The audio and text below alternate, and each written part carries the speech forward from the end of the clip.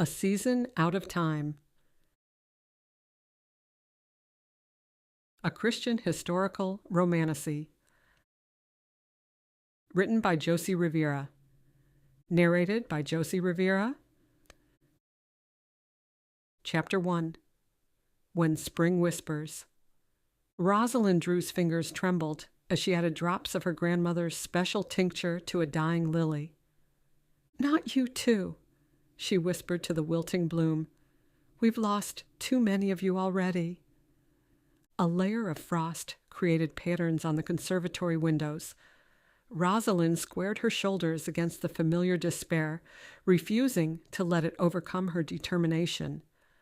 Still, sadness tightened in her chest for each lost flower, not only for their scientific value, but for the community who depended on their healing properties. Mrs. Sullivan's arthritis, little Charlie's persistent cough. The list went on and on. She knew every face, every need behind each carefully tended plant. At 24, she'd never imagined herself the sole guardian of her family's legacy. But here she was, and there was no going back. She unpinned her cloche hat, settling it on the coat rack by the conservatory's door, and tucked a stray lock of brown hair behind her ear. She'd resisted the modern bobbed hairstyle, preferring to keep her hair at shoulder length. Her plum-colored wool dress, with a dropped waist and tiny pearl buttons at the cuffs, was deliberately chosen for a meeting with the bank, postponed, like everything else, by the relentless snowfall. She gazed outside at the town of Greenfield, spread below the hill in a patchwork of smoking chimneys. The white wooden spire of Holy Trinity Church towered above the square, where evergreen garlands continued to hang for weeks after Christmas. Beyond, drifts too deep for pleasure buried the skating pond where she'd spent her childhood winters. In the aftermath of World War I, her conservatory stood sentinel, its Victorian architecture a reminder of past prosperity, both guardian and witness to the community.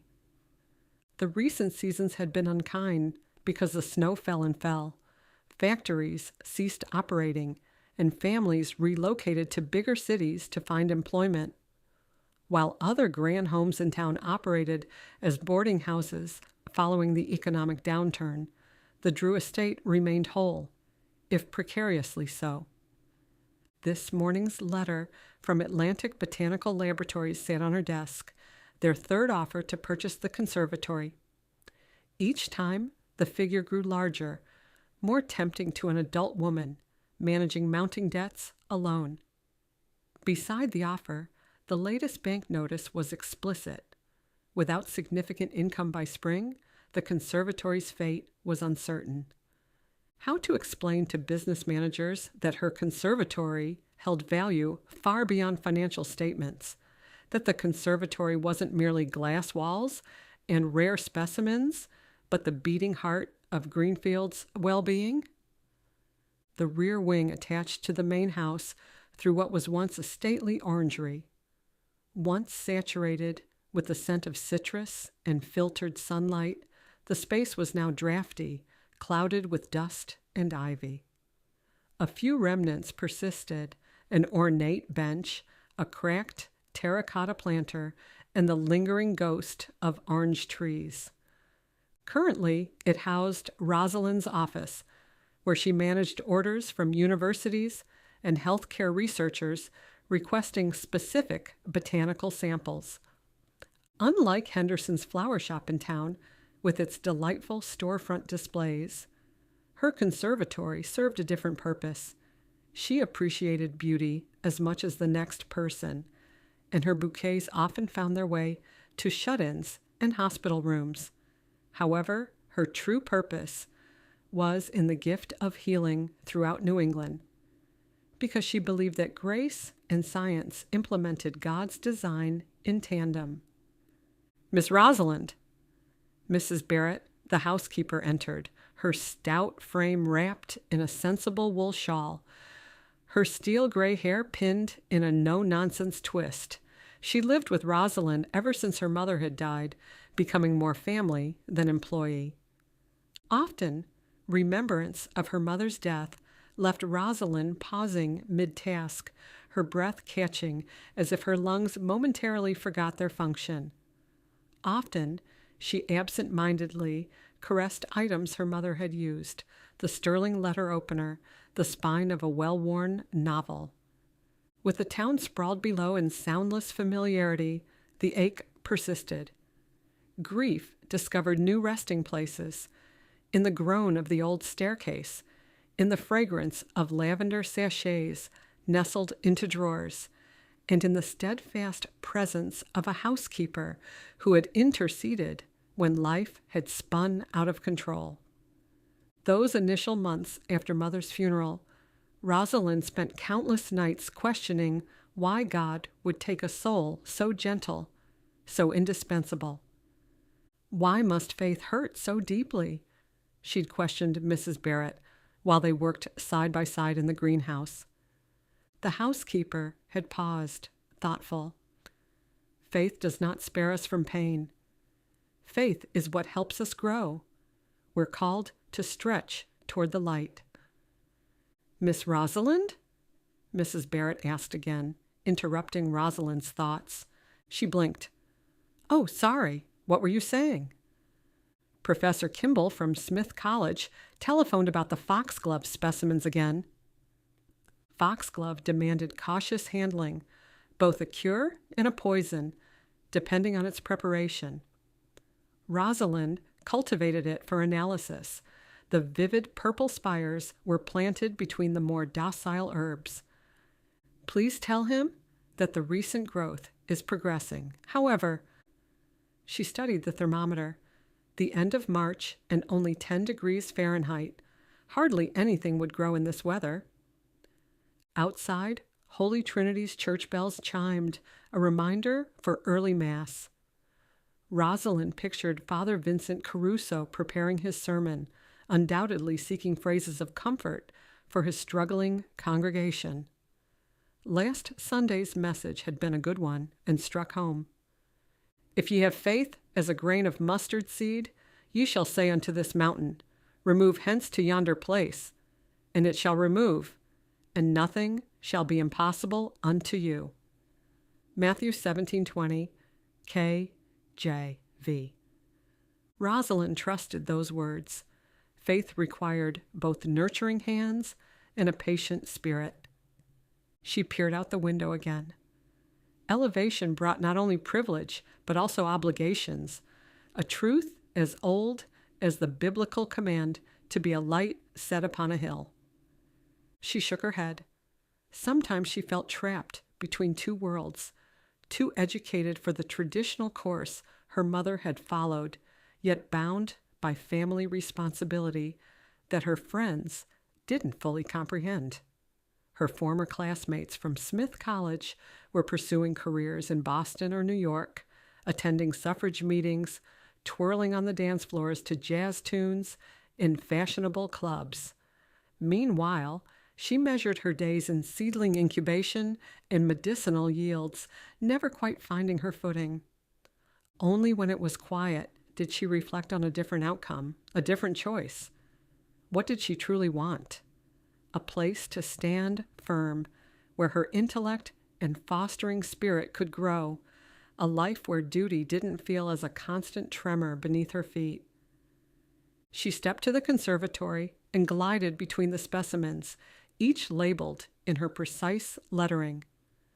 Digitalis purpurea, its bell-shaped blossoms, a deceptive beauty, cultivated for heart medicine.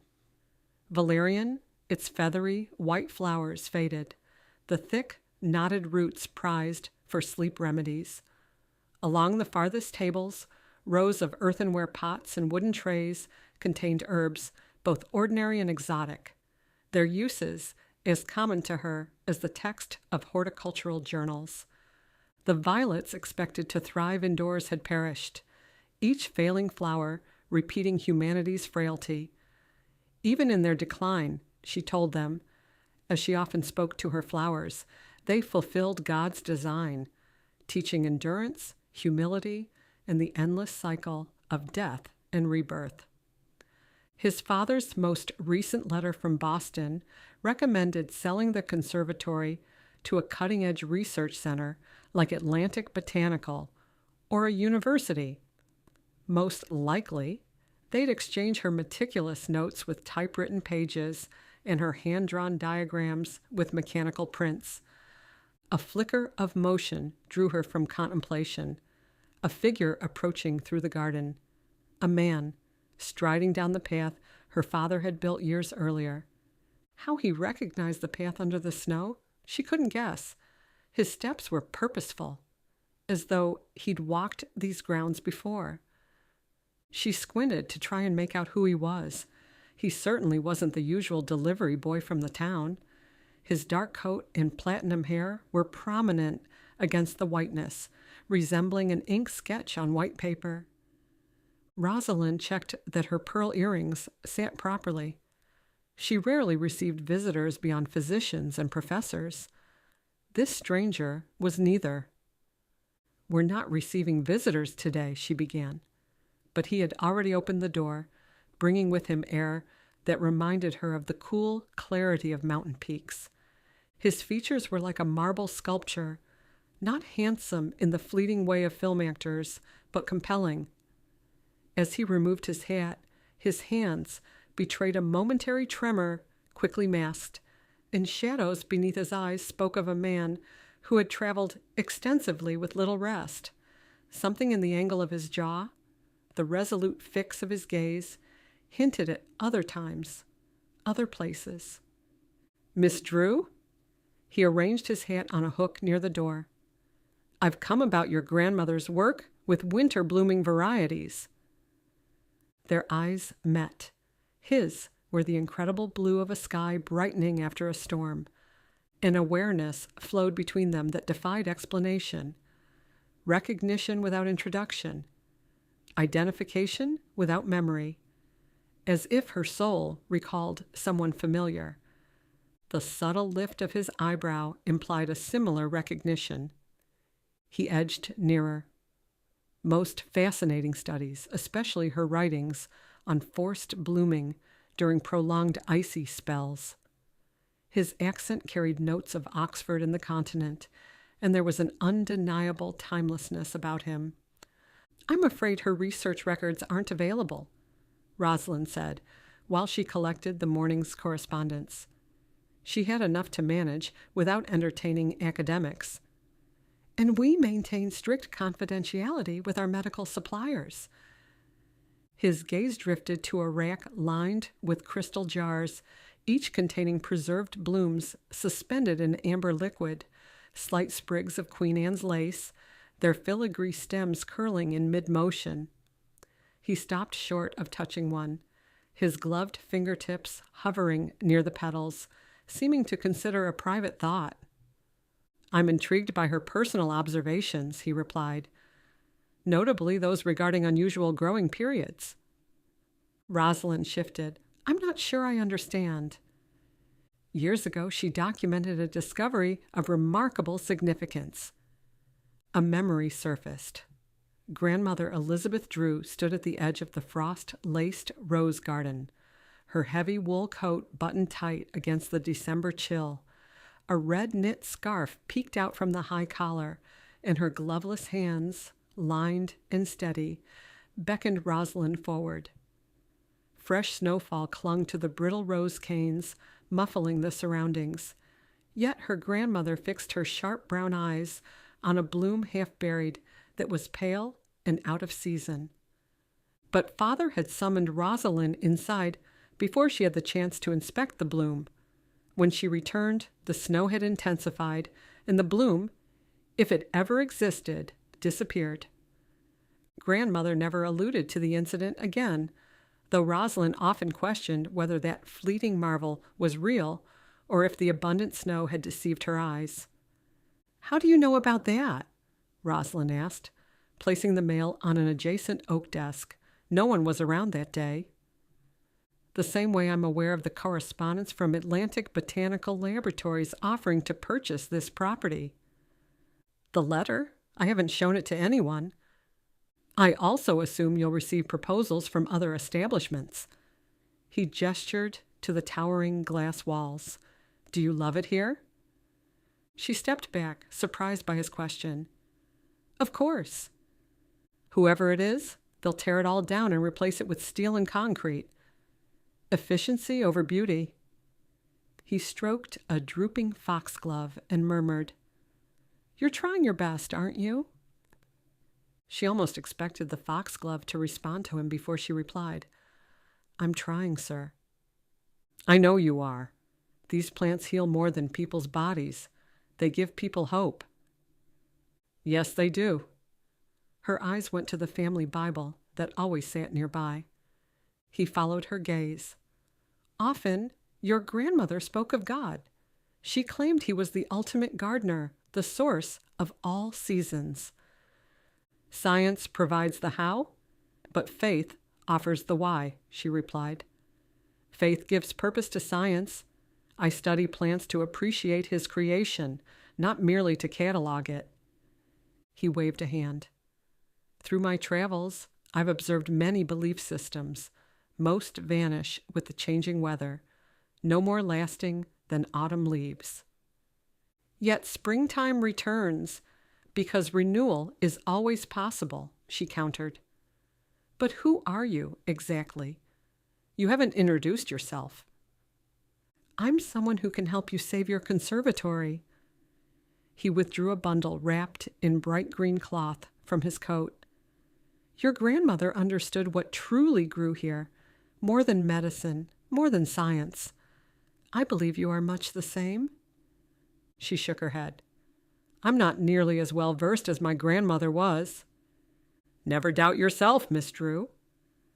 The cloth dropped, revealing a portfolio bound in marbled paper, its intricate swirls mimicking the crystalline dance of ice on a frozen lake.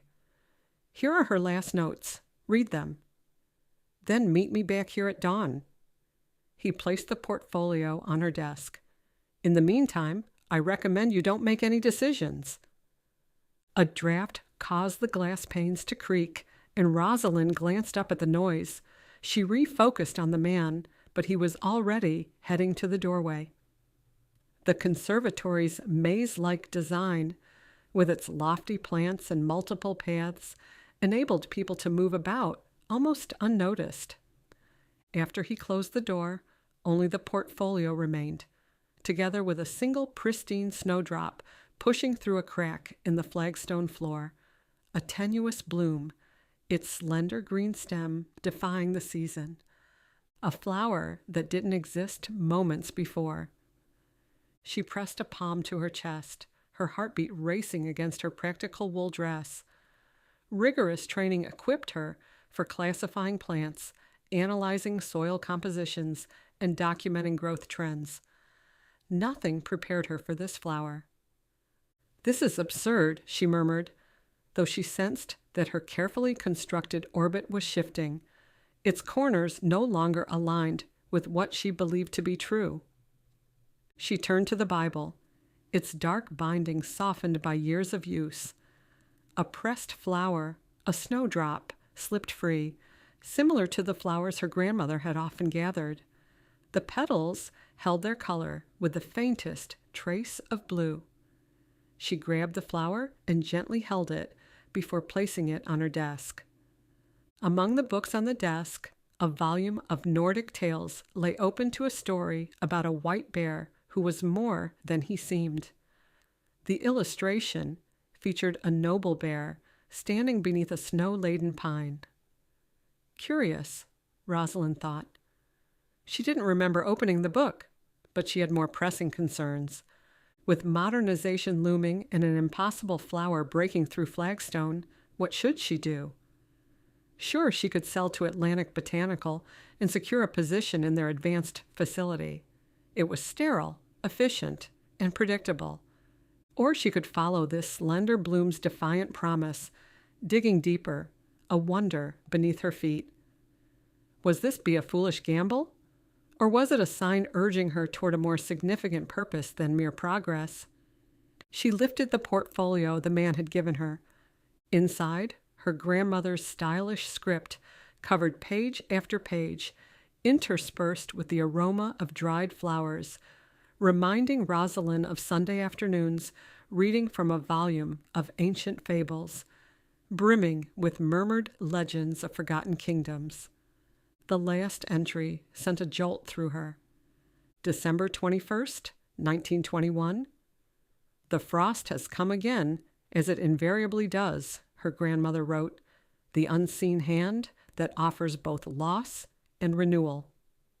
I pray Rosalind will understand when the time comes that she'll see beyond mere science to the underlying truth of this garden.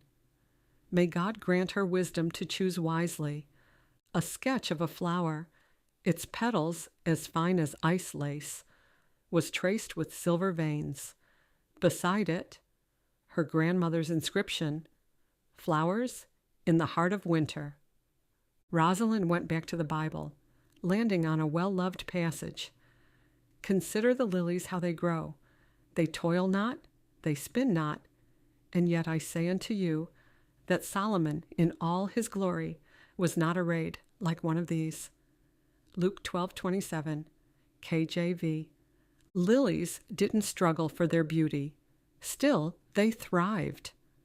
Was that what her grandmother was telling her? That faith was not about control, but about surrender? "Meet me back here at dawn." The mysterious man's word, as if the conservatory belonged to him rather than to her. Sighs. She laid her fingers on the text. Whatever came next, she vowed to be ready. Chapter 2. What Blooms in Darkness?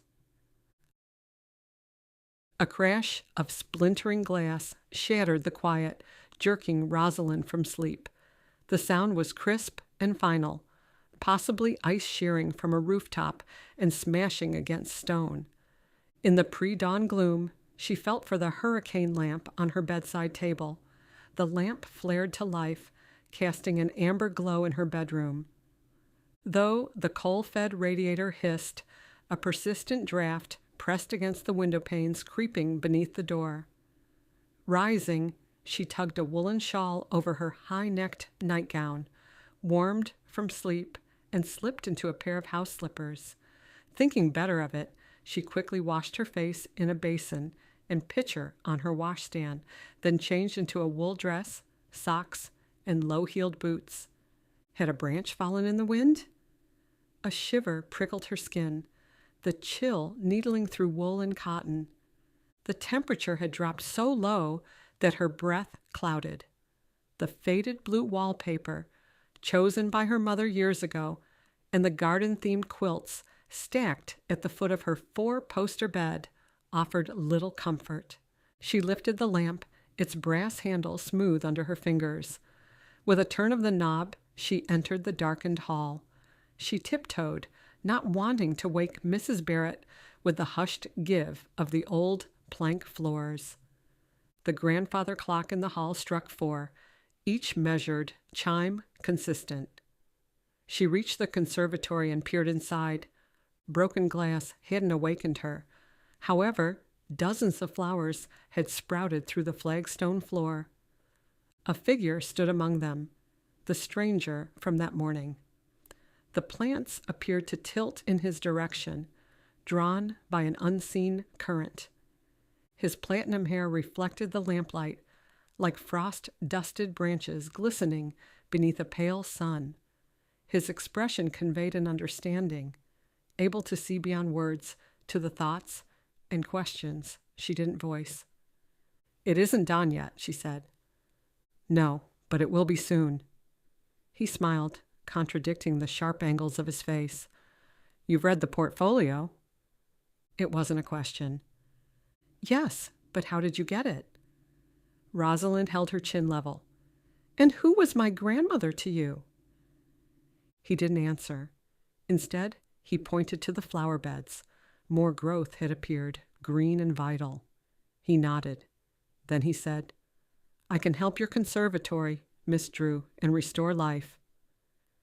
"Can you give a straight answer?" she asked. He smiled again. "Probably. That was hardly a straight answer, but could he really? The idea welled up, hope, but also unease. How? She asked. That depends. On what? Rosalind placed the lamp on a potting table. I want the truth. Good. Right, she said. Let's start with your name. Edmund Winterborne. Edmund Winterborne. Well, that wasn't very hard, was it? Rosalind tested the name, finding it both fitting and wholly inadequate. All right, next question. Why are you here, Mr. Winterborne? To provide you with a solution. He touched a dying lily, and frost melted from its leaves. Your grandmother wanted to ensure that her life's work succeeded. Yes, of course. What else? Optimism. Optimism isn't a solution. He inclined his head toward the window where the town lay cloaked in snow. Imagine a renewal, the land awakening, laughter once more in sunlit fields. How? Questions crowded her throat, but a noise from the main house distracted her. We'll speak more about an agreement later. He opened the door, soon striding down the path until swirling flakes obscured him from view.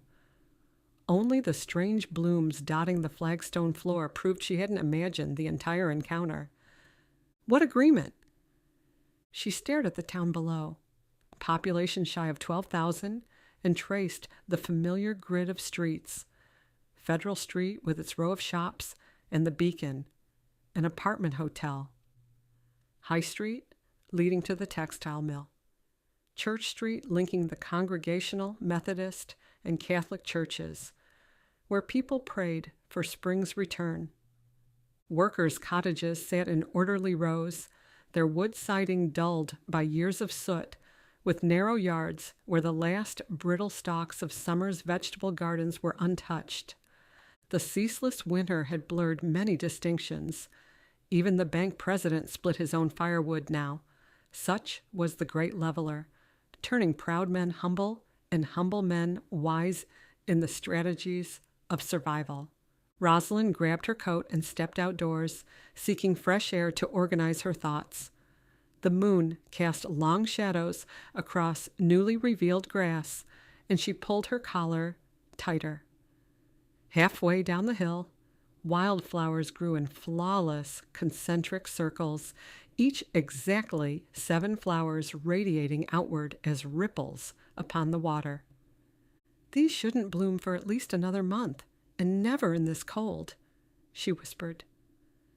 Dr. Caldwell, the town physician, waved to her from across the street. He'd apparently been making pre-dawn house calls. Unusual, isn't it? He indicated the flowers when he reached her. Looks as if someone's been writing in blooms across Greenfield. Mr. Winterborne, the dying lily. Whatever was happening, the events clearly centered around her visitor. If these changes had occurred after their brief conversations, what would happen if they discussed anything at length? She hurried back to the conservatory and through the iron and glass corridor to her office. Her grandmother's portfolio rested on the desk. The worn pages hinted at the terms of an agreement, a debt of winters to secure years of abundant bloom.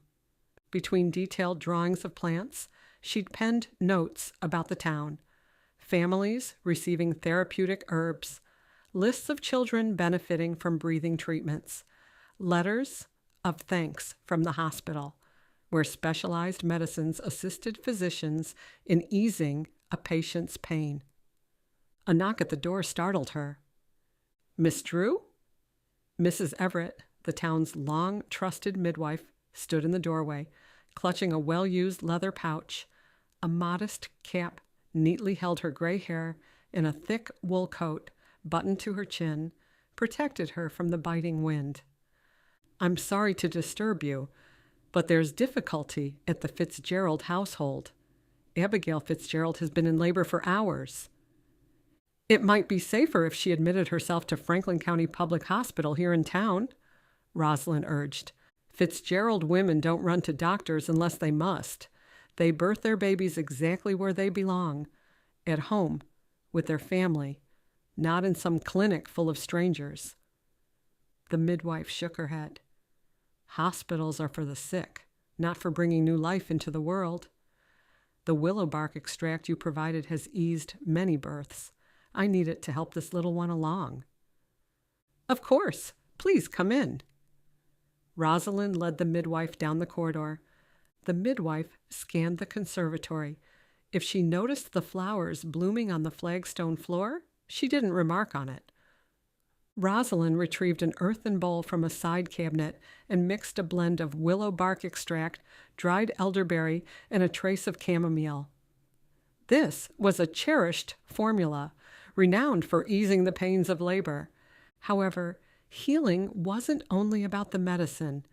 It was about the prayer and attention one put into preparation. We're stewards of God's garden, Grandmother would often say, using his gifts to benefit his children. Rosalind whispered a blessing over each remedy.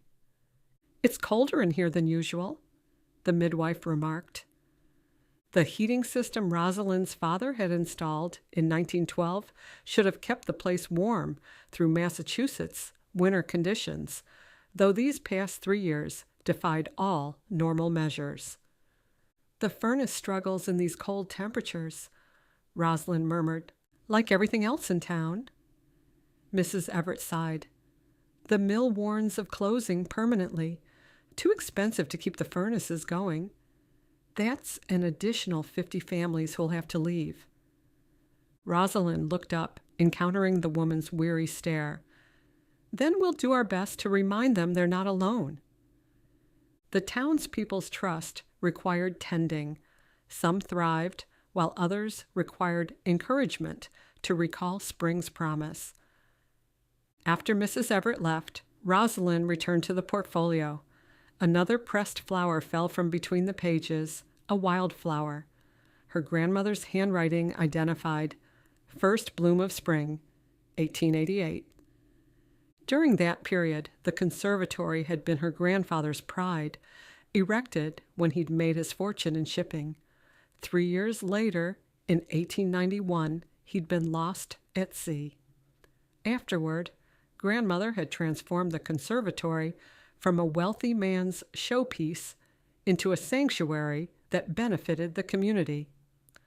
Rosalind said a prayer, asking for guidance about Mr. Winterborne's upcoming offer, if that was indeed what it was. Then she inserted the pressed flower back between the pages. Out in town, light shone in the Pattersons' window where they tended their twins, and from the bakery as Mrs. Grayson kneaded bread for the day. The mill's shadowy silhouette spoke of a silent witness to futures poised on the edge of closing. The rhythm of approaching footsteps made Rosalind turn. I thought I heard voices. Mrs. Barrett stood in the doorframe, her practical gray dress and white apron crisp despite the early hour. A widow since 1910, she carried herself with the dignity of a woman who'd learned to build a new life from sorrow. Everything about her was orderly, from her hair tied back in a neat bun to her sensible black shoes. She'd come to them first as mother's nurse in 1912, then stayed on as housekeeper. She managed the Drew household with discreet efficiency, from overseeing the conservatory's books to ensuring Rosalind remembered to eat when she worked late. The midwife stopped by, Rosalind said. Before that, I heard a man's voice. She studied Rosalind's face with the same careful attention she'd displayed when Rosalind was a grieving young girl. Her green eyes held the warmth that had comforted Rosalind through every loss. Is everything all right? Why wouldn't it be? Rosalind tucked her hands under the edge of the table to steady herself, choosing not to respond to the question. Instead, she inquired, Do you recall Grandmother's advice concerning the seasons? Mrs. Barrett checked the thermometer mounted outside the glass. God plants unique gifts in each season. though I confess this season has overstayed its welcome." Rosalind thumbed through her grandmother's notes. One recounted how honey and thyme eased a mill worker's cough, a second on the widow who found purpose by assisting in the garden, the third about the town itself becoming stronger through shared hardship. What would it mean to lose all this? Soon, dawn painted the eastern sky in streaks of coral and amber, the colors vivid against the brittle blue of daybreak. Grandmother had lingered in this same spot, weighing what she valued most. Choose wisely. What did she mean? Sometimes the toughest choices were the simplest, once you understood what mattered. "Mrs. Barrett, will you fetch the copper pitcher?" Rosalind asked. "The one for special seedlings?" The housekeeper bobbed her head, disappearing into the connecting corridor. Rosalind returned to the portfolio. "Water from the old well feeds more than roots. It feeds faith itself," her grandmother had written in the margins. The well? Of course. Rosalind had always viewed the well as a metaphor, though now it felt tangible, more urgent. Was it more than a water source? Was it a symbol of everything she was trying to understand? Mrs. Barrett reappeared holding the pitcher. "I haven't seen you use this since grandmother's last sunrise, before she died." Rosalind accepted the pitcher. Together, the women walked through a maze of withering plants. The old well was in a sheltered corner of the original greenhouse, its stone rim worn by years of use. Her mother had loved this spot, often bringing her Bible on warmer days to read among the climbing roses. "Your grandmother never explained to me why she continued to use this well after modern plumbing was installed," Mrs. Barrett said, helping Rosalind with the pump handle. She insisted that some items must remain unchanged. The pump groaned, then yielded a stream of cold, clear water. "I remember several times when she was out here before dawn," Mrs. Barrett continued. "She was always talking to the same man. When I questioned her, she assured me all seasons come in due time." "To everything there is a season, and a time to every purpose under heaven," Rosalind recited from the Bible. Mrs. Barrett, her keen eyes forever watching, studied Rosalind for several seconds. "What's troubling you, dear?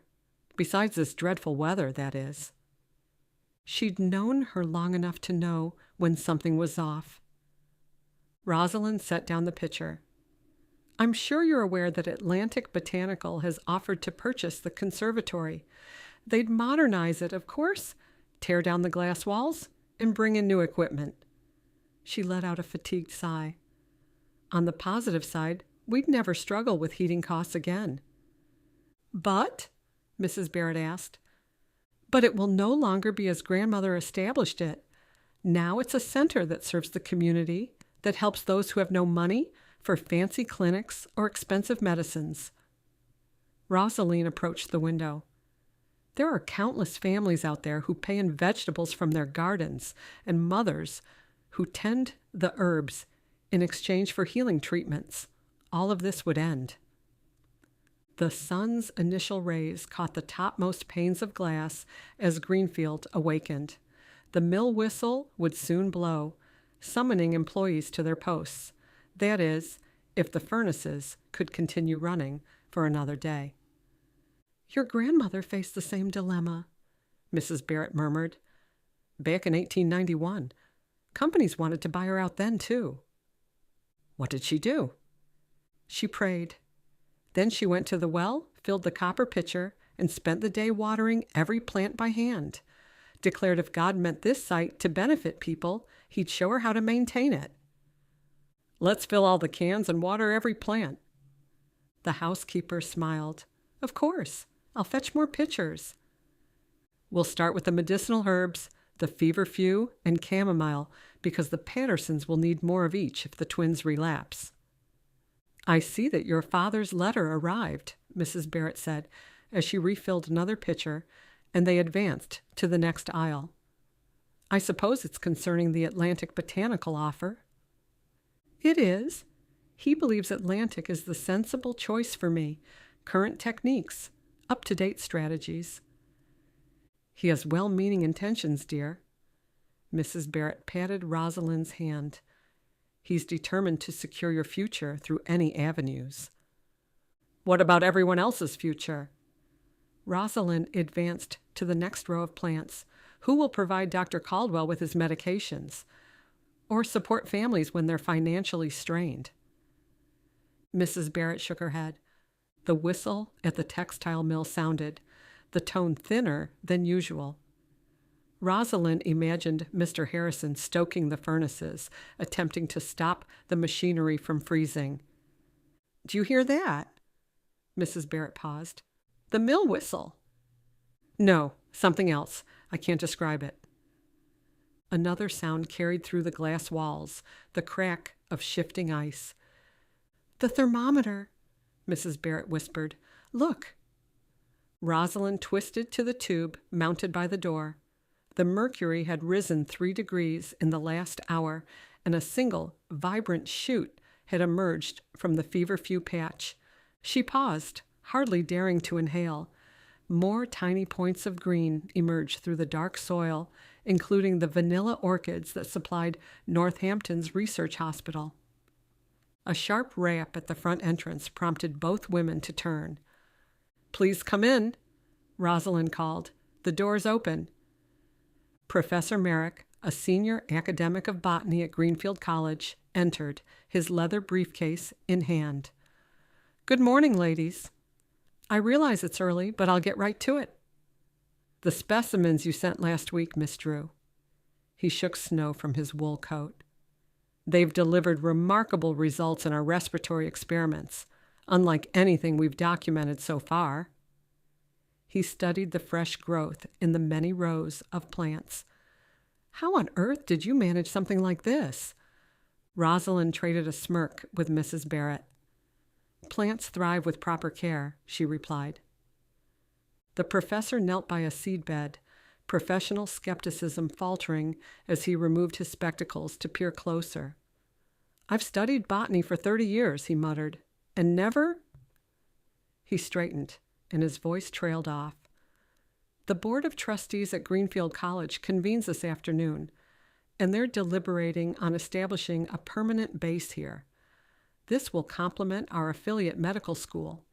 If you presented your cultivation methods for... Here? She repeated. They want to establish a base here? Is that what you really came to tell me? Yes, he said. I assure you that the university and the conservatory would collaborate. They will probably appoint you as the lead botanist. Professor Merrick, with his graying temples and fatherly manner, reminded her of the academic mentors she'd studied under at Smith College. Yet it was the memory of the handsome visitor with his platinum hair and kind eyes that quickened her pulse. Quickly she put aside the thought. Beyond, the mill's brick tower rose stark against the brightening sky, the workers trudging through drifts, bracing for another bleak day. Mrs. Barrett's knowing eyes took in the scene with Professor Merrick before she excused herself. I believe your discussion requires coffee, she announced, a lifetime of discretion in her measured retreat. Shortly after, she returned, carrying a tray with freshly brewed coffee in Rosalind's mother's prized Haviland china. The coffee, rich and intense, came with a small jug of cream, a dish of sugar cubes, and buttered scones, their golden brown tops crisped to perfection. She positioned the tray on a side table between 2 chairs, arranging the cups, saucers, and scones with customary care. Offering a brief nod, she stepped out, leaving Rosalind and the professor in quiet conversation. The board assembles at 3. Professor Merrick seated himself opposite Rosalind. They are especially interested in your projects with native plants. We've never witnessed cultivation methods comparable to yours. He extracted a letter from his coat with the university's embossed letterhead and placed it between them. Our faculty collaborates with Smith College in Northampton, which may mean several trips there. Travel isn't a problem for you, I presume. You have no family or children to attend to." "I don't mind," she replied. "Smith College is my alma mater." Though her mind wasn't on traveling. Her mind had drifted again to Mr. Winterborne. He'd hinted at an end to winter. But how? He hadn't proposed turning the conservatory into a research hub, though that might be what he truly intended. He could have resources and connections she wasn't aware of. However, would his vision align with her legacy, or would it remove the essence of what Rosalind had striven so hard to preserve? "We'll need your answer today." Professor Merrick's voice broke her thoughts. "Today? Why the rush?" "I'm in touch with your father, and he mentioned you received another offer from Atlantic Botanical. I can assure you the college's proposition is better." He gave a brief smile and pushed back his chair, drinking the last of his coffee. 3:00, Miss Drew. Agreed?" He hadn't given her much leeway, and it wouldn't hurt to meet with them. A few minutes later, Rosalind indicated her agreement, and Mrs. Barrett showed the professor out. In the conservatory, more shoots angled toward the strengthening sunlight. The plants were definitely growing. More importantly, they were thriving. Reminiscent of Greenfield surviving against difficult odds, neighbors aiding neighbors, finding faith in the tiniest signs. Rosalind crossed her arms and leaned against the wall. Several paths were now presented to her.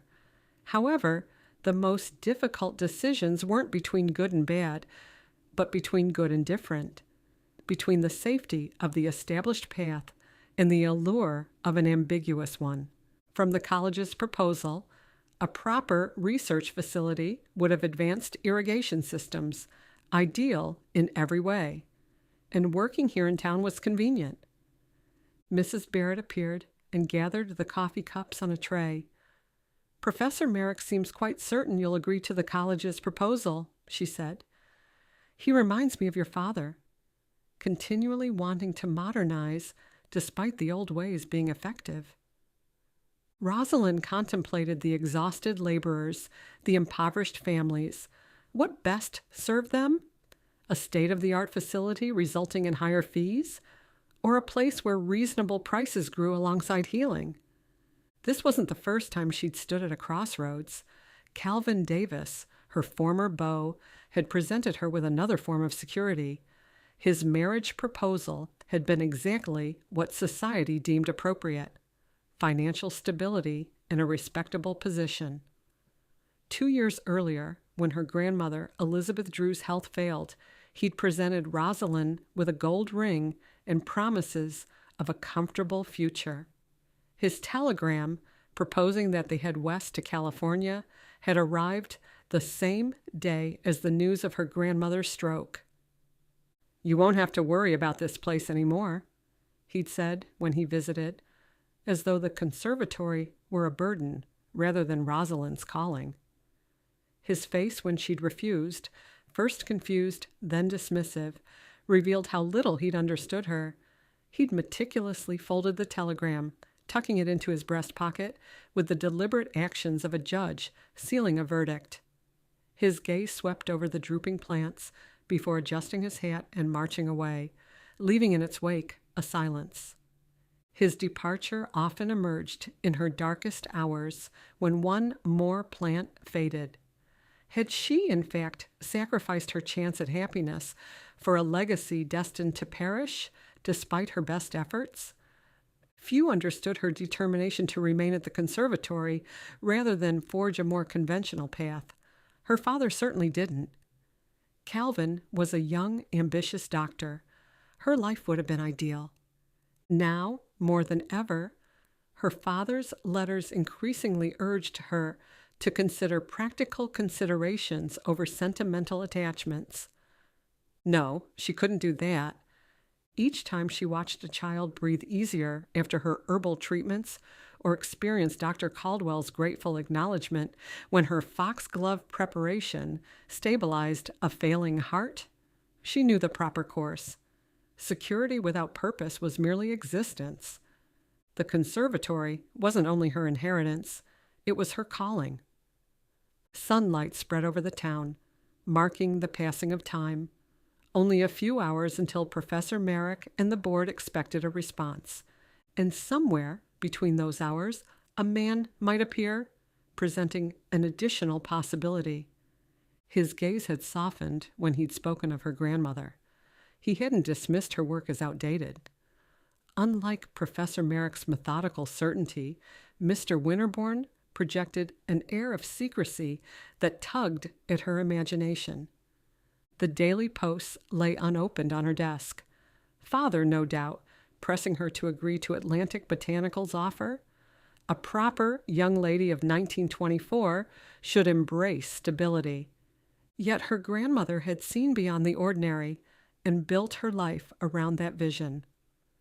A shadow fell onto Rosalind's desk, a tall figure on the other side of the glass. Her heart quickened. "Miss Rosalind?" Mrs. Barrett called. "The university secretary is on the phone." "I'll take the call in a minute," Rosalind replied. She belted a long wrap coat, pulled on a pair of gloves, and hurried out the door. Footprints in the snow led to the neglected rose garden. The stone cherub fountain stood dark against the winter landscape. Here, her grandmother had grown roses that bloomed months past their season. Here, she'd taught Rosalind about commitment and persistence, and seeing past the obvious. The footprints ended at the fountain's base. "Looking for someone?" a male voice inquired. She swiveled. Mr. Winterborne stood beside the bare trellis. Up close, his coat appeared untouched by snow. "The university board wants to meet with me today and has a proposal," she blurted out. "What do you plan to tell them?" His deep voice carried that distinctive accent. "Will you opt for their scientific certainties?" "I won't sell the conservatory." "Ah," he sighed. "But won't you, though?" "You're doubting me?" she asked. "Should I? Will you allow the university more than a piece of your independence?" He touched a rose cane. Ice melted beneath his fingers, and a tiny green bud appeared. "Is that the future you envision for yourself?"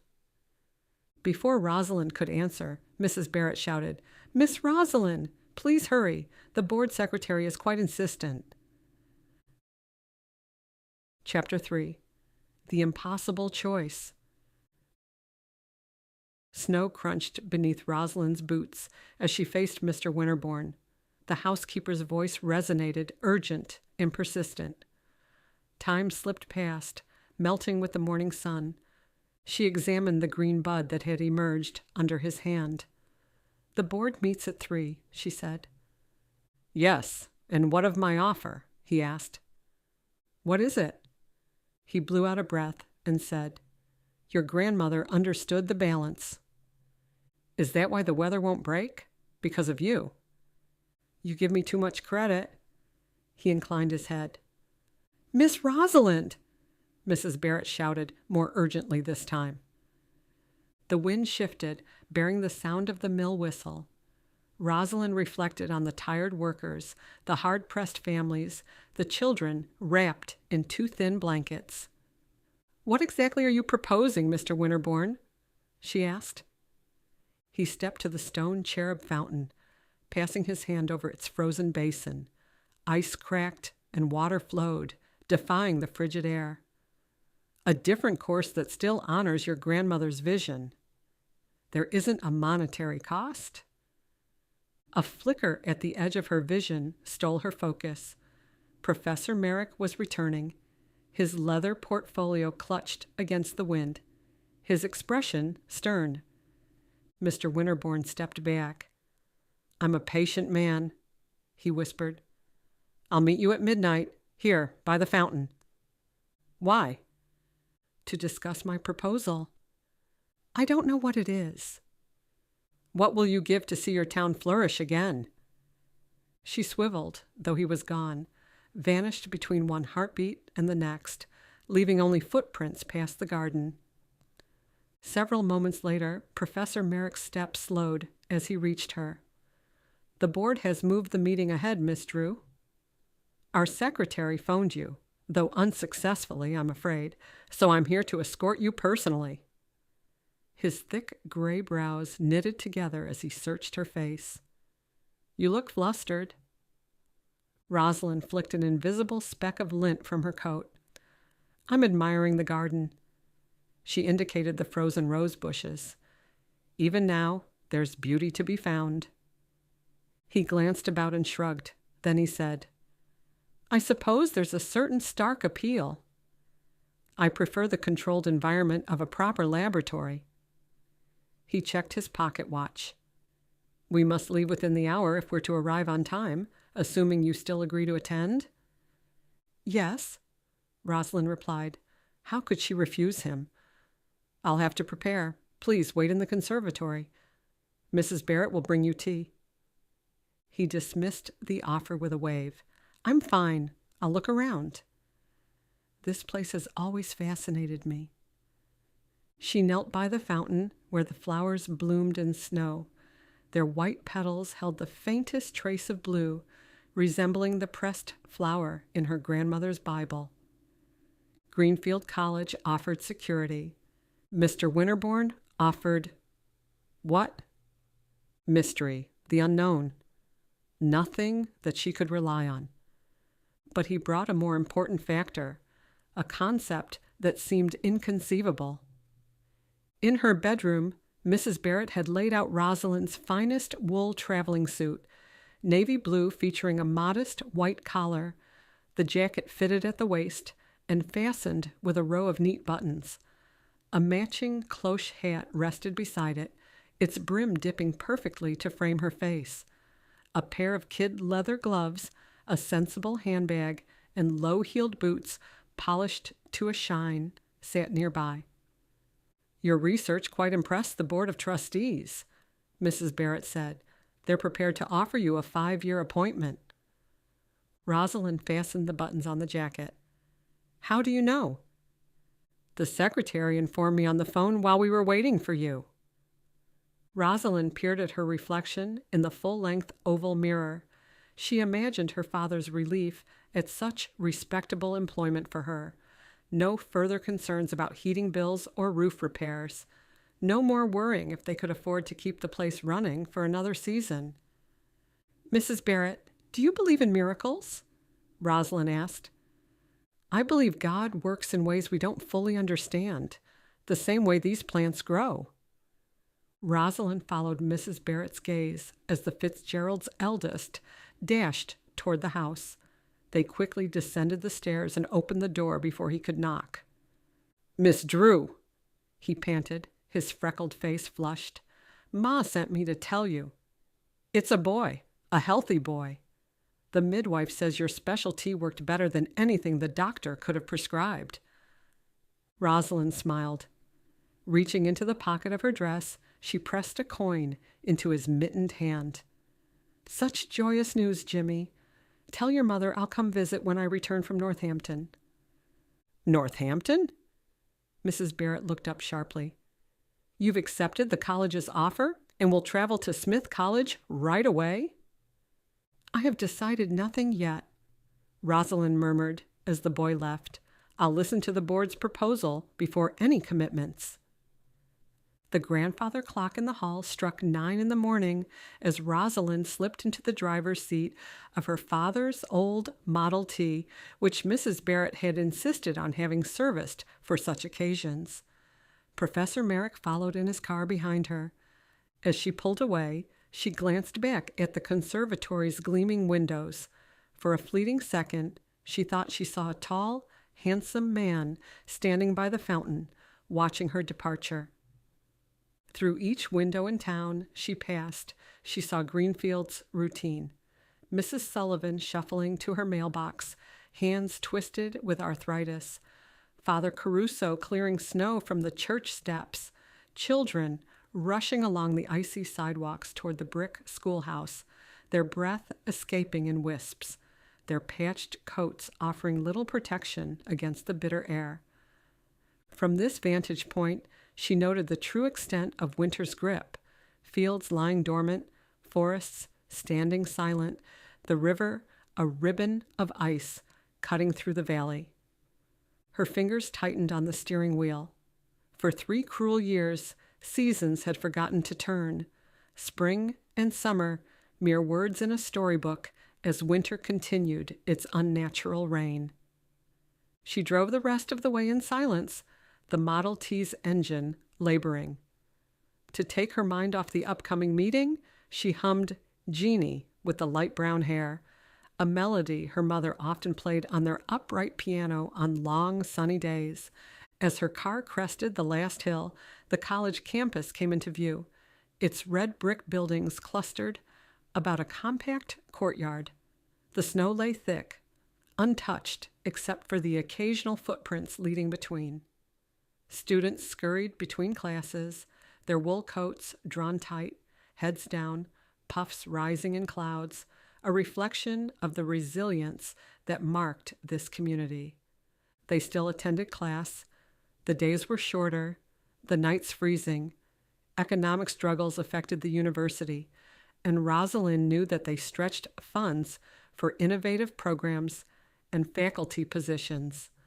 Professor Merrick signaled her to park near the administration building, its columned facade striking despite its small scale.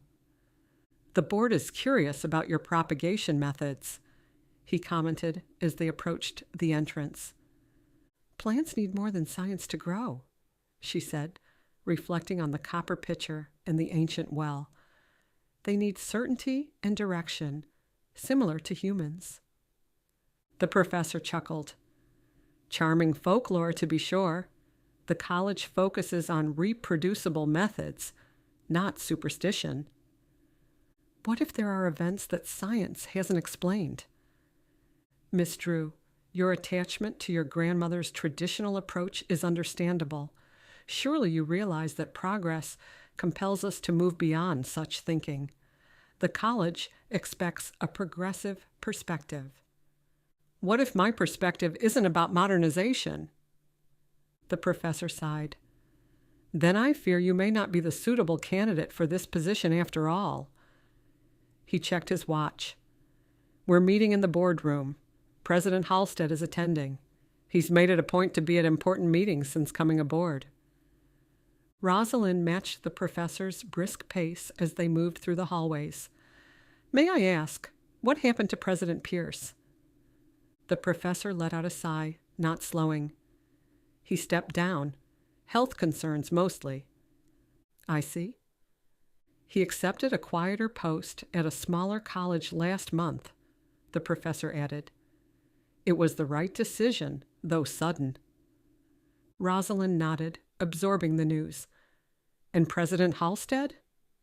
"He's doing what he can. Since joining the college, he's been managing the strain of the economic downturn with admirable determination." How would he react to plants flourishing in the winter when there was no explanation? Rosalind gripped her portfolio, which contained meticulous drawings of her most prized specimens. She had compiled data on cultivation conditions, curative efficacy, a full complement of data that a college board would expect. An open entrance revealed a long table where 7 men in dark suits were assembled. The air smelled faintly of old books and leather, the scent of academia in its truest form. At the head waited a short man, his posture upright and confident. His smile discreetly showed self-assurance. "Ah, Professor Merrick, and this must be Miss Rosalind Drew," he greeted. He adjusted the silk tie beneath his polished waistcoat. "I'm President Halstead. We've heard remarkable stories about your work." Rosalind shook his hand, with the strange sensation that she was betraying someone, though whether it was her grandmother or Mr. Winterborne, she couldn't say. "Thank you for inviting me," she said, taking the seat indicated at the table's far end. For the next hour, she presented her research, showing illustrations and detailing the growing techniques. She described the healing properties of various plants, their historical uses, and the refinements her grandmother had introduced. The members listened, occasionally interrupting with questions about experimental validity or reproducibility. She answered truthfully, aware that her methods seemed unorthodox to these men of science. This plant? President Halstead pointed to a papery stalk of foxglove, faded to a dusty mauve. You claim it produces twice the digitalis content of standard varieties? Yes. Dr. Caldwell at Franklin County Public Hospital has used it successfully for cardiac patients these past 5 years. Most impressive, Halstead murmured. You attribute this to special watering methods? Rosalind hesitated. How could she explain that she lovingly watered each plant, whispering a prayer over every bloom, that her grandmother had taught her to envision each seed as a promise waiting to be fulfilled? I believe nurturing factors enhance medicinal qualities, she replied. My grandmother discovered techniques that today's science is only beginning to understand. What Miss Drew means, Professor Merrick began, is exactly what I stated, Rosalind interrupted. She met President Halstead's surprised expression. These aren't happy accidents stumbled upon through trial and error. They're the result of approaches developed through generations of observation and intentional practice. Indeed. Which brings us to our proposal, Miss Drew. President Halstead slid a folder onto the table.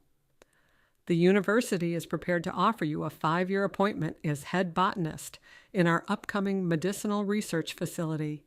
You would have a laboratory, greenhouse, and assistants. She scanned the typed pages. The salary was generous, the facilities impressive. In return, the president continued, we will acquire the Drew Conservatory. We will preserve the building itself, though we will modernize it. What about the current plants, the medicinal beds? We will maintain those with proven effectiveness. We'll replace others for more scientifically valuable varieties. Rosalind considered the wilting violets that had rallied, of the foxglove that Dr. Caldwell relied on, of the copper pitcher, and the well that rendered ordinary water extraordinary. And my efforts, providing remedies for residents? She inquired. President Halstead smiled. Your talents are too valuable to be spent on kitchen garden cures. Here, you'll advance medical knowledge for all of humanity, not only for one small community. The boardroom faced north, affording no view of Greenfield, yet Rosalind visualized it clearly. The Merrimack Textile Company, which had once employed half the town, producing uniforms and bandages for doughboys overseas, sat with windows darkened. The owners had moved operations south to the Carolinas, where coal costs were lower.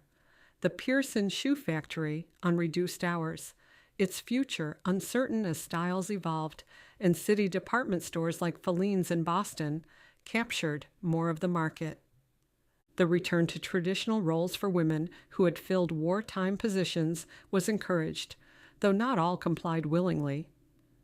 Mrs. Patterson, who had discovered an aptitude for mechanical repair while maintaining the mill's looms, repaired sewing machines and radios from her home, charging prices so low that even families in difficult circumstances had access to her services. Perhaps Mr. Winterborne, waiting by the fountain, offered a different future. This is a noteworthy opportunity, gentlemen. She closed the folder. May I have until tomorrow to consider it? We must have an answer today, President Halstead replied. The benefactor funding the project requested a decision by noon. I assume you'd prefer a few minutes in private, Professor Merrick suggested. There's a sitting room next door. Rosalind nodded, gathering her portfolio. The room proved to be a modest space with leather chairs arranged before a fireplace. Through its single window, she viewed the university chapel, its pointing toward the sky.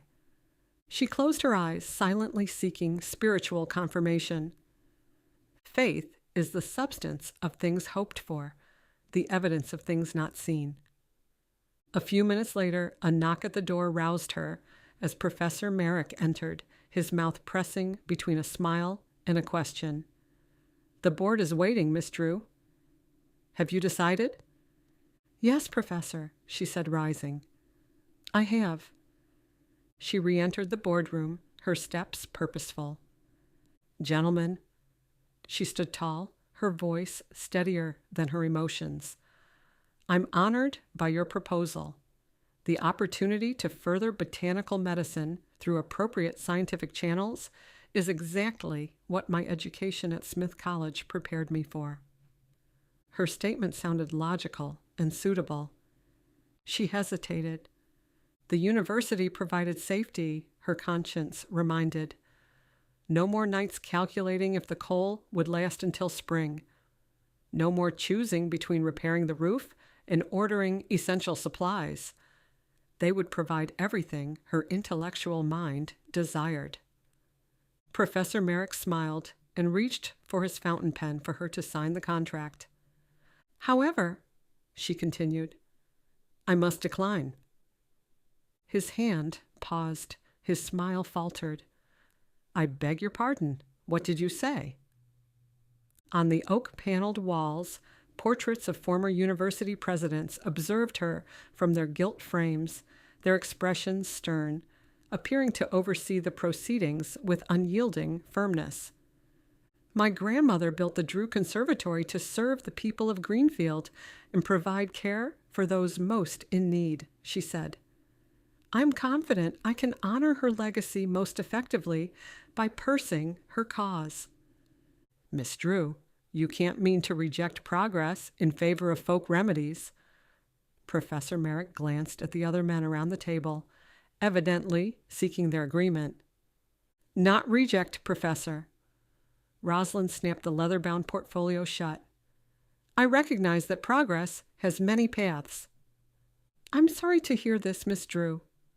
He exhaled and tapped his fingers on the desk. "You're turning away from an excellent opportunity. For what? Abstraction? Faith?" She extended her hand, opting for silence over argument. "Thank you for your consideration." Her return drive to the conservatory was slow, the road winding through the valley with recognizable bends.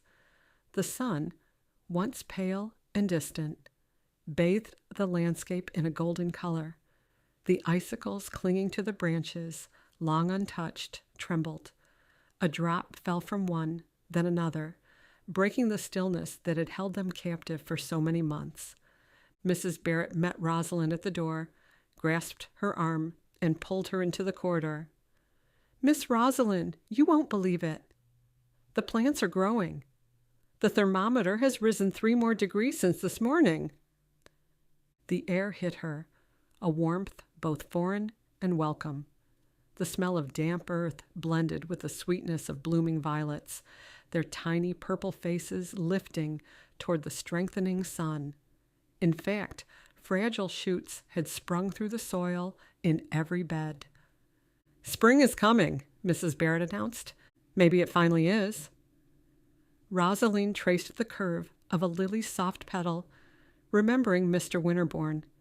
A different agreement, one that might alter all she thought she knew. Hours later, the sky revealed the first speckle of stars, windows throughout the town lit, each a portrait of life inside. People gathered close, sharing stories, soup, and comfort. What would you give to see your town flourish again? At 11 o'clock, she wrapped herself in her warmest coat, thick wool in a deep emerald green, with a black velvet collar that touched her chin. Mrs. Barrett had retired for the night, leaving Rosalind alone with her thoughts. "I'll be in the garden for a while," she told the empty conservatory. The copper pitcher sat by the well. On impulse, she filled it, carrying it through the glass doors into the rose garden. The stone fountain stood in moonlight, ice melting from its contours. There she waited. As the church clock struck 12, a tall figure approached. She hadn't seen him. But here he was, simply existing between one heartbeat and the next. Recognition kindled, as though such moonlit meetings between kindred spirits had been part of this garden's history since her grandmother's time, and conceivably long before.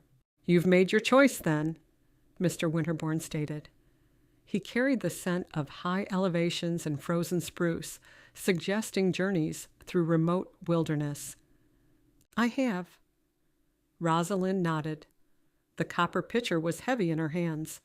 He studied her face. The university offered security, scientific advancement, all the comforts of innovation. "They did. Yet you declined." Moonbeams illuminated his platinum hair. In his eyes, interest flickered, a recognition of her worth. "You've heard?" He shrugged. "Word travels fast." She stared toward the town sleeping below. "I can't abandon my mission to serve others." His lips curved upward, breaking the perfect stillness of his features. "Your grandmother declared almost the same to my father, 30 years ago." "What? How?" "Because he told me." She understood him from their first meeting. His eyes met hers with an intimacy that suspended her breath, respectful yet unmistakably drawn to her. "He said she had a gift for seeing beyond the surface. I believe you share the same gift. Hope in the midst of the ordinary." She placed the copper pitcher on the fountain's edge. "What will you ask of me?" "What will you give?" "My grandmother dedicated her life to this place. I'm prepared to do the same." Rare is the person who selects such a path. Most people seek to dominate nature rather than serve it. That's because we've forgotten how to listen. You, however, listen with exceptional clarity, Rosalind Drew. Her name, uttered by him, startled her. A bridge crossed, a distance diminished. From his coat, he extracted a silver flower. "Plant this beside the well. Water it with confidence in science. Analyze its properties using your university education's wisdom. And please allow me to visit from time to time to see what grows from such a planting." His request seemed simple. "Why me? Why not approach the university directly? They have resources, laboratories." "They will dissect to understand it. You seek to understand while keeping it whole." He scrutinized at her with an intensity that made the air between them too thin to breathe. People don't grant trust lightly. Trust is earned. "Have I earned it?" The question escaped her. His fingers hovered above her hand, barely touching. "You selected service over ambition," he said. "Dedication over certainty. You have earned not only trust, but also respect." Rosalind considered the outstretched flower, its petals glowing with a light that seemed to come from within. "Thank you." He placed the flower in her hands. "There is one more detail." "Should I be afraid to ask?" He grinned. "Call me Edmund, not Mr. Winterborne. Mr. Winterborne was my father." The earth shifted, a tempering, a suggestion of change. Names contained power, and she sensed that his request was a gift. "Very well. Edmund." Edmund. Perhaps she'd been waiting to speak it. "I accept your terms." "Good, good." He gave a slight nod. "Plant the flower at dawn, water it with the copper pitcher, then observe." His hand slid forward, not fully taking hers, a gesture of restraint. Old-world propriety and a respect for boundaries. Ours is a shared objective, a partnership. Bells tolled from the church, a wild, joyous pealing that resonated throughout the valley. "Listen, the first thaw begins," he said. Sounds of awakening, doors opening, voices calling. Warm rain fell over Greenfield, beginning to melt the snow that had imprisoned the town for so long. Rosalind laughed, tilting her face to feel the wet drops on her skin. Is winter truly ending? Yes. His fingers caressed her hand. It truly is. His aristocratic features held contradiction, an ageless wisdom in the set of his jaw that contrasted with the vulnerable honesty in his expression. The steady rhythm of her heartbeat faltered, then quickened, as though her body recognized a truth her mind hadn't yet dared to name. Attraction. To him, and possibilities, seasons turning, and deeper emotions taking root. She pulled her coat collar higher, surveying the conservatory, and beyond, where the Great War had changed everything. Young men who'd marched off to France returned with haunted eyes, finding their old jobs claimed by machines, or worse, shuttered entirely as factories converted back from military production. The Spanish influenza had swept through afterward, claiming those the war had spared, with Warren G. Harding's return to normalcy, proving more slogan than reality for small towns. Greenfield had grappled beneath the burden of rapid change. This was a chance for renewal. Until we meet again, he said. Edmund, thank you. Rosalind, you're very welcome.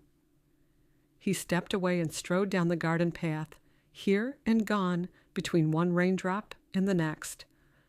Only the silver flower proved he had been there at all, yet the imprint of his touch remained, spreading from her fingers to her heart, a reminder that some connections exceeded conventional understanding. She returned to the conservatory, each step lighter than the last. The pitcher sat by the well, prepared to water. Rain continued to fall, mild, persistent, miraculous, washing away 3 years of snow. By morning, the first crocuses might push through. She smiled at the changing sky. Spring always came again to those with faith. Chapter 4. What Blooms in Thaw. The first day of April arrived with a fanfare of birdsong and church bells. The town hummed with life as snowmelt coursed through gutters and splashed from eaves. Men removed coats they'd worn for 3 years straight. Women hung linens on lines strung between budding maples. Children abandoned sleds for marbles and jump ropes, their laughter mingling with the fragrance of awakening soil, a promise written in scent instead of words. Rosalind stood at the threshold, breathing deeply of that promise.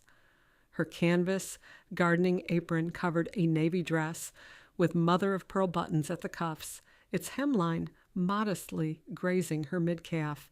For warmth, she draped a cream-colored wool cardigan around her shoulders. The thermometer outside read 45 degrees, a temperature not seen since 1921. 45 miraculous degrees.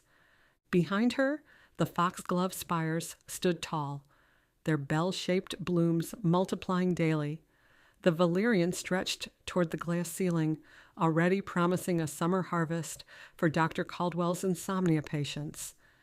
Yet it was the silver flower that drew her most often. True wisdom wasn't between logic and intuition, but in honoring both, letting each inform the other in a dance as old as womankind. Planted at dawn the day after her midnight meeting with Edmund Winterborne, it had grown into a flower that neither her botanical training nor her grandmother's notes could explain. The stem reached a foot tall, straight as a young pine, with leaves resembling hypnotic patterns of filigree. The bloom itself remained closed, a perfect oval of petals edged in the faintest blue. "Thinking of him again?" Mrs. Barrett asked, arriving at Rosalind's side with an inviting cup of Earl Grey tea with sugar and milk. Rosalind accepted the cup. "Thinking of what to write in my notes, actually." Not exactly the truth, but the best she could come up with. She nodded toward her open journal on the potting table, where detailed observations filled pages far beyond what scientific documentation required. I can't classify the flower. It matches no known genus.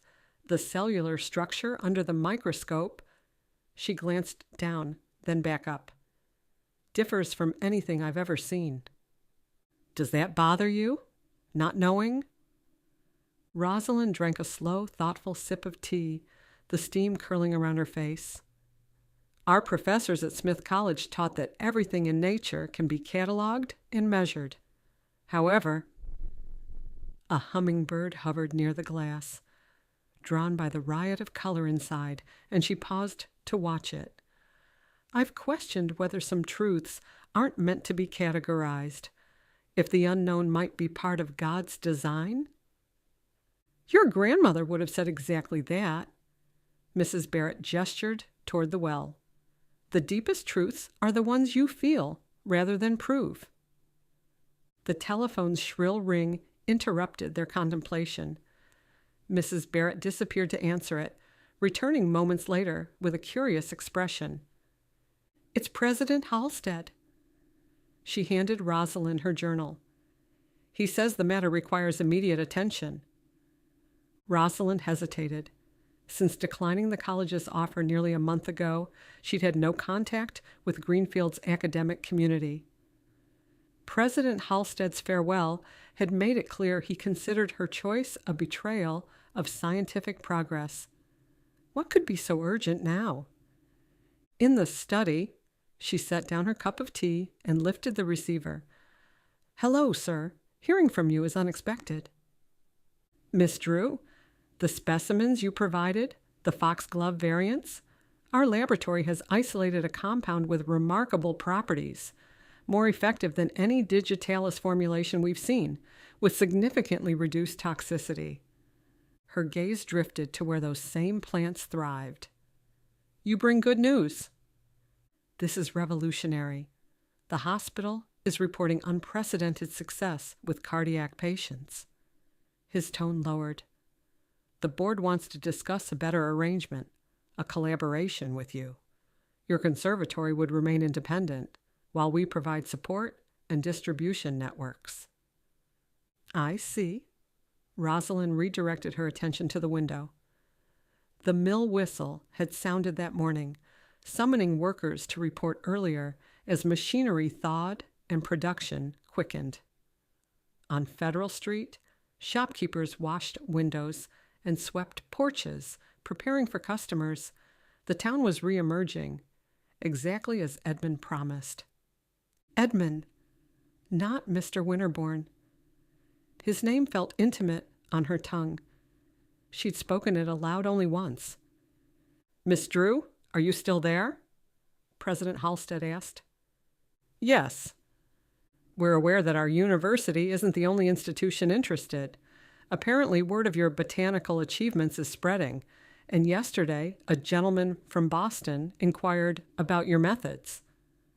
Did he leave his name? Winterborne, I believe. Distinguished fellow, though rather unorthodox in his approach. He was remarkably familiar with your work. Mentioned an existing arrangement between you two. Edmund had actually visited the university, introducing himself as a colleague from Boston. The thought that he stepped into her academic sphere sent a flutter of curiosity through her veins. He's a consultant on certain projects, she managed, aware the description fell laughably short of the complex man Edmund Winterborne was proving to be. Please communicate to the board that I'll consider their offer and respond next week. After hanging up the phone, Rosalind walked to the well. Their renewed interest was a victory, validation that her grandmother's methods carried value worth preserving. But Edmund's visit to the university revealed her midnight meeting was expanding beyond their private conversations in ways she had yet to fully comprehend. Partnership, he'd called it. She knelt beside the silver flower, notebook in hand, recording the measurements for the third time that day. 2 inches taller than yesterday, 27 leaves in number. The petals spiraled outward, conforming to the natural rhythm of growth, as though they adhered to nature's hidden code. Facts, data, the language of science, precise and comforting in its clarity. However, tending the flower was more than gardening. It was a test of devotion, patience, and faith that would determine not only the seasons, but she was starting to think of her own heart's future.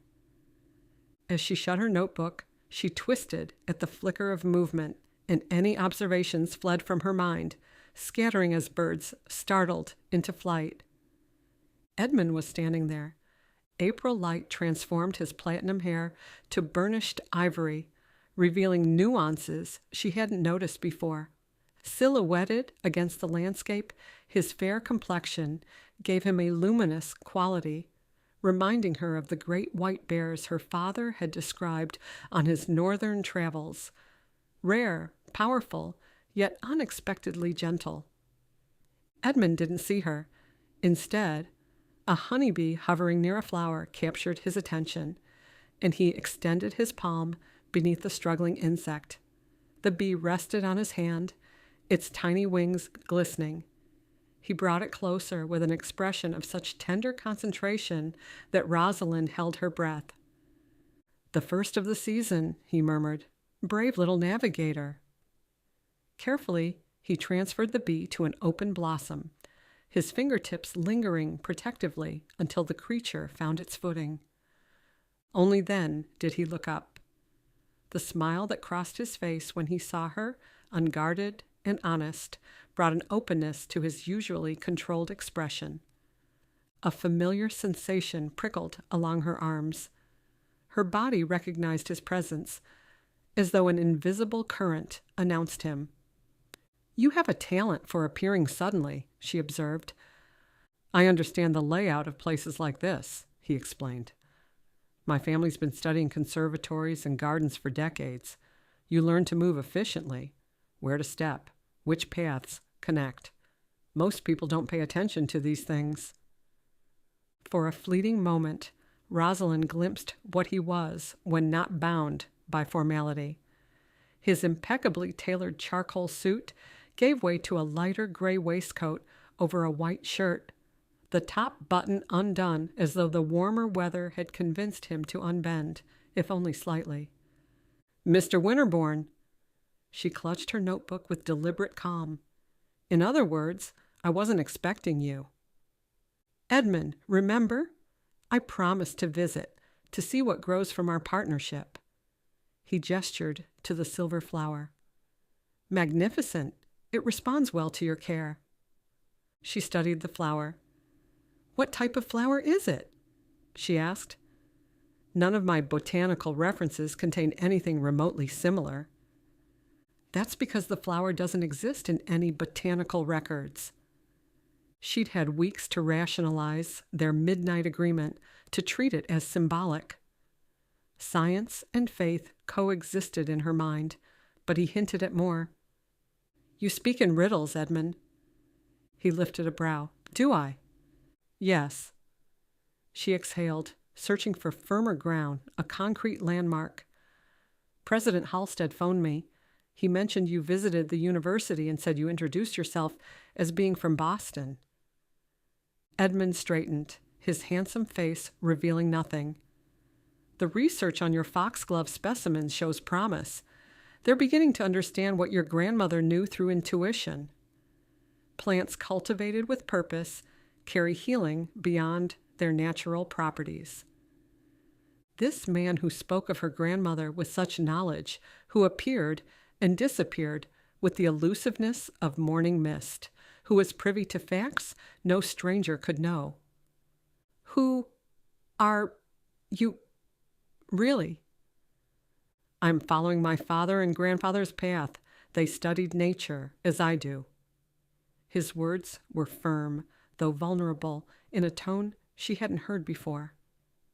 "I've kept myself apart from others for so long that I forget what it means to truly relate to another person. Until you." He selected a single bud from a rose bush, its petals barely parting, to reveal a glimpse of pink color. He broke the stem with a gentle twist and offered it to Rosalind without ceremony, yet the gesture carried more weight than elaborate phrases could have expressed. Her breath caught. "For you," he said. "Beauty, recognizing beauty." Her pulse fluttered with the intimacy of his words, the way his deep voice wrapped around her. She hesitated for the briefest moment before accepting the rose, her fingers grazing his. "Thank you." She breathed in the fragrance, faint sweet, a secret whispered only for her. For a heartbeat, the burden of logic and reason slipped away. With deliberate care, she tucked the rose in her hair, the petals resting against her dark curls. She didn't meet his gaze. Her heart was too full, her thoughts too tangled. Instead, she smoothed her skirts, an old habit, an anchor to keep from floating too far into the unknown. "It's lovely, thank you," she murmured, though the words were too small for what these seconds had become. United, they entered the conservatory.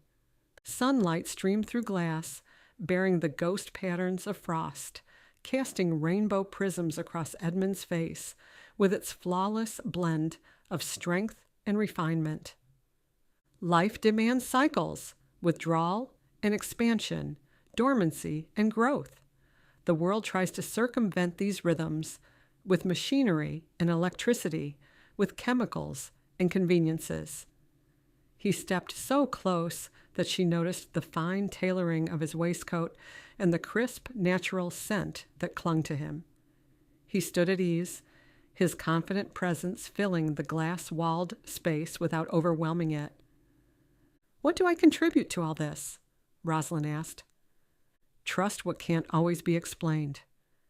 Tend this garden with both scientific understanding and perception."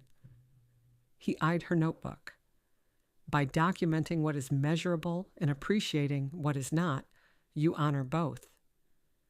In the town, people were reacquainting themselves with forgotten rhythms, merchants arranging window displays, horses clip-clopping down Main Street, families planting gardens where snowdrifts had stood.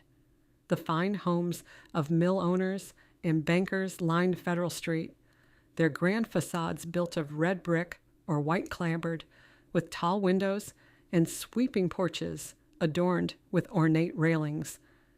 Gas lamps flanked their front steps. "May I show you something?" Edmund asked. "The silver flower has cousins in the meadow. Will you accompany me?" Rosalind paused. "I need to record all the evening measurements within the hour." "Measurements can wait." He offered his hand, ungloved this time, long fingers marked with the faint calluses of someone accustomed to working outdoors, a striking contrast to the tailored lines of his suit. "Some things are better experienced, Miss Drew." She grinned. "If we're to be partners, please call me Rosalind."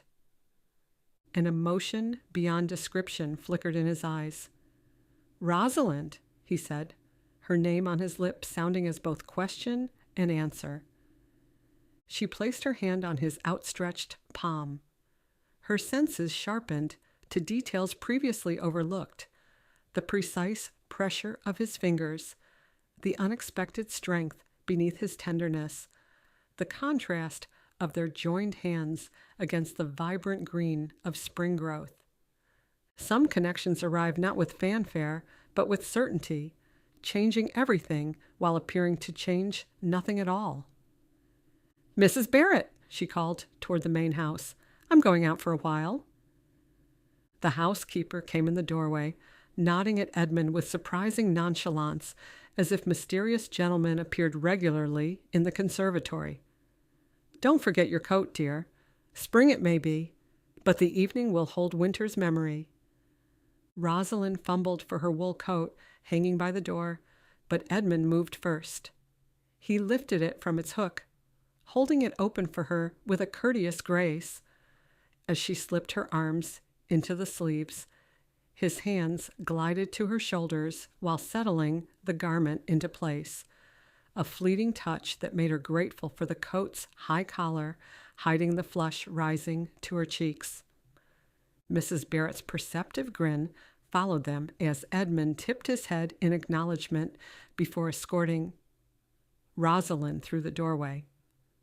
Rosalind cast a backward glance, puzzled by the housekeeper's easy acceptance of Edmund. Had they met before? Had her grandmother mentioned him in conversations Rosalind hadn't been privy to? Mrs. Barrett kept many confidences, and this was another question in a growing collection that Edmund Winterborne inspired. Whatever the explanation, their silent understanding conveyed shared knowledge. The air brought a symphony of scents Rosalind had forgotten. Wet earth, tender sprouts, the mineral tang of melting snow. The path revealed itself in rustic stone steps, winding down the hillside toward the woods. Edmund walked beside her, his strides slowing to match hers. "Your town prospers with the thaw." His tone held a surprising wistfulness, his emphasis on your suggesting a desire to claim connection to the town. "This is more than weather. This is hope. People believing in tomorrow." He spoke of places beyond Greenfield with vivid clarity, conservatories built of materials no modern architect could name, so that she could see these sanctuaries in her mind's eye. She glanced at his profile, the strong, clean line of his jaw, the classic nose, the firm mouth that seemed carved for authority, yet had shown interest and kindness. In repose, his face might have belonged on an ancient coin, timeless and arrestingly masculine. "Did you bring spring, or did spring follow the end of a bargain?" she asked. Nature herself was eager, waiting only for someone with trust enough to believe in renewal. They crested a slight rise, and Rosalind stopped and gasped. Before them stretched a meadow she'd known all her life, where she'd gathered wildflowers as a child, where her father had taught her to identify bird calls on summer evenings.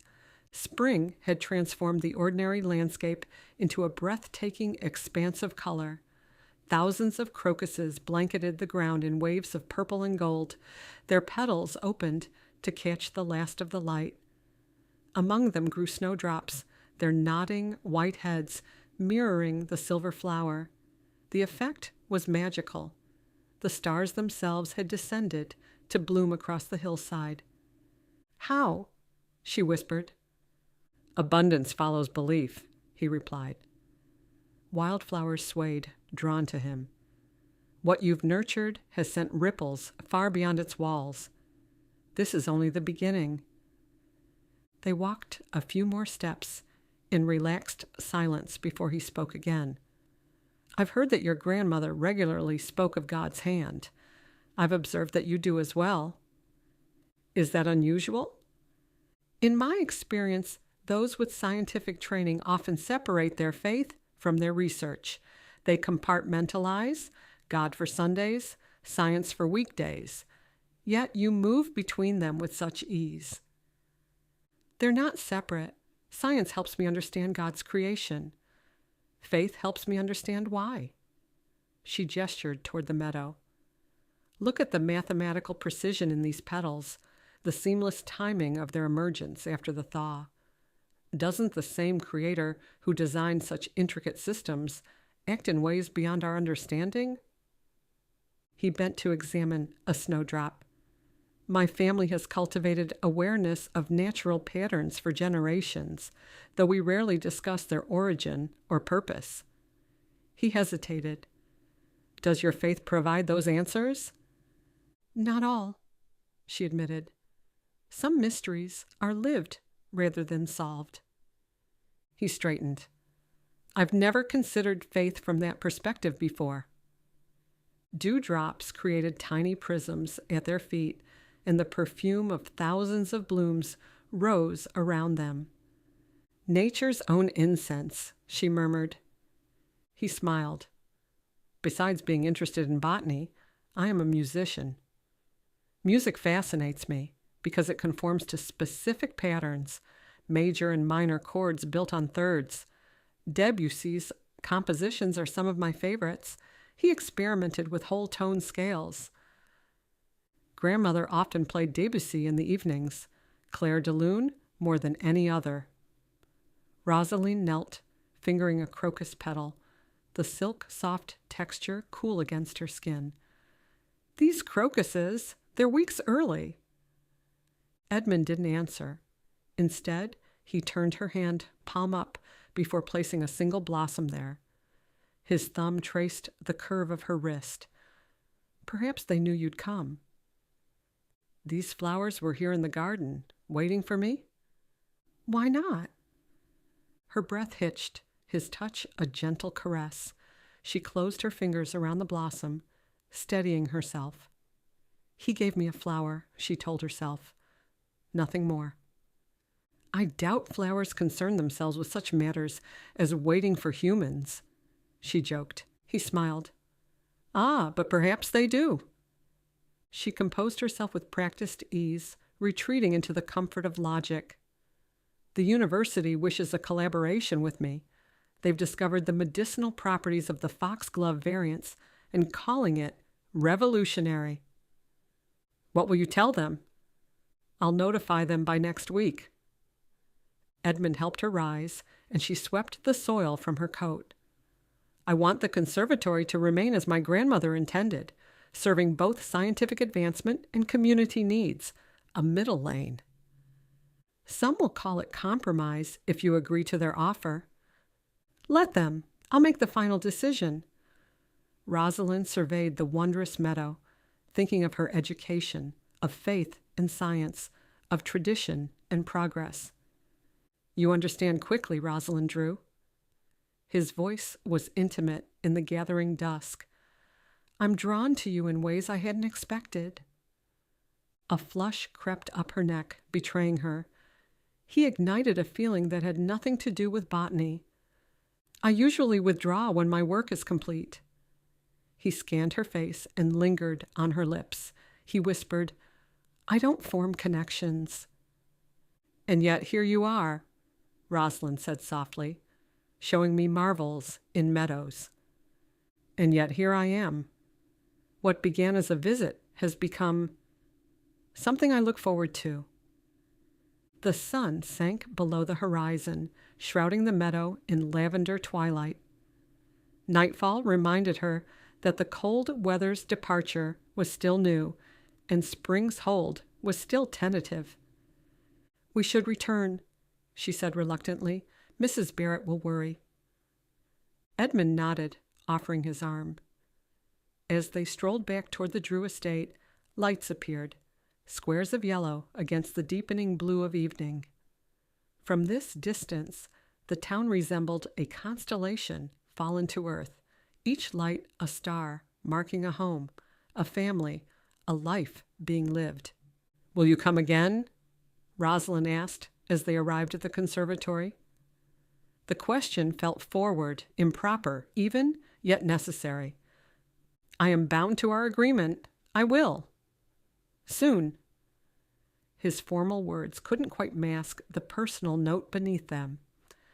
Their gazes locked for a moment longer than propriety allowed, fragile as a crocus, potent as renewal. He turned, striding away. Soon he was gone, leaving her alone in a velvet silence. How she'd changed since meeting him. The woman who had once sought certainty in methodical classification embraced the unexpected as a facet of life's beauty. This was what her grandmother had meant about trusting God's timing. Seeds didn't reveal their purpose until spring thawed the ground. Church bells rang for evening service, no longer muffled by the snow's heavy hand.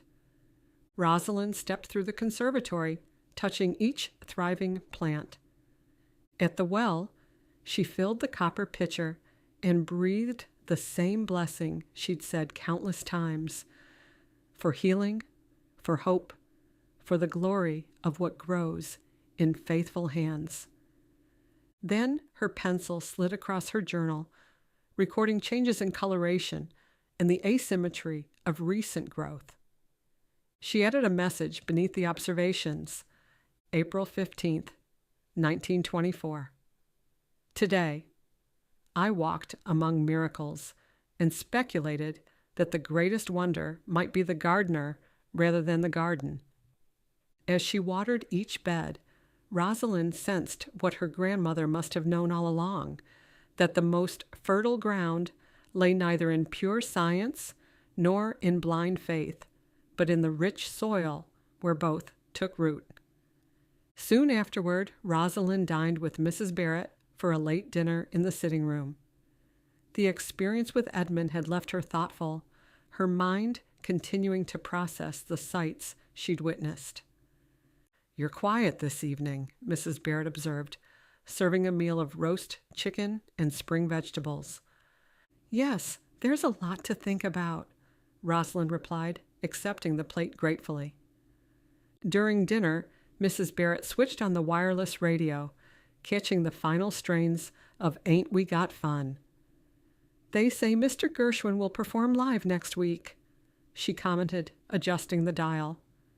The melody provided a stark difference to the experiences of the afternoon, securing Rosalind once again in the recognizable beats of 1924.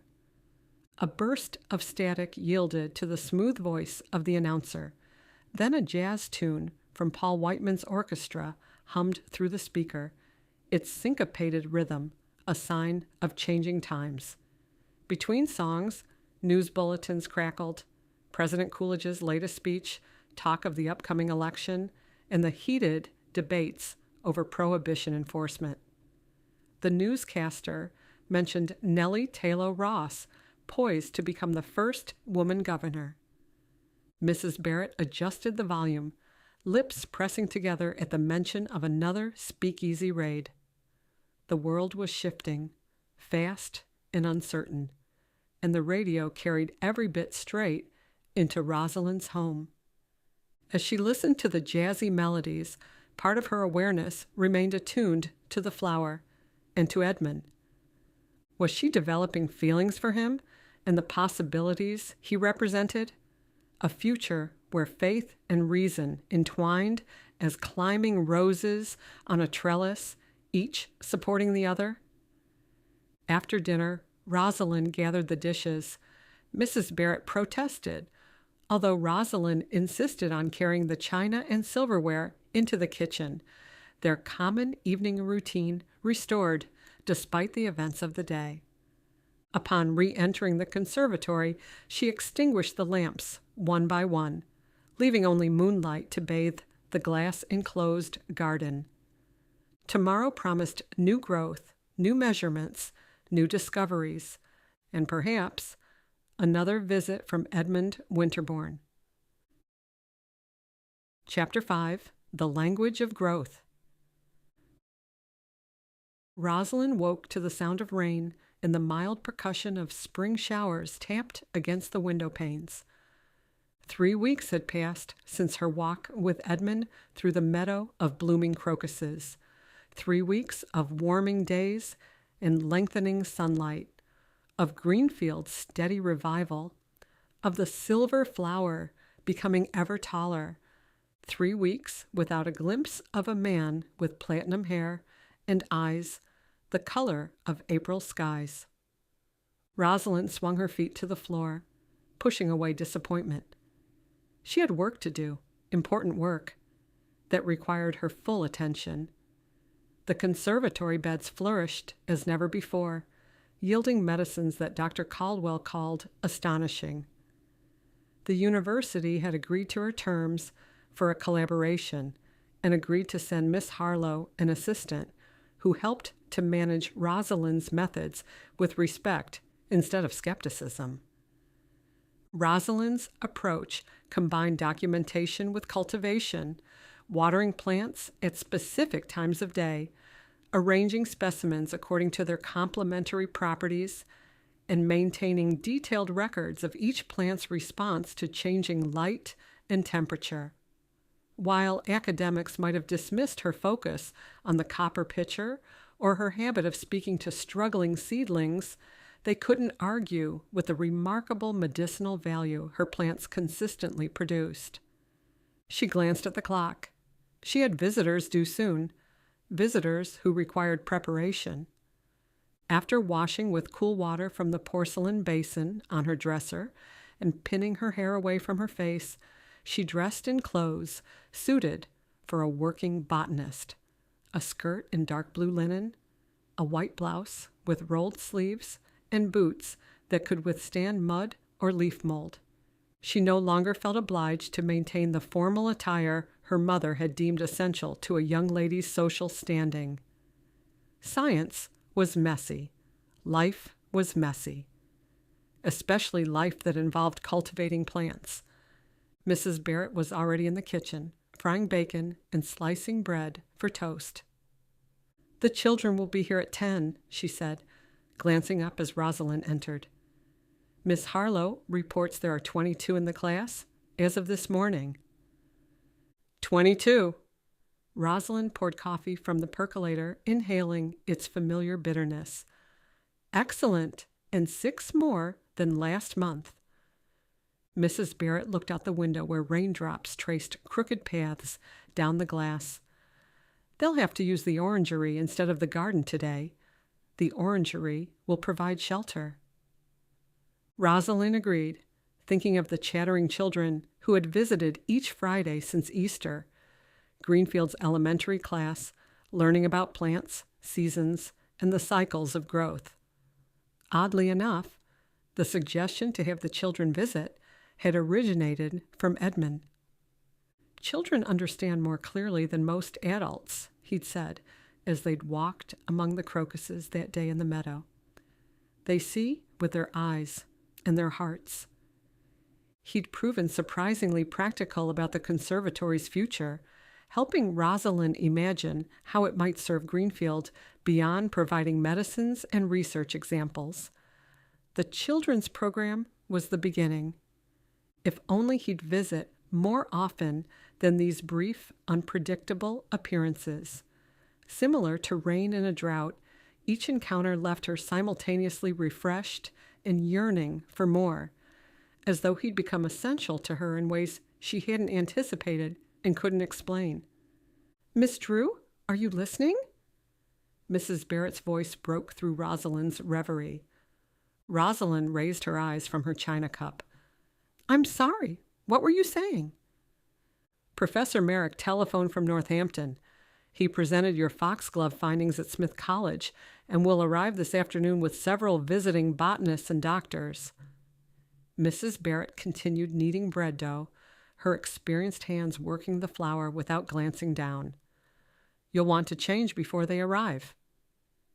Inwardly, Rosalind bristled at the idea that her working clothes weren't suitable for academic visitors.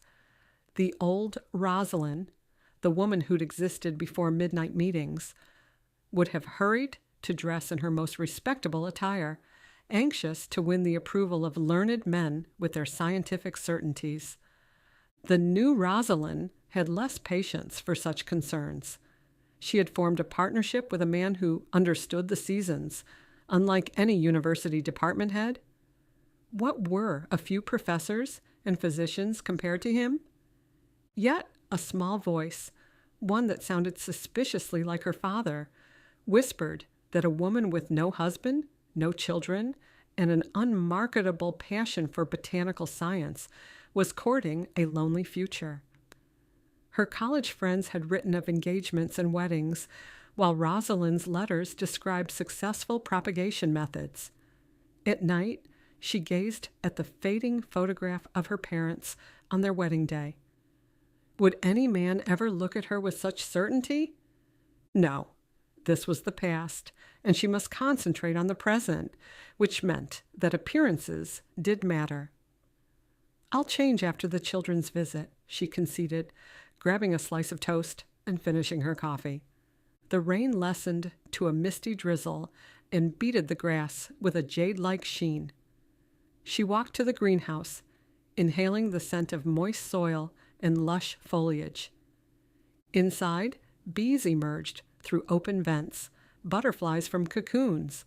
The conservatory was becoming what her grandmother had always intended, an ecosystem in harmony. The silver flower's stem stood straight as a young birch, and the bloom at its top had swollen to the size of a teacup.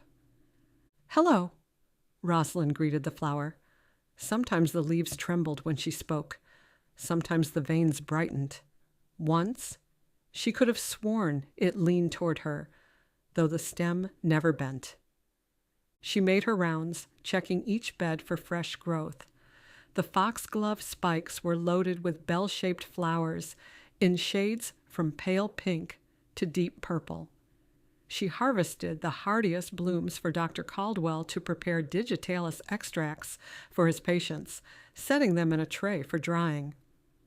As she worked, a familiar tingle at the base of her neck alerted her that she was no longer alone. "The purple variety is particularly potent," Edmund said from behind her, "perhaps because of the soil composition, or the moonlight on Tuesday." She grinned. "Of course. Moonlight explains everything." She swiveled, trying to mask how her pulse accelerated at the sight of him. His chiseled features were too striking for the sunlight. He belonged in a world sharper and more defined than the surrounding one. As always, he was as impeccably dressed in a formal dark suit that somehow never showed a crease or speck of dust. His blue eyes held the same mix of wisdom and interest she'd begun to anticipate. "You're back," she said, striving for casual acknowledgement instead of exuberant joy. "I said I would return." 3 weeks ago. "You've kept track." He smiled. "I've been following the thaw in the higher elevations. The eastern ridge section shed its snow yesterday." Rosalind set down her tray of foxglove. "You are a thorough observer." "I simply notice details others miss." He bent to examine the flower. This bloom has added 7 new leaves since my last visit, and its stem has strengthened." Yes, the flower has grown." "As have my excuses, apparently," he replied, humor in his voice. "Though my excuse is better than claiming I was detained by mountain weather." "So now you're blaming mountain weather," she challenged, eyebrows raised. His formal demeanor cracked, displaying a flash of humor. "I considered more dramatic excuses, a duel at dawn, or a runaway carriage." His eyes crinkled at the corners. "But I figured you appreciated honesty over poetry, tragic as that is for my literary aspirations." "Tragic, indeed," she uttered with a teasing smile. He straightened and grinned. "I like humor." She nodded. "So do I." His grin faltered. "You know, I've never quite belonged in the middle," he said softly. "The in-between years, the settled years, most people find their place there and build a foundation. For others, those moments feel like borrowed time, a waiting room between comings and goings." "Like you." "Yes," he said. "Like me. Yet you persist." His grin returned, almost as a shield. "I do, with great enthusiasm." Before Rosalind could respond to his surprisingly personal revelation, the doors burst open and a crowd of children spilled in. After greeting them, she ushered them into the orangery. Vines curled along the steel beams above, while shelves lined with potted plants, orchids and ferns, gave off a sweet, earthy scent. "Miss Drew! Miss Drew!" A tiny girl, little Sarah, with ebony braids and dark eyes, rushed forward. "Is it true you have a magic silver flower that glows in the dark? Billy says you do, but I said you wouldn't keep it secret if you did." "I have many special plants, but none that glow." Rosalind glanced at Edmund, wondering if he would vanish as he usually did when others approached. Instead, he remained, his gaze conveying open curiosity as the children chattered and giggled. Another child, Billy, with a freckled face and bright red hair, pointed at Edmund with the directness unique to 8-year-olds. "Who's that man?" the child asked. "Mr. Winterborne?" Rosalind replied. "He is a botanical consultant." "What does that mean?" little Sarah asked. "It means I help Miss Drew understand certain plants." Edmund's formal manner lessened as he addressed the child, particularly those plants that grow in unusual places or unusual seasons. "Can you show us?" little Sarah asked. Rosalind started to object, but Edmund silenced her protest with a quick shake of his head. "I can," he said. "How many of you have ever spotted the exact moment when a bird decides to fly? Or caught the precise second when sleep becomes a dream? Or saw exactly when a seed elects to become a plant?" The children whispered to one another, shaking their heads. "They happen all around us, though we rarely see them." He gestured to a tray of seedlings, his hand sweeping across the sun-dappled space. "Miss Drew, may I borrow these for a demonstration?" She nodded, curious about what he intended, and mindful that their teacher and her assistant, Miss Harlow, was watching with increasing interest from the doorway. Edmund beckoned the children to gather near the seedling tray. Each of these tiny plants began as a seed. Then that seed decided to seek the light. His fingers hovered over the tray.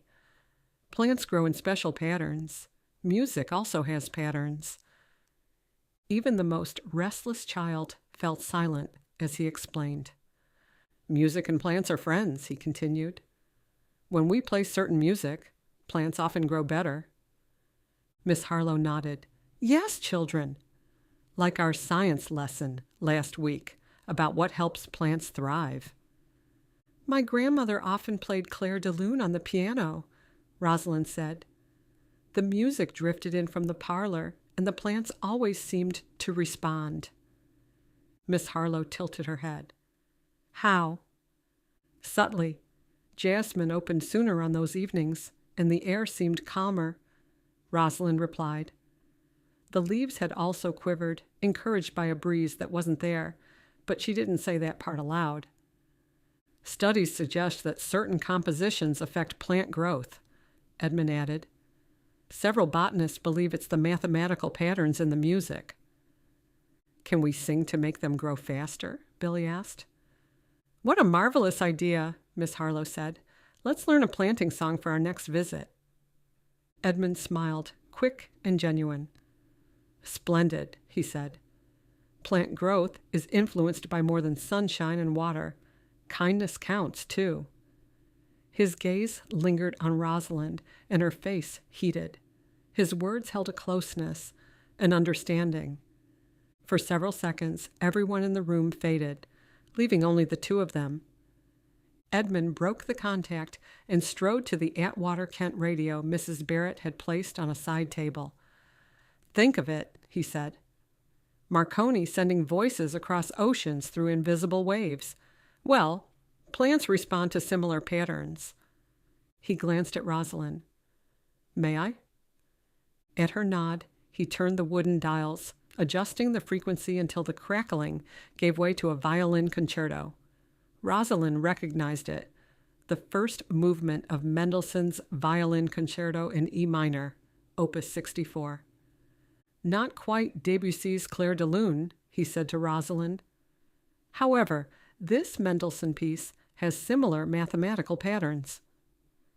He guided the children's attention back to the tray and drew the muslin shade halfway over the window, creating a more diffuse light. "Now, look carefully at the edges of the leaves." Each tiny seedling was outlined in a faint radiance, resembling the edge of a person silhouetted against sunrise. Even more, Rosalind saw motion that had no right to be visible, the gradual unfurling of cells, the stretching of tender stems, the microscopic journey of water through tiny veins. The children saw it too. Their gasps confirmed it. Miss Harlow approached, her hand at her throat. Life decides to change, Edmund said, to become more. The glow around the seedlings intensified, then faded to ordinary visibility. This is the language of development. The children remained silent for a few seconds longer, then erupted into excited chatter, tugging at Edmund's sleeves with questions. How did he do that? Could they learn to see at any time if they played that piece of music? Were there other secret things happening in the conservatory? He fielded their questions with patience, his formal reserve yielding to candid engagement. This was a side of him Rosalind hadn't glimpsed before, a man capable of delight in sharing phenomena with these noisy, curious children. "Mr. Winterborne," Miss Harlow said, with the slightly dazed expression of someone whose worldview has been upended. "What you demonstrated is remarkable. Are you a professor at the university?" "Mr. Winterborne is a visiting scholar," Rosalind said. "He is helping me document our more unusual specimens." "Indeed?" Edmund's lips quirked at her diplomatic description. "Although I find myself learning as much from Miss Drew as she does from me." He winked at her, then shifted to the children. "Now, who wants to see plants that heal broken hearts?" He led them to the foxglove beds, explaining in simplified terms how the flowers provided medicine for weakened hearts. The children listened with surprising attention, possibly because of the strange demonstration that had just occurred. Rosalind stepped beside Miss Harlow. "I hope this visit is proving educational," she said. "Educational hardly begins to describe it." The young woman's bobbed hair swung in the modern style, in contrast to the conservative cut of her blouse. "Miss Drew, what exactly did we witness? All because of music?" Rosalind hesitated, how to explain what she herself didn't fully grasp. "He has unique insights into plant behavior," she replied, though her explanation was putting it mildly. "He focuses on processes that conventional science overlooks." "Is that all he is? A researcher?" Before Rosalind formulated a response, little Sarah pointed outside. "Miss Drew, what is that tall flower by the well? Can we see it?" "Please?" All eyes turned to the silver plant. Rosalind glanced at Edmund. He gave an imperceptible nod. "You may. Please don't touch," Rosalind instructed as they rushed to the flower. "This is a very special specimen that's still being studied." "What kind of flower is it?" Billy asked. "There is no scientific name yet," Rosalind explained. Little Sarah persisted. "What does it do?" she asked. "The foxgloves help people's hearts. Will this one help too?" "The flower thrives in conditions that stunt most plants. Nature's way of reminding us that resilience can flourish no matter the odds," Rosalind stated. The leaves trembled, and several of the children shrieked. "It moved!" little Sarah exclaimed. "The flower heard you." "The trembling was because of the wind. Remember our discussion on observation and evidence?" Miss Harlow clapped her hands, calling the children back to order. "But we all saw it," Billy insisted. "Let's continue our tour." She cast a wary glance at the flower. "Miss Drew, will you guide us to the vegetables and herbs?" Rosalind became aware of the babbling children, some curious, others skeptical. These experiences today would become dinner table conversations throughout Greenfield tonight. Whatever happened here would no longer remain private, and the stakes of her work had suddenly become very public.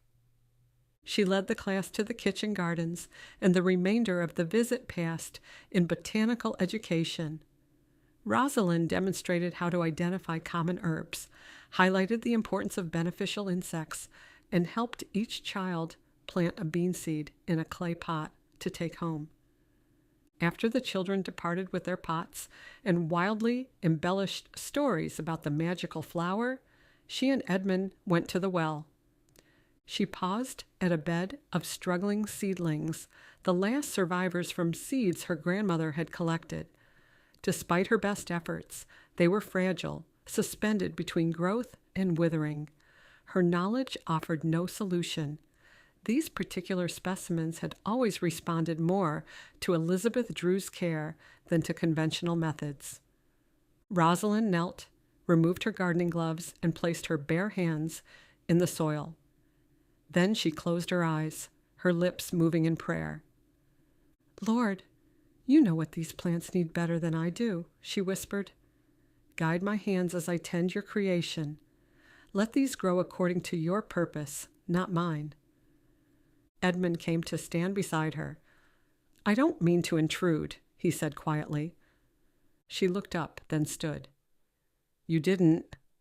"I was, She indicated the seedlings. "Praying," he finished for her. There was no mockery in his tone, only honest interest. "Does it help?" "Praying reminds me that I'm not alone. There is wisdom beyond my own, and purpose beyond what I can see." "My father mentioned your grandmother did the same. Praying, I mean. I never quite understood it." His voice lowered. "Though watching you, there is a harmony that resonates with me." "Faith often begins with a recognition of absence," she said. A question formed in his eyes that he didn't seem to have the language to ask. She looked toward the seedlings, then rose. "It went well today, the children's visit." "Yes, quite well." "I have to leave for a while, but I'll be back," he said quietly. He turned and veered off along the footpath with a wave, his strides unhurried. Then he soon slipped out of sight. No sign of him remained except a small object resting on the well's stone rim. A pocket watch of antique design, its case worked in solid gold. Her breath stilled. This was Edmund's. She'd seen it before, tucked inside his waistcoat pocket. The case opened with a whisper, revealing a note written in a hand that was unfamiliar. Strong, yet elegant, the letters sweeping forward with intent. "This is for you, for the moments that change everything. I will return tonight." Her fingers closed around the watch, the metal pressing against her palm. Heat rushed to her cheeks, a blush she would have denied if anyone dared to ask. She slid the watch into her pocket. Whatever this was, this expensive gift, this promise, it was far more significant than a mere timepiece. "No, no, no," she scolded herself. She was a professional woman, not a lovesick schoolgirl. She couldn't accept this, but she could, and she would. The university visitors would arrive in several hours. She should prepare her presentation, review the latest laboratory results, and change into more suitable attire. The flower's leaves rustled again, and Rosalind could have sworn they bent toward her ever so slightly. "Patience," she told it, her fingers gliding to the pocket where the watch rested. "Growth happens in its own time, as God planned." She glanced westward, watching the slow arc of the sun toward the horizon, each minute bringing Edmund Winterborne incrementally closer. Or so she hoped. Chapter 6. Impressions. Hours later, the university delegation departed as afternoon shadows lengthened across Greenfield. Rosalind perched on the conservatory steps, watching the motor cars wind down the hill, trailing dust rather than tracks of snow. Professor Merrick had labeled her presentation groundbreaking. The physicians from Franklin County Hospital deemed her foxglove derivatives amazing, especially Dr. Caldwell. President Halstead addressed expanded funding, published papers, and professional recognition. All the achievements her academic training had taught her to value. Despite this, as the group had examined the specimen tables, one man remained apart. Professor Ellsworth newly appointed to Smith College's Department of Botanical Sciences. His thin mouth pinched as he flipped through her painstaking documentation. His gold cufflinks, engraved with a floral motif she recognized from Atlantic's letterhead, glinted with clipped precision as he scribbled dismissive notes. "Miss Drew," he said sharply, interrupting Dr. Caldwell's enthusiastic description of patient outcomes. "These growth rates you've recorded, they're physically impossible." He produced a journal, referring to a specific entry. "Accelerated cellular division at this rate. Demand conditions that don't exist in nature.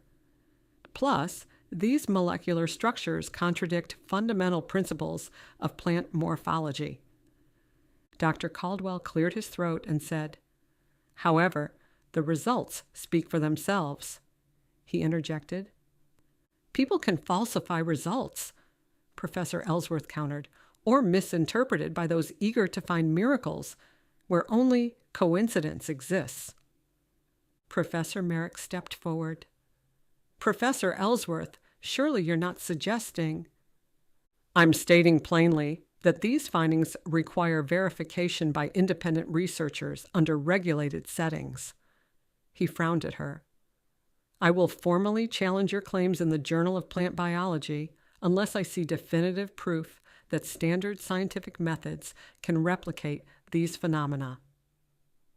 "Your challenge is premature," Halstead cautioned, though Ellsworth held up a hand. "Science advances through rigorous skepticism, not comfortable acceptance. I'll allow Miss Drew a few months to show her methods under objective observation, or—" "Your objective observation, I presume?" Halstead challenged. "Or I will conclude that her research contains serious methodological flaws, if not outright fabrication," Ellsworth continued, without missing a beat. "I welcome scientific scrutiny, Professor Ellsworth." Rosalind's voice was firm, though her hands shook. "My grandmother emphasized the importance of peer review." He checked his pocket watch with theatrical precision. "Excellent," he said. "I'll return with a research team next month. That provides ample time for you to prepare a demonstration that meets professional standards." While the presentation had continued, Rosalind calculated swiftly. The timing couldn't be worse. How could she possibly satisfy rigorous scrutiny while participating in phenomena beyond the reach of science? While the men prepared to leave, Professor Merrick had held back, waiting until Professor Ellsworth was out of earshot. "I've heard rumors," Merrick confided, lowering his voice, "that Ellsworth has been lunching with Atlantic botanical executives at the faculty club. A modern research wing bears his name. Quite the coincidence." "Scientific objectivity seems suddenly expensive," she replied with a shake of her head. Remembering their praise and concerns, Rosalind focused on the timepiece in her pocket, the setting sun in the west, and the promise of nightfall and its possibilities. The gentlemen seemed impressed, for the most part. Mrs. Barrett collected teacups from the table where she'd served a selection of scones, finger sandwiches, and fruit tarts, along with freshly brewed black tea with milk and lemon. Especially the young Dr. Hammond from the hospital. He hardly took his eyes off you during the entire presentation. Rosalind smiled absently, recalling the attentive physician who'd posed intelligent questions. In another life, before partnerships and silver flowers, she might have reciprocated his interest. Lately, she measured all men against an unachievable standard: platinum hair, eyes the color of a spring sky, and a deep voice that carried wisdom in its cadence. "An agreement with Northampton will secure the conservatory's future," she said, avoiding Mrs. Barrett's implied matchmaking. "I'll be able to repair the north wing and expand the gardens." "Your grandmother would be proud." Mrs. Barrett gathered the remaining silverware onto a tray, "though I suspect she'd be equally interested in your Mr. Winterborne." "I assure you." Rosalind almost dropped the china cup that she held. Edmund is not my Mr. Winterborne. Isn't he, though? He resembles his father, so handsome. You've met Edmund before? When? Not him, his father. He would often visit your grandmother. Mrs. Barrett lifted the tray, her practical motions at odds with her surprising words. She never clarified who he was, but I have eyes in my head. Was their relationship romantic? No, only a deep friendship. Why didn't you mention this before? Rosalind followed her inside. I suspected you and Edmund knew each other. I recognized the similarity to his father. In any event, would you have believed me? The housekeeper set the tray on a side table. Dusk comes in less than an hour. You might want to change before your appointment. With Edmund? Yes. You saw his note? You read it? I did indeed. You left it on your night table. Rosalind hesitated. I don't think he cares much about fashion. Perhaps not, Mrs. Barrett conceded. Though you care about how you look when you see him. The blue dress, I think. With the orchid embroidery at the neckline. It brings out your eyes. A telltale heat rose to Rosalind's cheeks. It's not that sort of appointment. The housekeeper patted Rosalind's hand. I'll lay out the blue dress. Left by herself in the fading light, Rosalind checked soil moisture, removed spent blooms, and whispered encouragement to the struggling seedlings. A symphony of scents welcomed her, jasmine's sweet whisper from the corner, and the medicinal sharpness of foxglove and valerian. Droplets of condensation trickled down the glass panes as slow tears, fracturing the light into tiny rainbows. The rhythms grounded her as her thoughts spiraled to the impending meeting. Why had he chosen to return so soon? What did his gift signify? The beams of sunset filtered through rain-washed glass, and the day surrendered to evening. A pleasant melody drifted to her ears, someone playing a violin, the notes carrying clearly. The music swelled, intensifying, as though the musician came nearer. Rosalind recognized the tune as one her grandmother had often hummed. She drew out Edmund's timepiece and fixed her eyes on its ticking hands. Perhaps it held the answer to her many questions. A shadow crossed the outside path. You're listening to the Ash Grove, Edmund said a moment later. A song old enough to remember when Wales was wild and untamed. He stood in the doorway where the conservatory met the garden. Simpler garments, a white linen shirt open at the collar, dark trousers, and muddy black leather boots that had traveled over the actual earth had replaced his formal clothes. His eyes darkened to the blue-violet of twilight. She surveyed her own clothes. She hadn't changed. You're early, she noted. He grinned. Am I? Shall I leave? No. I couldn't wait any longer to see you again. He nodded toward the timepiece in her hand and said, I see you received my gift. She stretched out her hand.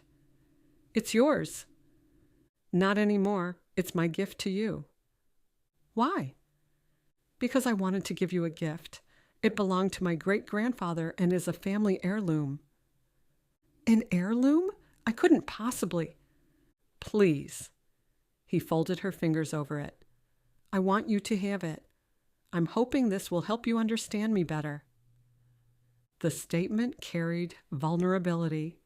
This complex man who alluded to seasonal traditions, who facilitated the growth of seedlings, he wanted her to understand him. Thank you. She tucked the timepiece into her pocket. The watch is special and beautiful. As are you.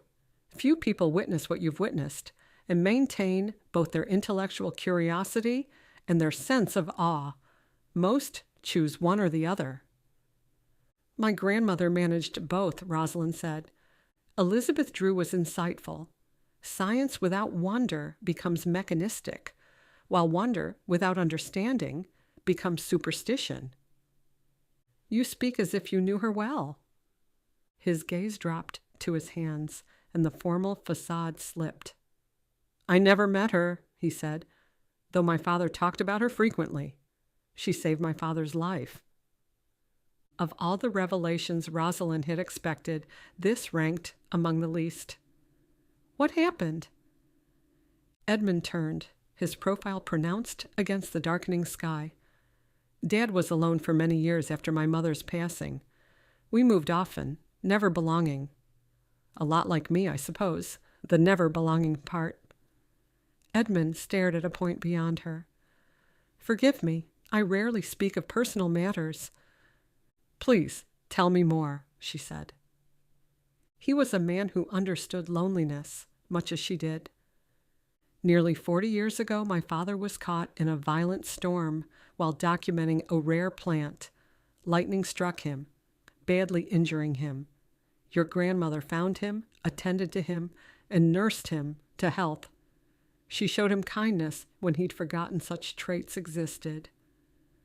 Rosalind tried to imagine her practical grandmother confronted with a mysterious wounded man. She wasn't a physician. What did she do? What botanists do best. She noted, hypothesized, and acted. She soon realized that he was someone with the knowledge she valued. She applied traditional remedies passed down through numerous healers. In return, he offered her 30 years of gardening wisdom. A wounded scholar and a wise gardener. It was a fair exchange, Edmund replied. She provided purpose, someone to talk to share ideas with. The last gleam of day faded, plunging the conservatory into fleeting darkness before the moon rose above the eastern hills. Take a walk with me? Edmund asked, holding out his hand. Rosalind accepted, the contact sending heightened awareness along her fingertips. He led her beyond the thriving beds and experimental plots to a door she rarely used, the eastern entrance that led to a meadow where her grandfather had once planned a formal garden before the sea had claimed him. Outside, the spring night enveloped them in cricket song. My family has maintained certain habits down through the years, Edmund explained, holding her hand as they walked through the moon-washed field. We observe the turning points of seasons, solstices, equinoxes, the first thaw, the first frost. Are you familiar with Dr. Jagadish Chandra Bose's experiments at Presidency College? The Indian physicist? I read his paper on electrical impulses in vegetation. He demonstrated plants react to stimuli in measurable, predictable ways. Our work extends from similar principles, what today's physicists classify as wave phenomena. He gestured toward a cluster of bluebells. These flowers appear inert to casual observation, yet they continuously exchange information through root systems, airborne chemical signals, and specific sound frequencies. So, music affects them? Rosalind asked. Because of physics? Yes. Modern instruments such as the oscilloscope can detect these patterns, however, interpretive capacity remains limited. Has your family developed any additional techniques? He nodded. Yes, though we use the same principles that underlie Marconi's radio transmission or Bell's telephone, wave propagation that affects physical systems.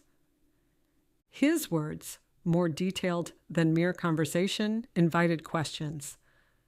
And you're telling me this because you believe I'm someone who understands these methods?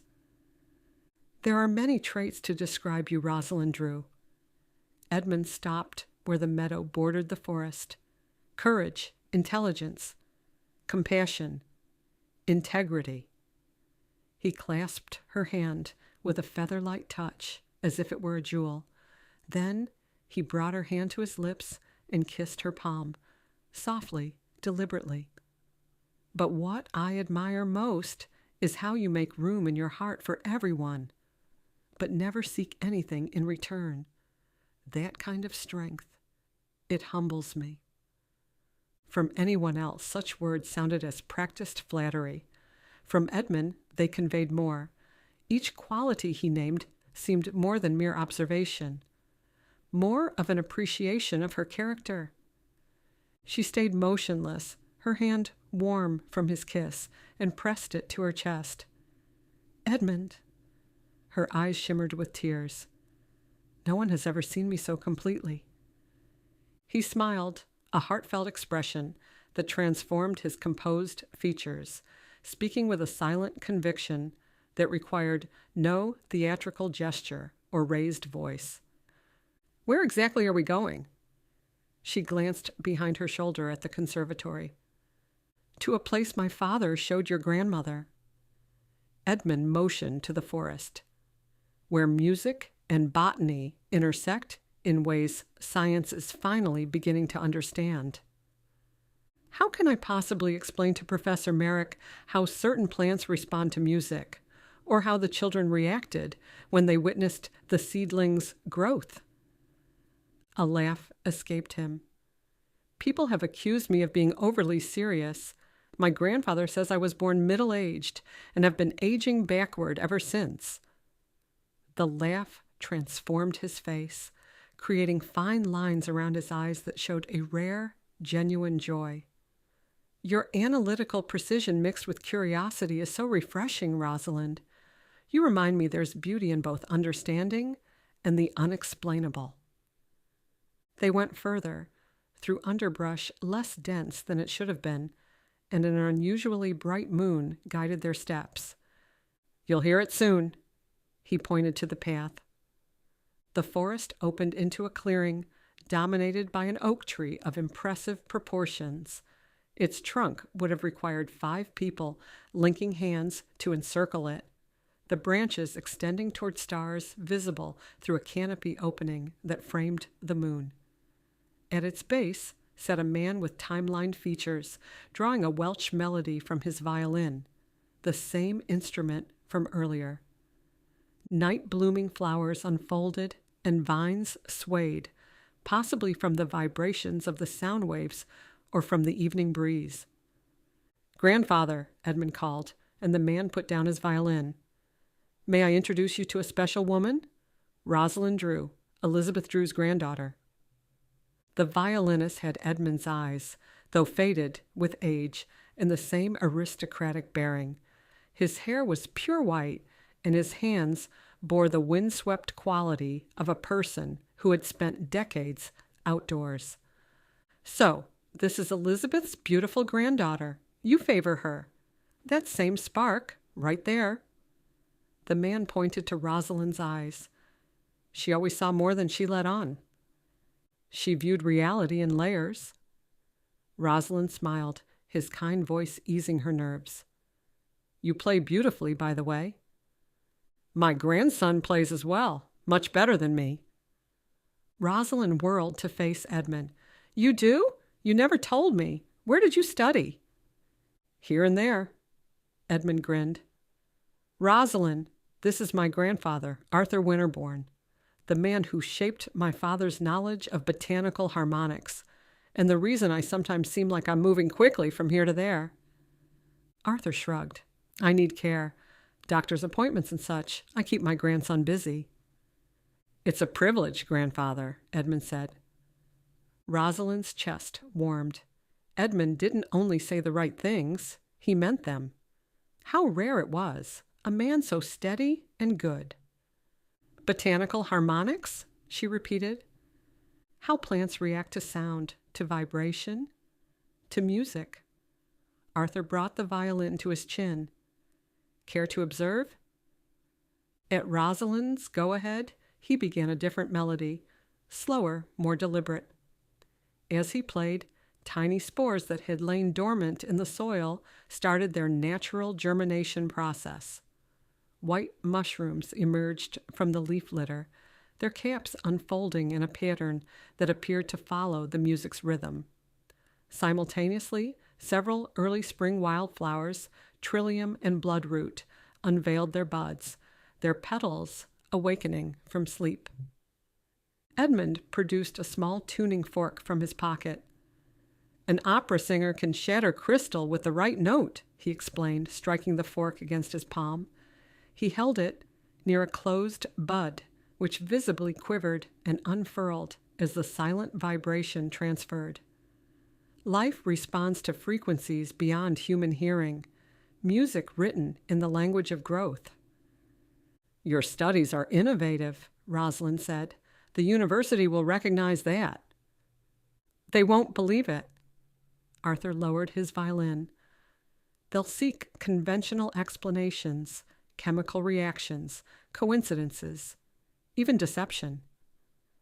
Certain truths are better preserved through demonstration and apprenticeship than through publications that invite skepticism, Edmund added. Arthur settled on a moss-covered log, his hands resting on the violin in his lap. Consider the monarch butterfly. Science acknowledges that its navigation relies on Earth's magnetic field, a force invisible to human senses. What appears magical in one era becomes textbook knowledge in the next. True, she agreed. A nightingale's song pierced the stillness, its flawless notes seeming to underscore her revelation. Edmund strode closer so that his shoulder brushed hers. Your grandmother broadened our understanding as much as we broadened hers. Both sides grew. Arthur studied her exchange with Edmund, their nearness, their silent communication. He smiled. Possibly he'd seen this before, between another Drew woman and a Winterborne man. You've been tending the special bloom. I assume it recognizes you, Arthur said. Yes, she said. She shifted, a faint rustle of leaves underfoot. How can you tell? Your hands carry its resonance. Rosalind looked down at her hands, seeing nothing unusual. What exactly is the silver flower? She asked. Edmund hasn't fully explained what it signifies. Consider the flower a botanical timestamp, Arthur replied. A living record of your family's link to ours. The idea of a plant containing history, data, and memory, and of all things, shared emotion, sent a ripple of amazement through her. She nudged aside a fallen branch with the toe of her boot, then stooped, plucking a pine needle from the forest floor and rolling it between her fingers. What's the plan when it blooms fully? She asked, her voice subdued, almost afraid that speaking too loudly might disturb the answer. Arthur didn't reply. Edmund glanced at his grandfather, a glimmer of reverence. No, anticipation, suggesting he already knew what was coming. Listen, Edmund said. Arthur lifted his violin once more. The melody was distinct. Elements of classical structure, folk simplicity, and improvisational complexity that shouldn't have harmonized, yet created a superior piece. She closed her eyes, allowing the music to wash over her. It conveyed generational knowledge and patterns observed with patience and respect.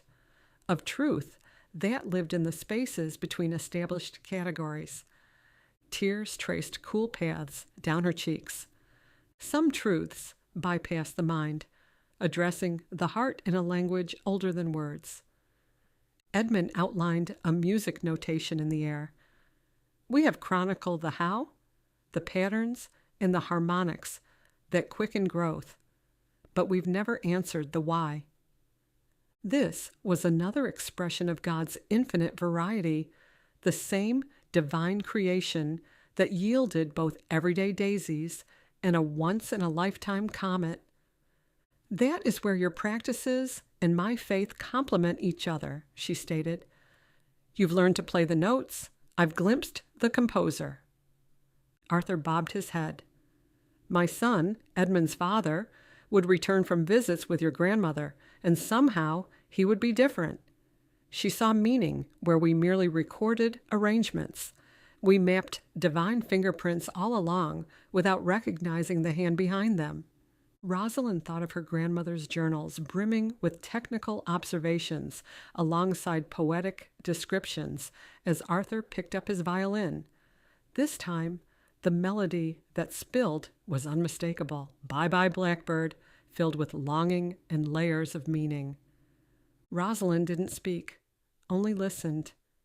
When the last notes faded, Rosalind and Edmund offered their goodbyes.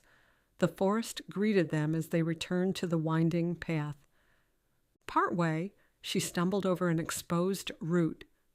Edmund lunged for her instinctively, steadying her with a hand at her elbow. She looked up, startled, then smiled. He didn't let go. "I've got you," he murmured, his tone tender and sure. They continued in contemplative silence, not from awkwardness, but from the kind of quiet that follows a meaningful event.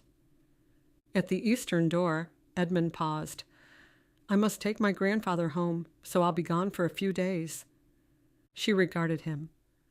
"Where is home for you, Edmund?" she asked. He looked out toward the forest. "For years, we went wherever we were needed. I've traveled to many continents. Nowadays, home is with my grandfather. We live at an estate my father purchased before his death, surrounded by acres of land." "Is it near here?" she asked. "Not too far," he said. "A few miles from town?" His voice held an uncharacteristic hesitation. "The partnerships between our families have always been formal, built on mutual respect, but distant. Your grandmother honored those boundaries with my father. However, I find myself—" His words were deliberate, each one carefully measured, this man of boundless knowledge. "I find myself unable to maintain that same distance where you're concerned." The admission, delivered without flourish or declaration, struck deeper than any passionate confession. He stared beyond her, appearing to draw fortitude from the distant trees. "I know so little about you," she murmured. "Please tell me more about yourself."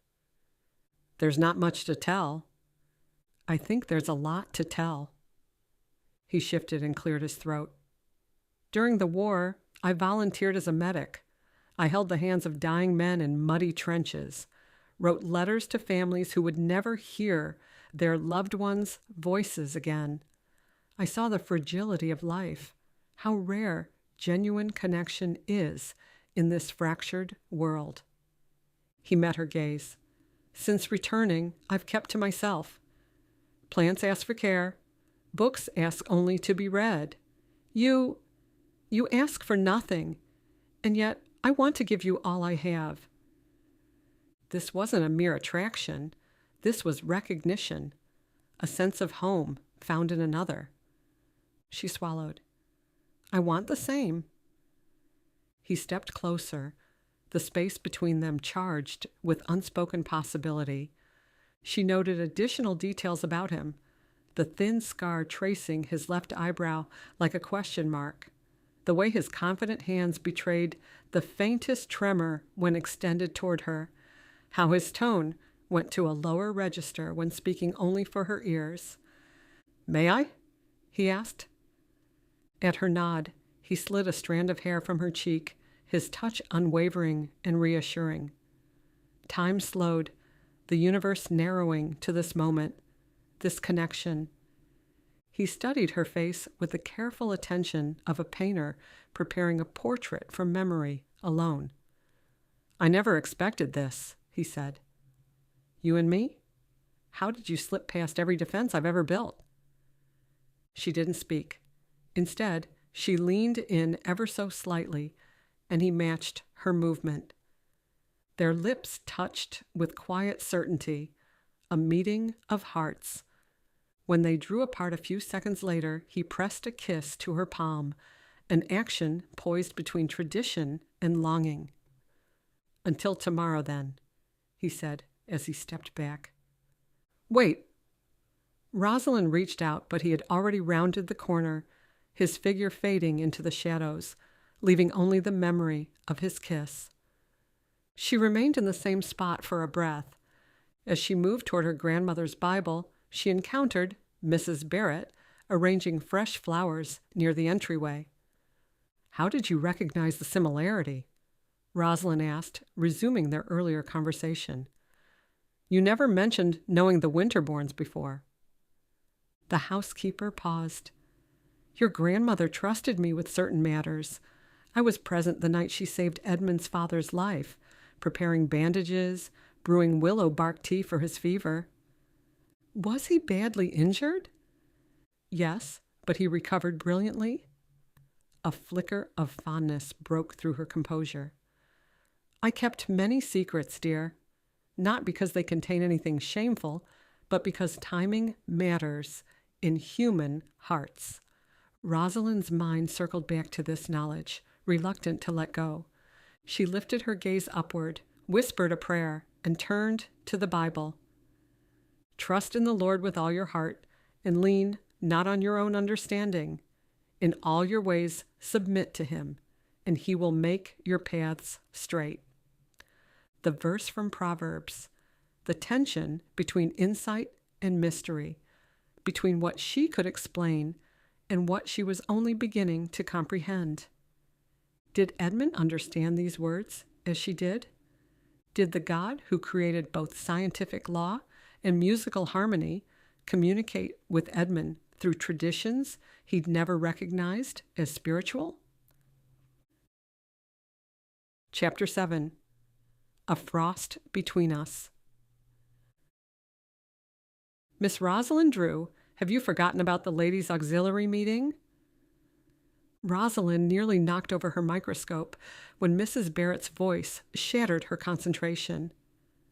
The morning after her forest journey with Edmund had produced no ordinary day. Dawn unveiled changes in the plant, a loosening of the furled bloom and a heightening of the silver veins in the leaves' blades. "What time is it?" she asked, pushing back a wayward strand of hair that had escaped its pins. 9:15. Mrs. Barrett stood in the doorway, her hands on her hips, her clean white apron a silent rebuke. "The meeting begins at 10 sharp. The Ladies' Auxiliary of Greenfield, an organization her grandmother had helped establish, expected the Drew family's continued participation, meaning Rosalind. No matter what was happening in her conservatory, she couldn't ignore certain social obligations. "I'll wash and change immediately," she said. Reluctantly, Rosalind set aside the notebook where her observations were crowding the margins. "Wear your cream suit with the navy trim," Mrs. Barrett advised, gathering Rosalind's laboratory equipment with practiced efficiency. "Be sure to mention how those foxglove treatments helped Father Caruso, given his recent weak heart diagnosis." 30 minutes later, Rosalind drove her father's Model T down the winding hill toward Greenfield. Spring had transformed the landscape with spectacular swiftness. Apple blossoms dusted the Peterson orchards in clouds of white and pink. Children who'd been housebound for months flew kites in meadows where snowdrifts had risen taller than houses merely weeks before. The textile mill's brick chimney puffed constant smoke, signaling production had resumed at pre-winter levels. Life renewing itself, as Edmund had promised. Edmund! His name sent a flutter through her chest. Their moonlit journey through the forest, so dreamlike and yet more vivid than reality. His quiet admission, "I find myself unable to maintain that same distance where you're concerned," upended her view of their relationship. The ladies met in Holy Trinity Church's parish hall, a modest red brick building beside the sanctuary, used for every event from Lenten suppers to wedding receptions. Today, the room buzzed with noisy industry, the kind reserved for women who organize bake sales and prayer vigils in the same afternoon. Rosalind parked alongside several other automobiles, noting the Halstead's gleaming Packard, Dr. Caldwell's practical Ford, and young Mrs. Adams's Stutz Bearcat, the cherished possession of her late husband. Inside, Mrs. Fairchild, the banker's wife, perched at the upright piano, flipping through a well-worn stack of sheet music. She was midway through a rendition of the Rosary when she looked up. "Miss Drew!" she called, abandoning the melody in favor of a flurry of motion and polished shoes on wood. "Come, sit by me." Her fashionably bobbed hair and above-ankle hemline contrasted with her conservative pearl earrings. Greenfield's cautious embrace of modernity. "We were about to send a search party." "I apologize for my lateness," Rosalind replied, pouring a cup of tea from the hot water urn. "Is everything going well at the conservatory?" "Quite well. Spring brings scores of growths and projects." "We've heard." Mrs. Adams joined them, her black mourning attire lessened by a spray of violets pinned at her shoulder. "The school children speak of magical flowers and a mysterious gentleman who makes plants dance." Rosalind nearly choked on her tea. "Children have the best imaginations, don't they?" "Indeed they do." Mrs. Halstead's expression remained pleasant, though she stirred her tea with measured precision. Miss Harlowe remarked on a most unusual demonstration involving seedlings. She described a visible growth. Throughout the hall, hats dipped and heads turned as women sat on the edge of their chairs. In a town of Greenfield's size, news traveled faster than spring rain down storm drains. Edmund's demonstration had clearly captured imaginations beyond the conservatory walls. "Really, Miss Drew?" Mrs. Halstead adjusted the oval sapphire brooch at her collar. "Continuing your grandmother's work is admirable, though surely in this modern age you should consider the university's offer. A young woman of your education could assume a proper position rather than clinging to outdated methods." A few women traded whispers, their gloved hands folded over purses or resting on the arms of varnished wooden chairs. They viewed the conservatory as a relic, failing to realize that some traditions harbored wisdom worth preserving. "I appreciate your concern," Rosalind replied evenly. "However, we can honor the past while embracing the future. The conservatory's so-called outdated methods have yielded results that continue to challenge the boundaries of current science." "Who is this gentleman who is consulting with you?" Mrs. Halstead asked. "Miss Harlowe mentioned his name was Mr. Winterborne. He met with my husband at the college."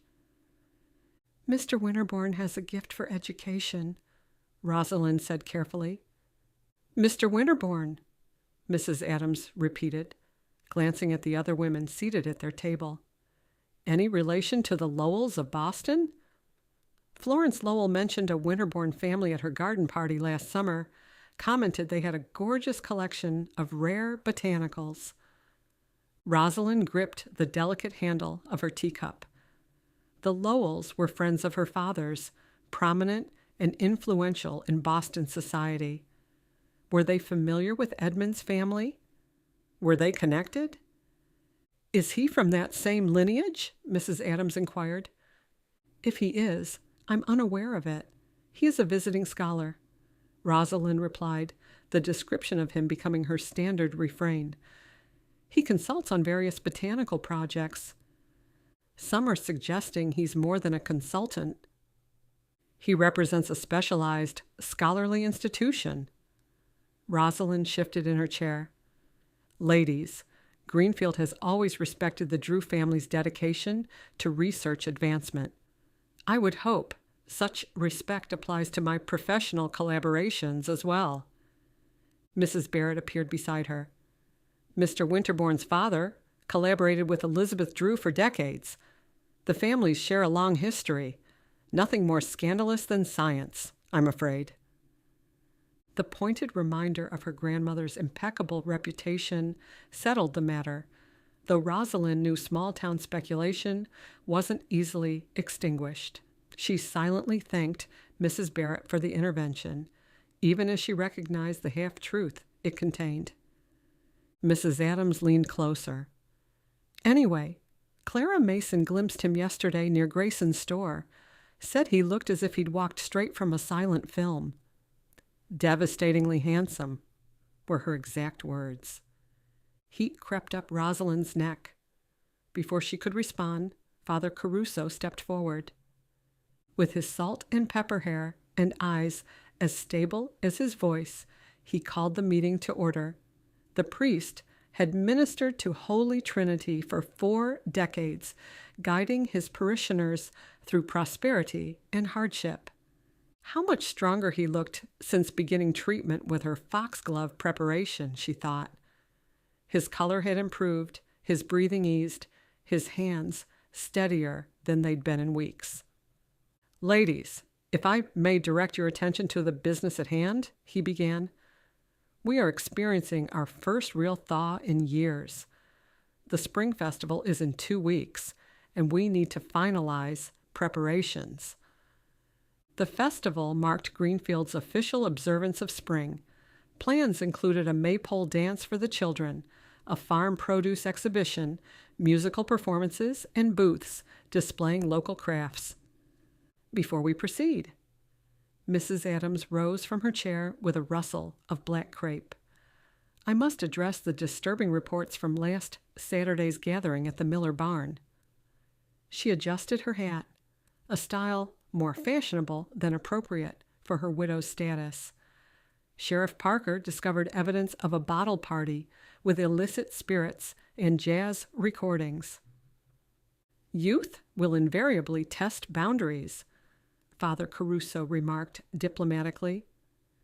Indeed, although prohibition is the law of the land, Mrs. Fairchild countered, tapping her WCTU pin conspicuously displayed on her lapel. We cannot allow speakeasy culture to corrupt our town. Can we provide more appropriate entertainments for the teens? Mrs. Halstead suggested. Let's install the community radio receiver in time for the festival. I understand President Coolidge will deliver an address. Marvelous idea, Miss Taylor, the librarian, chimed in. We've ordered additional recordings. Paul Whiteman's orchestra is quite popular and perfectly respectable. The conversation swirled as Rosalind observed how much the ladies' auxiliary reflected their town, tradition and progress engaged in constant negotiation, neither fully winning nor losing the cultural battlefield that was 1920s America. Miss Drew, will the conservatory take part this year? Father Caruso asked. Your grandmother always provided a splendid botanical display. The Drew Conservatory traditionally featured prominently in town celebrations, showcasing exotic blooms and offering informative presentations. Of course, she agreed, cataloging in her mind which items could travel safely. I'll arrange a showing of medicinal and ornamental varieties of plants and the foxglove derivatives Dr. Caldwell has found so effective. Father Caruso smiled and said, Perhaps your consultant that we're all hearing about might contribute. Rosalind hesitated, uncertain whether Edmund would consider attending a community festival. I'll extend the invitation, she answered, though his schedule is unpredictable. The meeting proceeded with discussions of booth assignments, performance schedules, and refreshment planning. Often, she was aware of the covert glances between the ladies, the whispered conversations that paused whenever she approached. Greenfield had connected the unusual occurrences, forming theories about the conservatory and its mysterious consultant. Small towns harbored few secrets for long. Truth surfaced, regardless of how carefully one tried to bury it. Afterwards, Dr. Caldwell caught Rosalind's arm as she prepared to leave. A moment of your time, Miss Drew, he inquired. The physician had been her grandmother's closest professional collaborator, incorporating her plant-based remedies into his medical practice. Crow's feet etched his face, deepening as he smiled. Walk with me." He gestured toward the churchyard. "There are matters best discussed away from curious ears." Rosalind's dress swished over the grass, her practical boots feminine with their modest heels. The lightweight shawl around her shoulders, crocheted in pale blue, fluttered with each gust of wind. They strolled through Holy Trinity's churchyard, between granite markers and flowering dogwoods. Among them stood her grandmother's monument, a stone bearing the epitaph, "She tended God's garden faithfully." Rosalind smiled, more accurate than most people realized. "She shared her specialized knowledge with me in the late 1890s, Dr. Caldwell said, stopping before the grave. He turned to Rosalind, his black medical bag hanging from one hand. "She trusted me to monitor results." White petals drifted over headstones as chickadees called from the branches of a maple tree, its leaves stretching toward the April sky. Patches of sunshine played over the worn paths, while shadows retreated beneath the stones. Dr. Caldwell's tweed jacket had seen better days, frayed at the cuffs, and his starched collar conveyed a man who valued his position. "What results did you observe?" Rosalind asked, adjusting her hairpins as a breeze threatened to claim her straw bonnet. "Medicines that were effective beyond conventional understanding. Plants that thrived out of season." He paused, his gaze following a butterfly that landed on a headstone. Occasionally, she referred to conversations with a person who she never introduced to me. He withdrew a journal from his bag. Its cover bore no title, and the corners had yellowed. "She gave me this 30 years ago, making me promise I would share it at the right time and with the right person. I believe that time has come." Distinct from her grandmother's botanical journals, this journal included no scientific observations. Instead, it contained poetry, inscribed in careful lines. "Between one breath and next, stand those who see with double vision, one eye to science, one to marvels, hands cupping reality's watershed. Several times I walked the forest path, several times returned with knowledge beyond words, maintained through faith and wisdom. All paths honor if walked with truth. Remember, love bridges what knowledge divides." Dr. Caldwell squeezed Rosalind's hand. "You carry both her analytical mind and her compassionate heart. You are the right person." Rosalind tucked the journal into her leather clutch. "Thank you for keeping this safe, and thank you for entrusting me with it now." They parted at the churchyard gate, Dr. Caldwell resuming his rounds, while Rosalind walked toward the town square. The festival committee had already begun measuring spaces for booths and displays. On the green, women in dropped waist dresses and cloche hats worked alongside men in shirt sleeves, tape measures stretched between wooden stakes as they marked boundaries with white chalk. Mrs. Fairchild supervised from beneath a wide-brimmed straw hat, her Oxford heels sinking into the soft earth as she instructed with gloved hands, clipboard pressed to her chest. "Miss Drew," Mrs. Sullivan called from her porch. "Look." The woman bent arthritic fingers that had been curled and painful for years. "I'm heading to Grayson's store to buy yarn. I'm able to knit again." "Wonderful," Rosalind replied, genuinely thrilled by the woman's improvement. "The entire town feels different. Spring has come." Rosalind gave a nod. Edmund's influence was spreading. As she continued, a tall, handsome man emerged from the store, his platinum hair unmistakable. Edmund, in broad daylight in the center of Greenfield, he was examining an array of gardening tools, his formal attire replaced by clothing that almost passed for conventional, a light-colored suit of summer weight, collar open at the throat, and no tie. Only the effortless grace of his movements distinguished him as different from the other men inspecting rakes and hoes. "This is unexpected," she said, approaching him. He turned. "Rosalind." His tone changed when he uttered her name, softer, deeper, sending a cascade of tiny sparks down her spine. "I'm surprised you ventured into town," she said.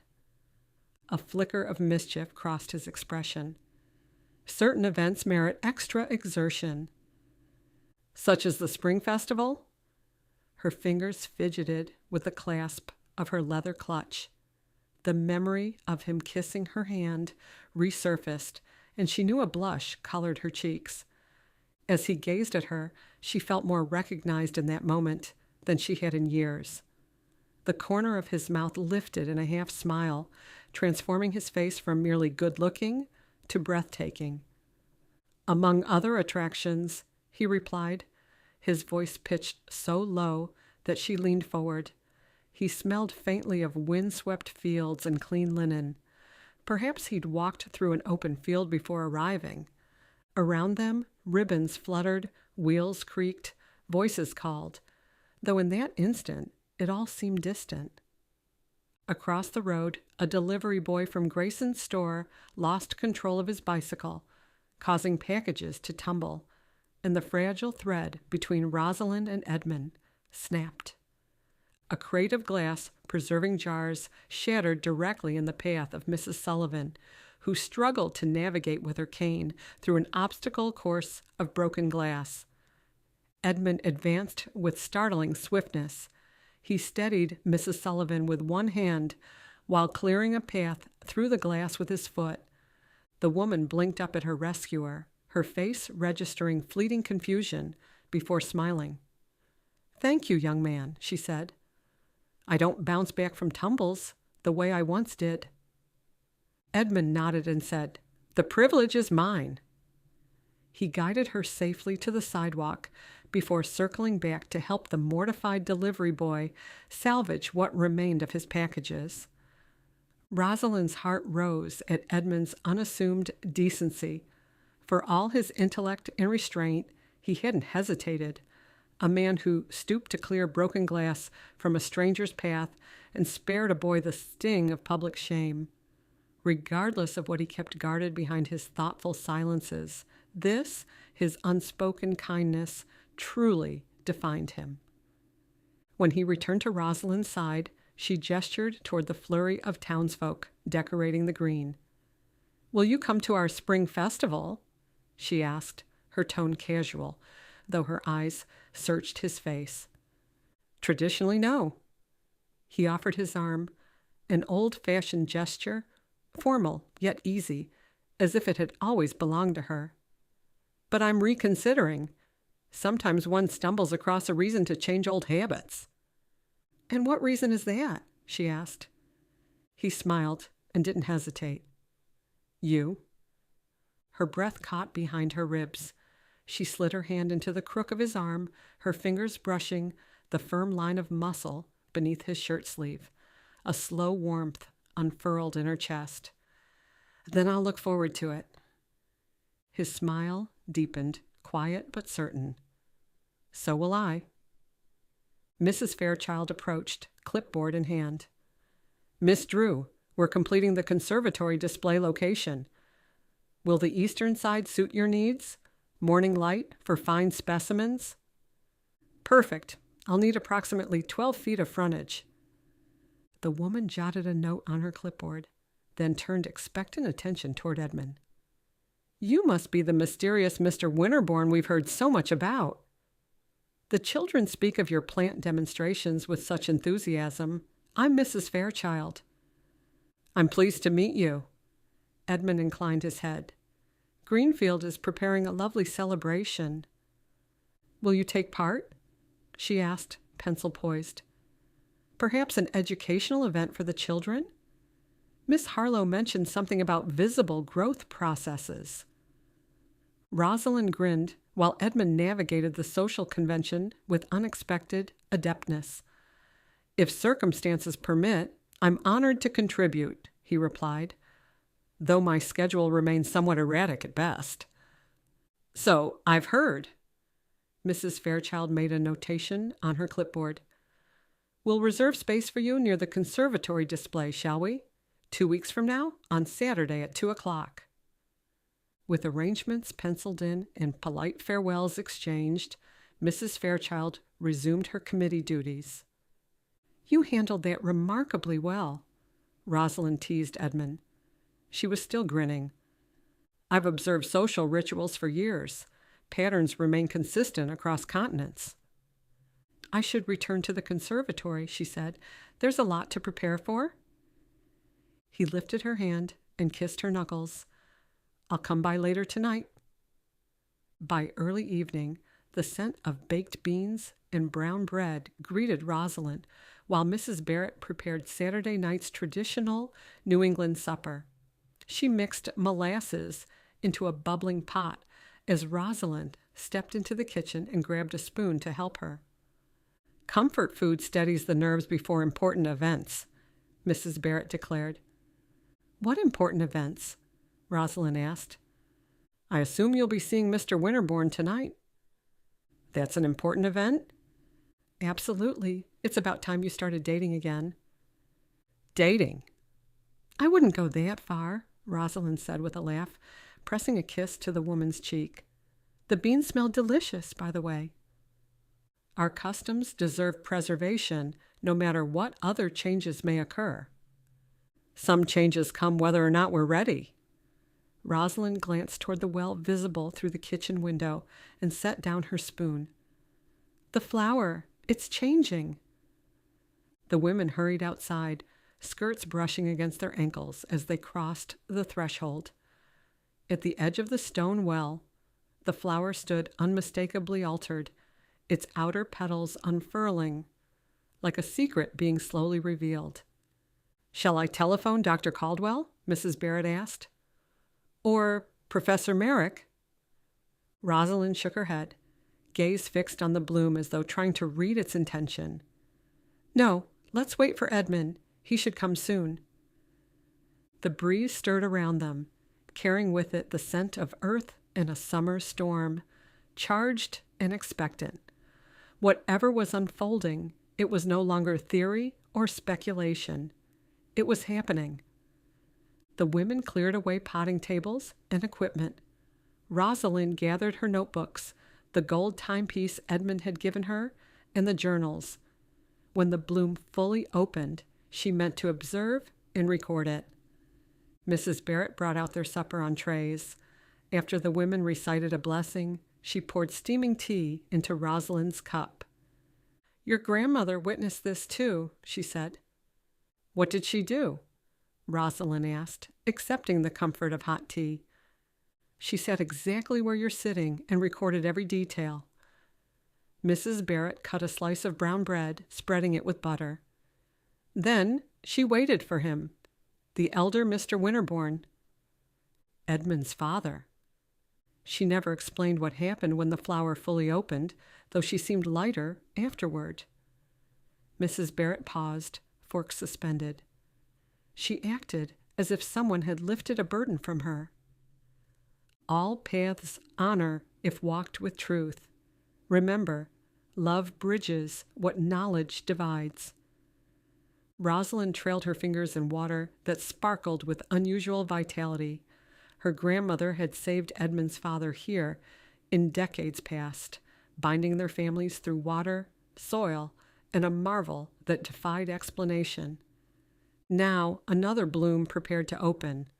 Stars appeared in green fields darkening the sky, and the air felt charged with hope.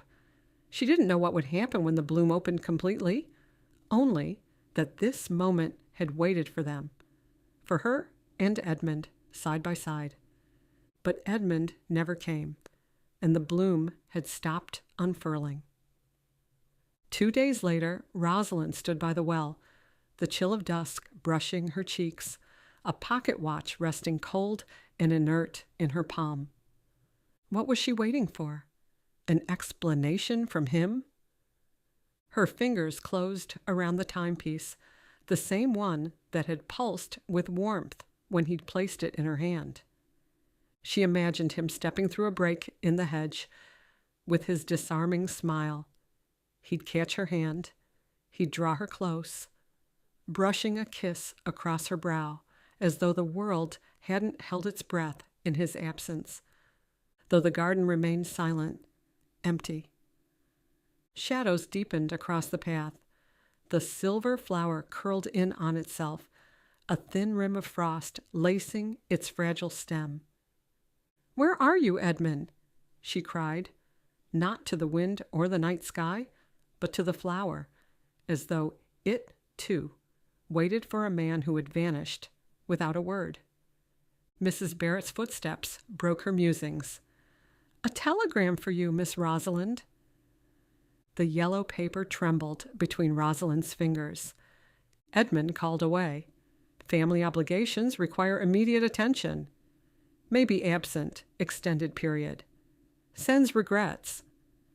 Arthur Winterborne. "That's all?" Her voice sounded unfamiliar, as if it belonged to someone else, someone left behind. "No explanation?" Mrs. Barrett only shook her head. The silver flower recoiled, its frost-laced petals drawn inward, ice threading through each fragile vein with merciless precision. 3 more days passed in muted silence. Though the radiators clanked and groaned, feeding the conservatory's old iron lungs with coal and fire, a creeping cold seeped in. Ferns withered and drooped. Once vibrant blossoms faded into a watercolor wash of lifeless hues. "Furnace trouble?" Dr. Caldwell remarked during his morning visit. He adjusted his stethoscope strap over his shoulder, breath visible in the air. "No." Her fingers skimmed a foxglove stem. It snapped at her touch, thin as glass. Something else entirely. That evening, she sat alone beneath the arched panes, the universe beyond gone to gray. The silver flower stood encased in a sheath of ice, too delicate to endure the weight of winter. The pocket watch lay in her palm, its tick barely audible, though she wound it each night with careful hands. Futile prayers in the language of hours and minutes. Sleep brought no peace. In dreams, Edmund stood at the border of a frozen forest. When she called his name, he turned away, as if unable to hear her. She woke with damp cheeks and tangled sheets. A hollow ache settled beneath her ribs. On the 5th morning, she made her decision. "I'm going to find him." Rosalind fastened her coat, each button slipping into place beneath fingers steadied by resolve. The Winterborne estate, Edmund said it was just beyond the edge of town. Mrs. Barrett paused in her folding of a hearth blanket, smoothing the fabric once, then again, as though taming creases might somehow order the planet. "What if this isn't what you believe it to be, dear? What if he's not coming back?" Rosalind stilled, then reached for her gloves. "Then I need to know. I won't let him disappear into silence and speculation. If I've lost him," her voice grew quiet but sure, "I'll lose him knowing why." The county clerk's records confirmed it. Winterborne estate, deeded several years prior, nestled 5 miles beyond Greenfield's edge. A name, a location, and suddenly the silence felt more deliberate. A few hours after, the conservatory door creaked open. Edmund stood in the threshold, framed by fractured morning light. His platinum hair clung damply to his brow, disheveled as though he hadn't slept in days. A fading cut arced along his cheekbone. His eyes, those unmistakable storm-colored eyes, gave her pause. Shadows haunted them, shadows she had never seen before. "Rosalind!" Her name sounded ragged, as though torn from him. She didn't move. One step, and this tenuous moment might dissolve like breath on glass. "What happened?" she asked. He took a step forward, then halted. "Someone tried to destroy my grandfather's records. everything he spent a lifetime preserving, gone, or nearly. They set fire to the archives. Who would do such a thing? My suspicions are Atlantic Botanical. His hands, always so steady, so capable, shook. They've wanted our research for years. I secured what remained and ensured my grandfather was safe. He's with a colleague, under a different name, far from Greenfield. Rosalind pressed a hand to her chest, steadying the pain beneath. You've been carrying all this alone. Then, quieter, but no less fierce. You couldn't send me a proper message? Even a line to say you were alive? The words slipped out, brittle with the ache of long hours and sleepless nights. He blew out a breath and said, I thought if I disappeared, if I made it appear that I'd severed all ties to the conservatory, it might keep you out of their sights. As he spoke, the silver flower shimmered, the frost melted by degrees, droplets clinging to its slender stem. Rosalind reached for him, no longer tentative. She found his hand and folded it into hers. Within the conservatory, color returned. Leaves expanded with silent grace. Blooms opened as if roused from sleep. His grip tightened. I won't leave again, not without telling you the truth. She nodded, her throat too full for words. She leaned into him, her forehead brushing his chest, where his heartbeat offered the only reassurance she needed. And for the first time in days, the cold receded. Chapter 8, Shadows of Doubt. Nightfall revealed exceptional beauty. The setting sun tinted Greenfield in shades of orange and rose, and shadows resembled fingers across the landscape. Birds sang their evening songs with unusual harmony, while Rosalind continued her meticulous documentation. The scientific part of her mind cataloged observable phenomena, temperature fluctuations, and barometric pressure changes. The other part saw meanings beyond measurement. Miss Rosalind, Mrs. Barrett said, there are automobiles approaching, 3 of them. Rosalind looked up from her notes, disoriented by the intrusion of reality. She moved closer to the windows to get a better view as headlights wound up the hill, their progress deliberate. Who would come at this hour?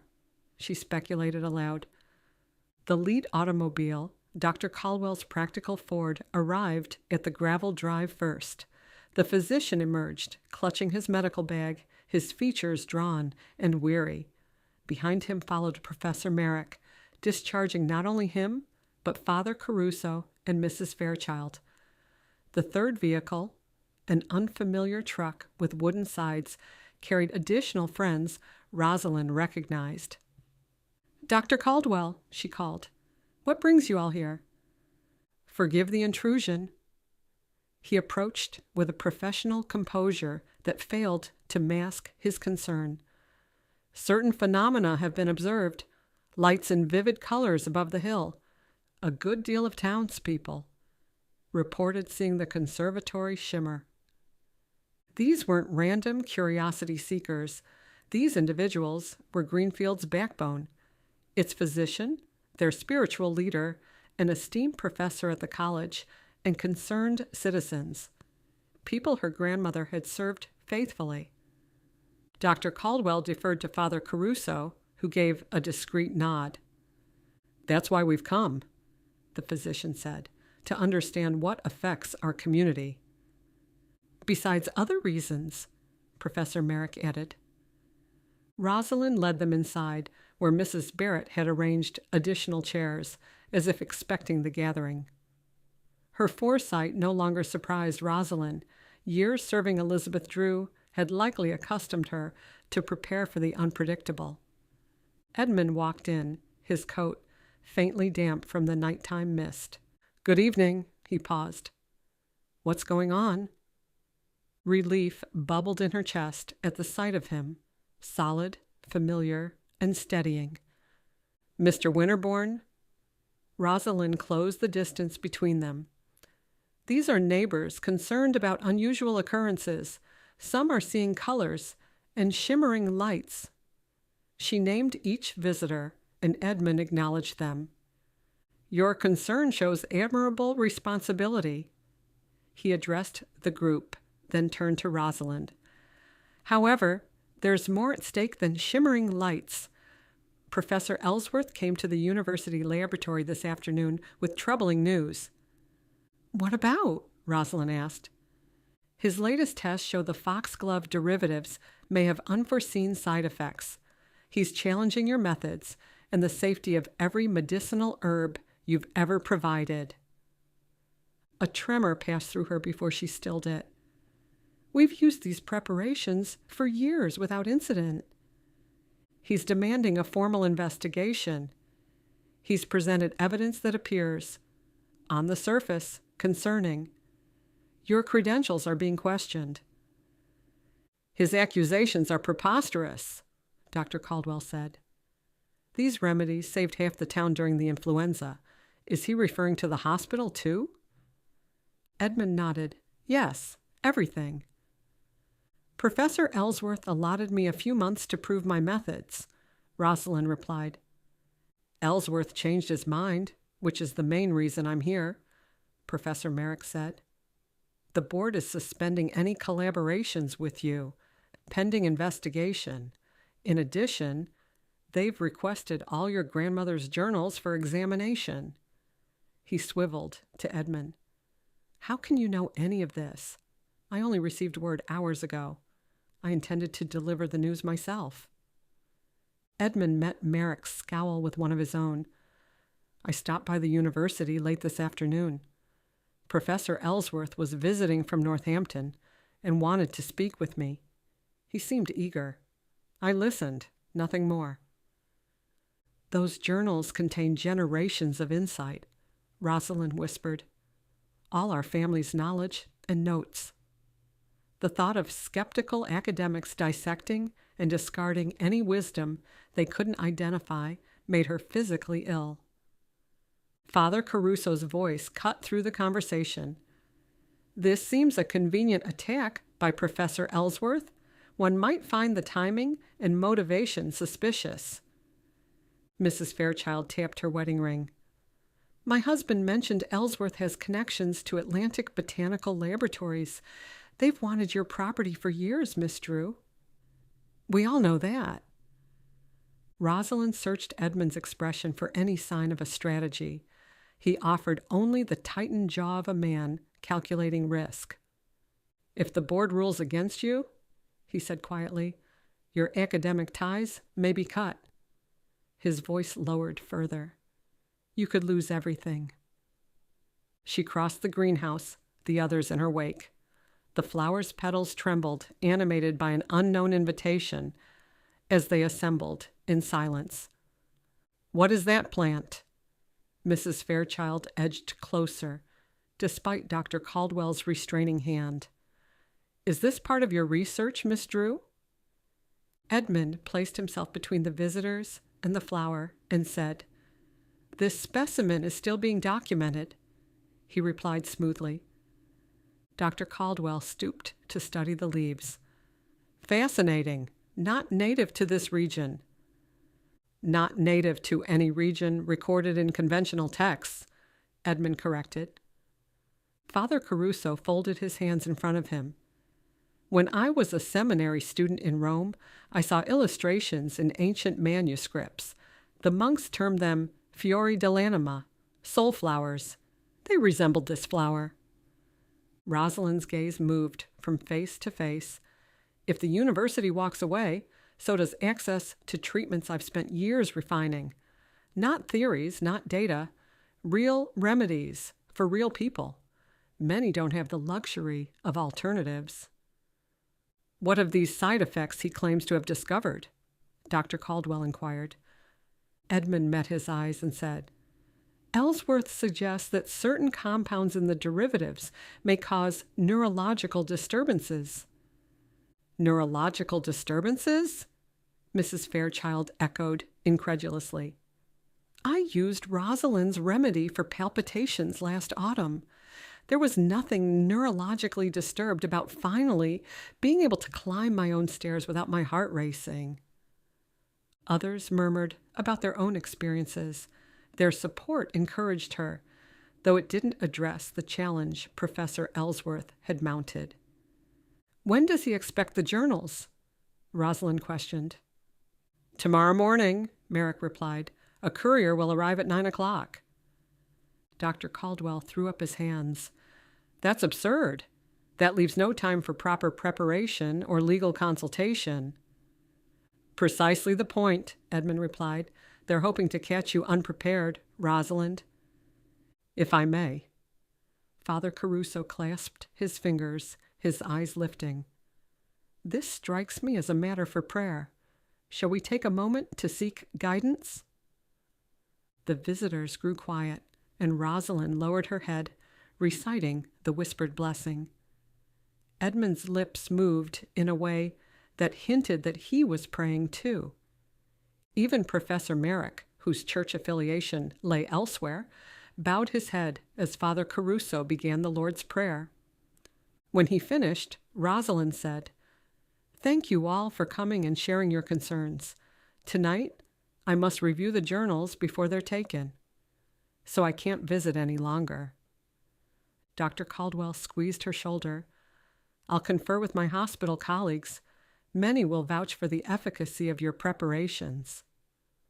One by one, they departed until only Edmund remained. "I should have warned you sooner." He stared into the deepening darkness outside the glass walls. "Ellsworth's sudden concerns provide convenient leverage for you selling." "The timing isn't coincidental, is it?" Rosalind stepped to his side. "Finally, spring truly returns to Greenfield, and suddenly they're investigating my research and challenging my competence." "Science and wonder once walked hand in hand. Currently one seeks to banish the other," Edmund murmured. "Once they take the journals, they'll find more questions than answers. Notes about plants responding to music and unusual growth cycles." "Precisely. Evidence they can use to discredit you." Rosalind crossed to her grandmother's desk, her fingers skimming over the leather bindings of beloved journals. "I can't lose this place, Edmund." Her mind flashed to Mrs. Sullivan's arthritic hands, who now could knit again, to little Charlie's persistent cough, eased by her herbal syrup, to Father Caruso's strengthened heart. The conservatory served Greenfield in ways Atlantic Botanical's sterile laboratories never would. Edmund hesitated and asked, "What if?" She met his stare. "What if what?" "What if we sped up the process?" He nodded toward the flower. "It's nearly ready. With the right conditions, it could bloom tonight." Expectation flickered, then faded. "How does that help against Professor Ellsworth's accusations?" Edmund nodded and said, "This flower is a symbol of what's possible. Your grandmother saw it bloom, and after that, she stood up to those who wanted to control this place." Mrs. Barrett came into the doorway, her practical presence a steadying counterpoint to their conversation. "The flower is changing," she announced, "and there's someone at the gate." Rosalind tensed. "Who?" "Professor Ellsworth says he couldn't wait until morning and wants to secure the journals tonight." "I sincerely doubt that the board works at night," Rosalind said. "Isn't he supposed to send a courier?" "Apparently not," Mrs. Barrett faltered. "He refuses to leave. I told him you weren't available and suggested he return during proper business hours, but he's very insistent." "Stall him," Edmund instructed, his tone calm. "Tell him Miss Drew is gathering the requested materials. In the meantime, he can wait in his car." He faced Rosalind. "We have little time. The flower should be close to blooming." "How?" He motioned to the copper pitcher. "Water from the well and your grandmother's insight. Plants need care and conviction." She did as he instructed and began pouring the water with trembling fingers. Panic threatened to surface. The same suffocating fear she'd experienced when her grandmother's stroke had left her alone, with the future of the conservatory in her inexperienced hands. For weeks afterward, she'd woken, gasping from nightmares where her family's legacy crumbled to dust while townspeople watched with disappointed faces. She'd sworn that she would never fail, never let down the people who depended on it. That same terror clawed at her chest, the fear of failing not only herself, but the Drew women and the entire community that had trusted them. "What does watering accomplish?" she asked. "How does a single flower stop Professor Ellsworth from taking all my family worked for?" "Because when it blooms, it shows what they refuse to believe. That intention matters. Your work isn't theory, it's living proof. Proof that your research is authentic and alive, a fact even Ellsworth can't discredit." Ever faintly, the bud at the center of the flower pulsed, responding to the moisture, to the warmth, to the hands that tended it. Chapter 9. The Choice. "Miss Drew?" Mrs. Barrett approached. "A woman has arrived from Amherst, quite unexpectedly at this hour.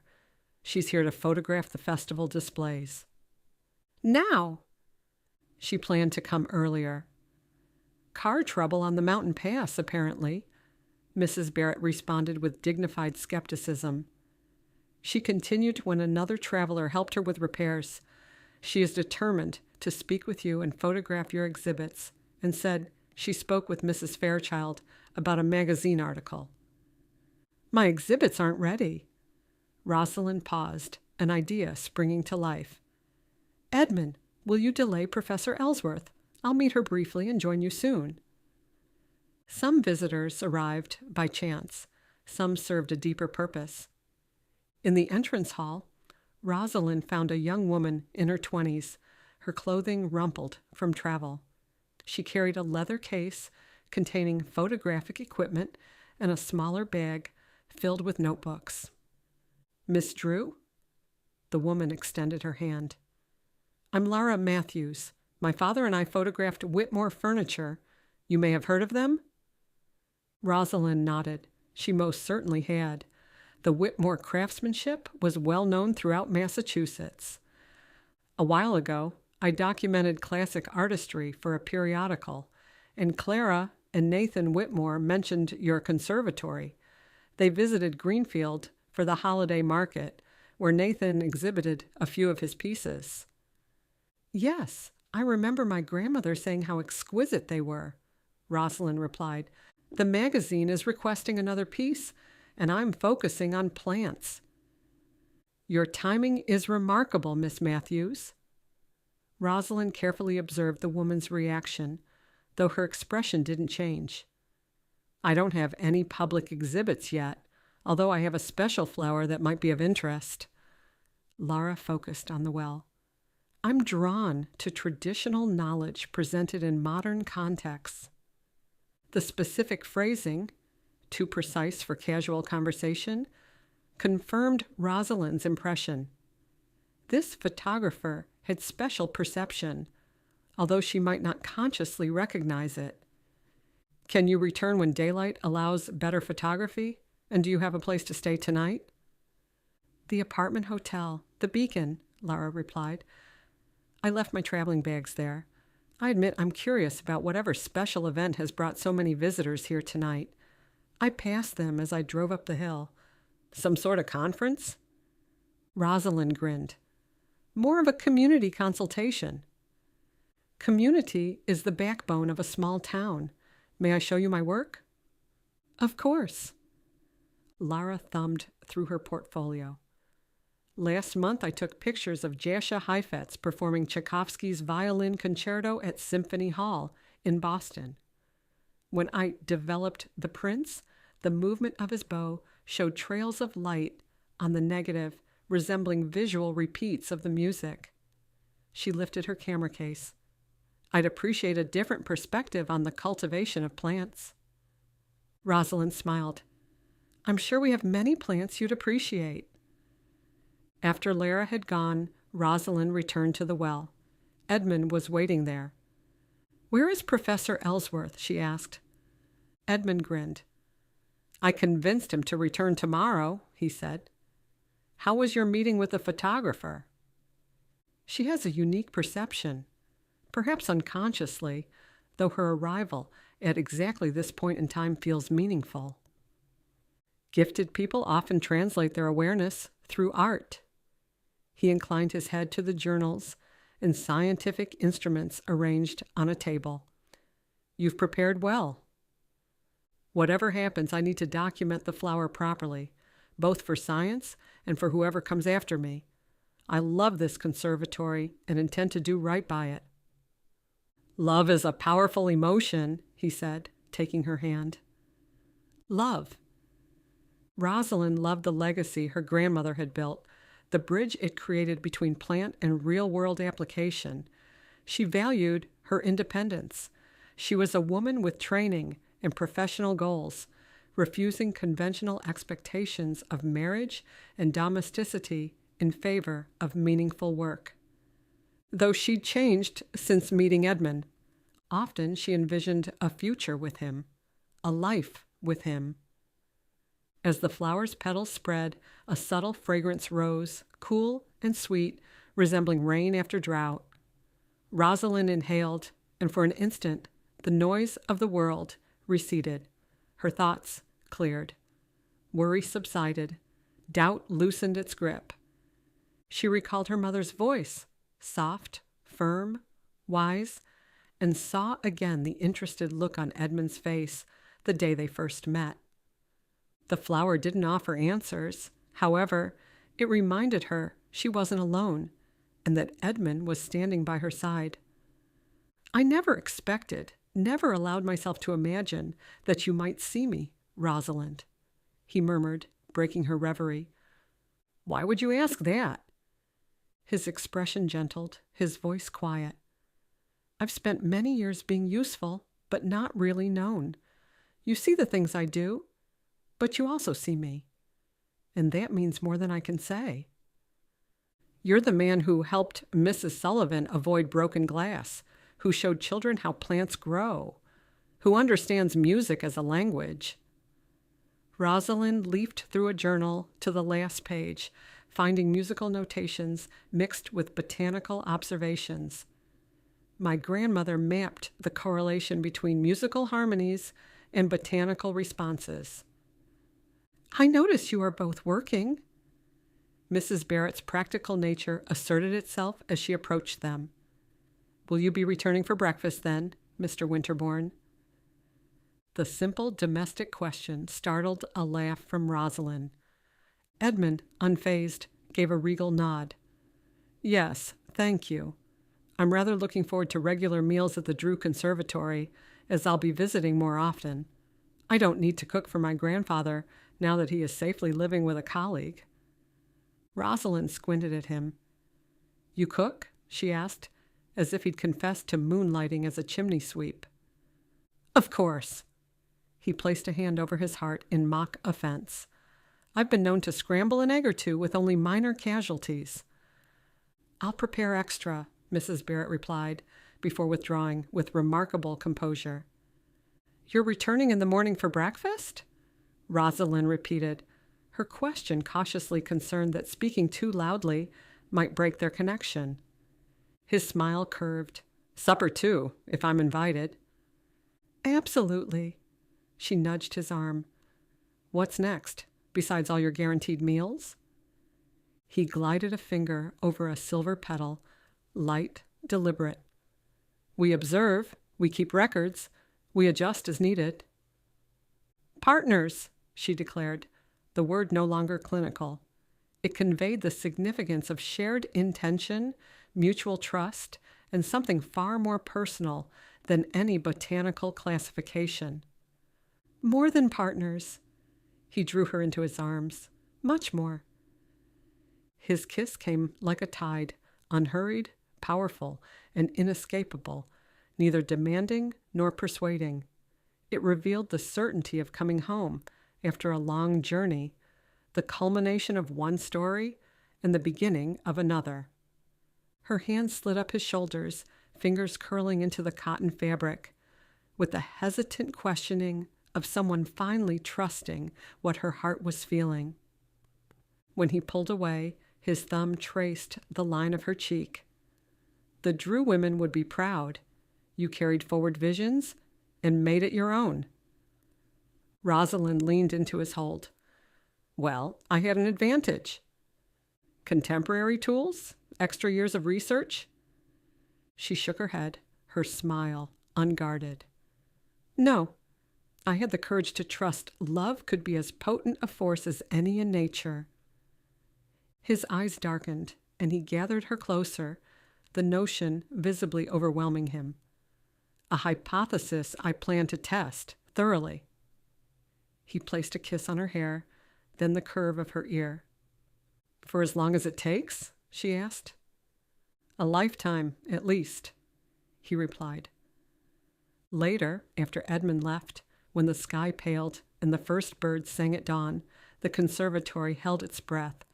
The bloom, delicate and defiant, bore witness to endings and beginnings, to legacy redefined. She'd chosen her path. She would honor it, reshape it, and step fully into her future.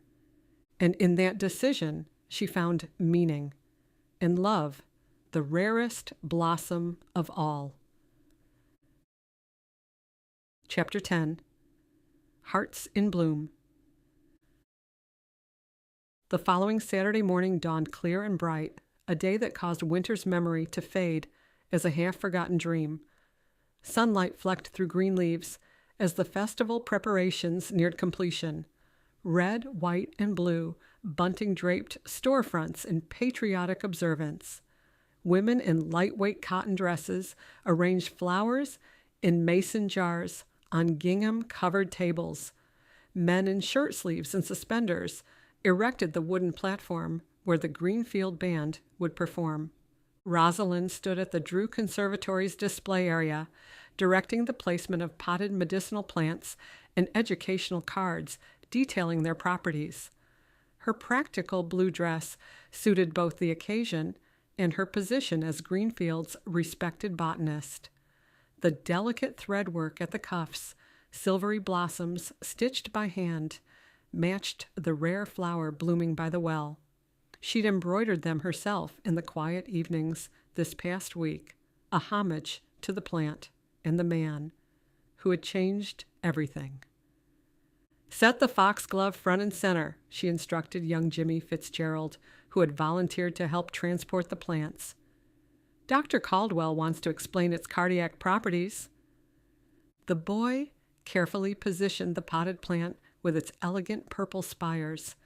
His eyes lit up with the same excitement she'd seen when he described the intricate cabinetry created by Nathan Whitmore, the celebrated craftsman from Evergreen Hollow who'd visited their school's exhibition a few years earlier. Miss Drew, he said, is it true what Billy Peterson is saying? That you have strange plants that don't appear in any reference books? Rosalind kneeled to adjust a display card. Children often perceive truths adults had trained themselves to overlook. I connect knowledge and faith, she replied. Like the Bible and the medicine Dr. Caldwell uses? Exactly. The boy nodded, satisfied with an explanation that matched his own world, the way his mother's prayers and Dr. Caldwell's foxglove tonic had both contributed to his sister's recovery from scarlet fever. As Jimmy raced to the wagon for more plants, Rosalind surveyed the festival coming to life around her. The maypole was in the square center, its ribbons in pastel blues, muted pinks, and buttery yellows, chosen by the ladies' auxiliary, fluttering in the breeze, casting playful shadows on the newly swept cobblestones. Farmers set out early produce on rough wooden tables, tart stems, asparagus, and greenhouse lettuce. The sweet, sharp aroma of cut rhubarb blended with the scent of damp soil from the potted plants, Mrs. Sullivan displayed her prize-winning jams, ruby-red strawberry preserves, and honey-colored apple butter, alongside Mrs. Grayson's fresh-baked bread. The mill exhibited newly woven textiles, their vibrant patterns showcasing Greenfield's industrial revival. Model T Fords sputtered at the edges of the square, parked beside horse-drawn wagons, the old ways yielding to the new, though not entirely gone. A gramophone played Ain't We Got Fun, its tinny melody drifting across the festival grounds. Ladies in dropped-waist dresses and cloche hats moved between the aisles, their hemlines scandalously near their knees, while older women watched with disapproval from the church steps. A flash caught Rosalind's eye as Lara Matthews adjusted her camera near the bandstand. The pretty photographer had spent yesterday capturing the conservatory in the morning light, discovering more than mere botanical specimens. "You're seeing beyond the surface," Rosalind had observed as Lara photographed the silver flower with particular attention. The young woman had glanced up. "My father always said I capture what's hidden. However, many think I'm imagining things. Although you see it too, don't you?" Rosalind nodded. "Sometimes." "Miss Drew." Father Caruso approached with 2 cups of lemonade and offered one to Rosalind. "Your exhibition is magnificent. I've been meaning to tell you. Mrs. Wilson's breathing troubles have disappeared completely since starting that new tincture." "I'm pleased to hear it," Rosalind replied, accepting the cool drink. The valerian and wild cherry combination often work well for respiratory complaints. His sincere praise heightened her awareness of the challenges looming. They were practical concerns, financial stability and credibility, since she'd relinquished her journals to Professor Ellsworth. The most pressing challenge waited in the telegram that had arrived that morning, folded in her pocket. Her father announced he would arrive from Boston on Monday's train, accompanied by an executive from Atlantic Botanical Laboratories. They still sought to purchase the conservatory to modernize it according to factory efficiency. She traced the outline of the telegram, remembering the day he departed for Boston. He solved problems through mechanism and industry, different from her mother's intuition and her grandmother's wisdom. "You're more Harris than Drew," he told her, referring to her mother's surname as both a blessing and a burden. "Too similar to find any contentment in Boston society." He meant it as an engineer's assessment. His letters arrived regularly, containing technical details and fatherly concern, yet they never closed the gap between their differing views. Rosalind pushed these musings aside as the town clock struck 11. The festival officially opened at noon, and she had promised to meet Edmund beforehand. Their midday talks had become precious, each one strengthening their bond. "Jimmy," she called to the boy as he positioned the chamomile plants, "can you finish here? I need to return to the conservatory briefly." "Sure, Miss Drew. I'll make sure every plant is perfect." Rosalind progressed through the bustling square, greeting townspeople who viewed her with a mixture of respect and undisguised interest. Word had spread about the conservatory's special properties, about Edmund's becoming more and more integrated into the community. As she drove up the winding hill, the conservatory came into view, the massive structure rising identical to a crystalline palace, exotic palms and flowering vines pressed against the glass. Inside, Mrs. Barrett supervised Lara's new assistant, a nervous, youthful man who was carefully packing photographic equipment for transport. "Mind those glass plates," the housekeeper instructed. "Miss Matthews would be heartbroken to lose her morning's work." "Hello," Rosalind called. "Is Edmund here yet?" "In the rose garden. He mentioned preparing a surprise for his demonstration." Rosalind headed through the corridor, retracing the path to the place where Edmund had first stepped into her life. She could still picture it, the surreal burst of flowers forcing their way through stone, and the stranger with hair like platinum sunlight and eyes the color of a summer sky. Although he wasn't a stranger anymore, he'd become her constant, equal parts compass and catalyst, a man who challenged her intellect, respected her vision, and saw through her carefully constructed defenses.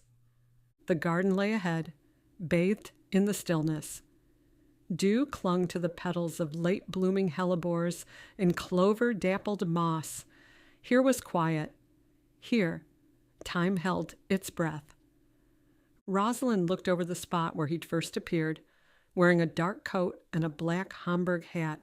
She'd been bracing for another loss. Instead, she'd found him, and through him, she'd rediscovered herself. She paused, surprised at the scene before her. Edmund knelt in the garden, trading his formal wear for a linen shirt and trousers covered by a protective canvas. He bent over a wounded creature, a cardinal with an injured wing, its bright red feathers dulled by stress and pain. "Gently now," he murmured. "Trust comes before healing." He stroked the bird's trembling body with one finger, while in his other hand he held a tiny fragment from the silver flower. Gradually, the cardinal stilled, its shining black eyes fixed on Edmund's face. "You are seen. Your pain matters. Your life has value." He spoke in a low voice, then hummed what Rosalind recognized as Greensleeves, the melody shifting to include quarter tones, giving the familiar tune an unanticipated depth and resonance. The bird chirped once, then launched into the air, circling Edmund's head before soaring skyward. Rosalind's heart swelled with an emotion so powerful it brought tears to her eyes. This man knelt in garden soil to heal a wounded bird because its suffering mattered to him. "That was beautiful," she said, stepping into the garden. Edmund peered up. "Rosalind, I didn't realize you were watching." "I wouldn't have interrupted for anything." She joined him among the roses. "Is the cardinal going to be all right?" "I pray it will be." "You pray?"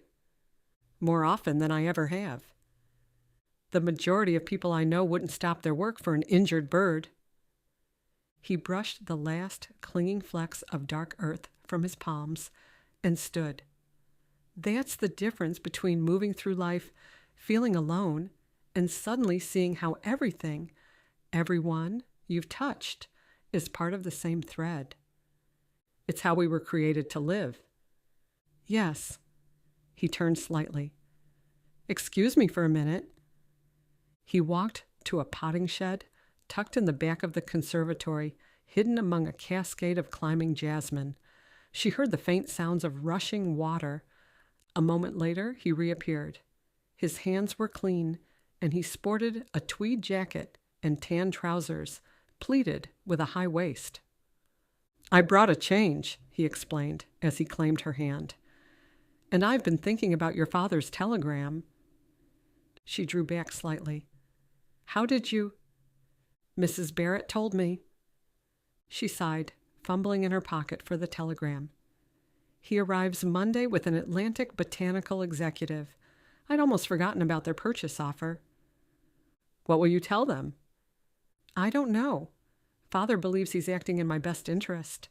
Atlantic Botanical provides financial security, recognition, career advancement. Everything my education prepared me to value. But this is my home." His expression shifted as he concentrated here on her. She appreciated this about him. The subtle crease forming between his brows, that his hand stilled in mid-motion as though the rest of the world could wait whenever she spoke. He didn't rush to respond. He let her words settle before reaching for them, as if they deserved the courtesy of space. He heard not only her voice, but the intention in it. "We'll offer wisdom they cannot find elsewhere," he said simply.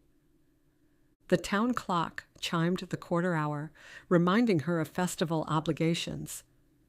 "The opening ceremony begins soon," she said, "and your presentation is at 2." They departed, deciding to walk. To casual observers, they seemed merely a distinguished botanist and her scholarly colleague. To those with discerning eyes, they were a couple falling in love. Once they entered the square, the festivities enveloped them. The Greenfield band tuning instruments on the wooden platform, youngsters laughing as they practiced maypole dances, merchants calling their wares with cheerful competition. Her exhibit stood ready, Jimmy Fitzgerald proudly explaining foxglove properties to curious visitors, while Dr. Caldwell showed tincture preparation. Father Caruso gave a blessing, acknowledging divine wisdom and God's remarkable creation.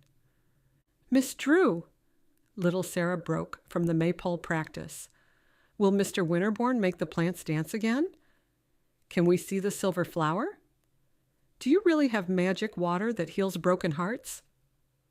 Rosalind laughed, appreciating how little ones translated complex concepts into a framework they could understand. "He'll talk about plant growth," she confirmed. "As for magic water, well, the conservatory uses special cultivation methods." "My mama says you're like the lady in the fairy tale who married the north wind." Rosalind's laughter came again, soft and surprised. "I'm not married," she said, though her gaze flicked instinctively to Edmund. He knelt beside Sarah, the fabric of his coat sweeping the gravel, his eyes steady and kind. "Your mama's wise," he said. Sarah grinned. "My plants get taller if I water them faithfully. They want to be taken care of." "Never lose that faith." Edmund's tone was low, almost reverent. "Faithfulness makes things grow. Gardens, yes, along with trust, friendship, and love." He glanced at Rosalind and smiled. She smiled back. She wasn't standing alone anymore. Someone was beside her. "I'll be back," he said, wandering away as Dr. Caldwell stepped over to her. "The conservatory is beautifully represented," he said. "It feels right to be part of the celebration." "More than right," the doctor corrected. "More like necessary. Greenfield needed this reminder that life continues, that seasons change. Your contribution goes beyond mere flowers. They are gifts." "Some gifts aren't easily explained," she replied, watching as Edmund narrated a tale to the little ones that caused them to gasp with delight. Dr. Caldwell followed her gaze. "Your Mr. Winterborne has become quite the local sensation. The mothers talk of nothing else and brag about his way with their children when he speaks to them." "He's not my—" Rosalind began, then stopped herself. What exactly was Edmund to her? A partner? Someone who awakened possibilities she'd never dared consider? "He's not mine," she finished. "Edmund belongs to a wider world than either of us." "Don't we all?" The doctor chuckled. "Though some connections seem ordained by Providence." He patted her hand. "I should check on the first aid tent. These events invariably bring at least one scraped knee or bee sting." As he departed, Mrs. Fairchild and several ladies from the auxiliary advanced. "Miss Drew," Mrs. Fairchild began, "we've been discussing the remarkable recovery the town has experienced." "Spring brings renewal," Rosalind said. "Indeed, although some renewals seem more miraculous than others." Mrs. Adams joined them, her black crepe exchanged for a navy dress with white trim, her first step away from widow's mourning. "My Gerald's rose bushes have sprouted." Bushes, I was certain, had died in the extended frost. It's as if they're stretching upward beyond sight. "Plants are more responsive to their environment than we often credit," Rosalind replied. "Speaking of responsive," Mrs. Fairchild's eyes darted to where Edmund now conversed with Professor Merrick. Mr. Winterborne has caused a stir among certain unmarried ladies. Clara Mason has been inquiring about his background most persistently." An unfamiliar sensation flickered in Rosalind's chest. Jealousy? No, it couldn't be. It must be a protective instinct, although one she hadn't experienced before. "His presence here relates specifically to botanical research," she stated. Mrs. Adams and Mrs. Fairchild shared a look that spoke volumes. "Botanical research," Mrs. Adams repeated with a smirk. "This is the label they're going with these days? My dear, I may be in mourning, but I'm not blind. How he looks at you isn't remotely scientific." Rosalind's cheeks turned hot. "I need to inspect the foxglove," she muttered. Mrs. Fairchild grinned. "Are you attending the spring dance this evening? Mr. Winterborne mentioned to my husband that he plays the violin. We could use more musicians." The spring dance. In Rosalind's absorption with offers and collaborations, she'd forgotten the culmination of the festival, a gathering beneath lanterns in the square, where couples enjoyed the beginning of the warm season. "I'll consider it," she promised as she retreated.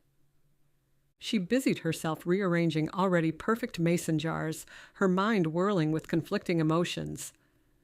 The children wanted to know if plants dream. Edmund's voice came from behind her, calm and centering. "I told them all. Living things seek light, especially in darkness." Rosalind swiveled, and there he was, far nearer than she'd expected. He stood like he always did, effortlessly commanding the surrounding space, his tweed coat skimming his broad shoulders, his hair in just enough disarray to suggest he hadn't meant to be irresistible. But he was. The sharp line of his jaw, the startling clarity of those blue eyes. He looked devastating, as if carved from some higher place and dropped into her life to undo everything she thought she knew. "You just gave a poet's answer," she said. "Yes," he replied, "a truthful one." Mrs. Fairchild mentioned the dance. "Ah," he grinned, "will you attend?" "I hadn't planned to. These types of days are exhausting." "And rewarding?" He reached past her to straighten a display card, his arm briefly brushing hers. The contact, however slight, sent awareness rippling through her. Community celebrations serve purposes beyond mere entertainment. They mark transitions and improve bonds between neighbors. "You sound like an anthropologist studying quaint local customs," she teased. "I've done exactly that for longer than I care to admit, observing in place of participating." The wistfulness in his tone touched a deep chord within her. How lonely his life must be, moving between cities and never forming connections, never experiencing the joy of belonging. "What's changed?" she asked. "Lately I'm reconsidering many long-held assumptions." Little Sarah darted between them, her braids flying. "Miss Drew, Mr. Winterborne. Come quick. The flower competition is starting, and everyone says your roses are really pretty." She pulled them to the judging tent, where Greenfield's gardeners showcased their finest blooms. Rosalind's conservatory didn't officially compete. It provided specimens for demonstration, not judgment, though townspeople judged all other flowers against hers. Throughout the afternoon, the festival's cheery chaos repeatedly separated Edmund from Rosalind. She glimpsed him teaching younger children about plant classification, demonstrating soil compositions to several farmers, and discussing potential collaborations with Professor Merrick. Despite the distance, she was mindful of his presence, his voice carrying over the open space, his form cutting through the crowd with authoritative intensity. His striking features were difficult to miss, drawing eyes without effort.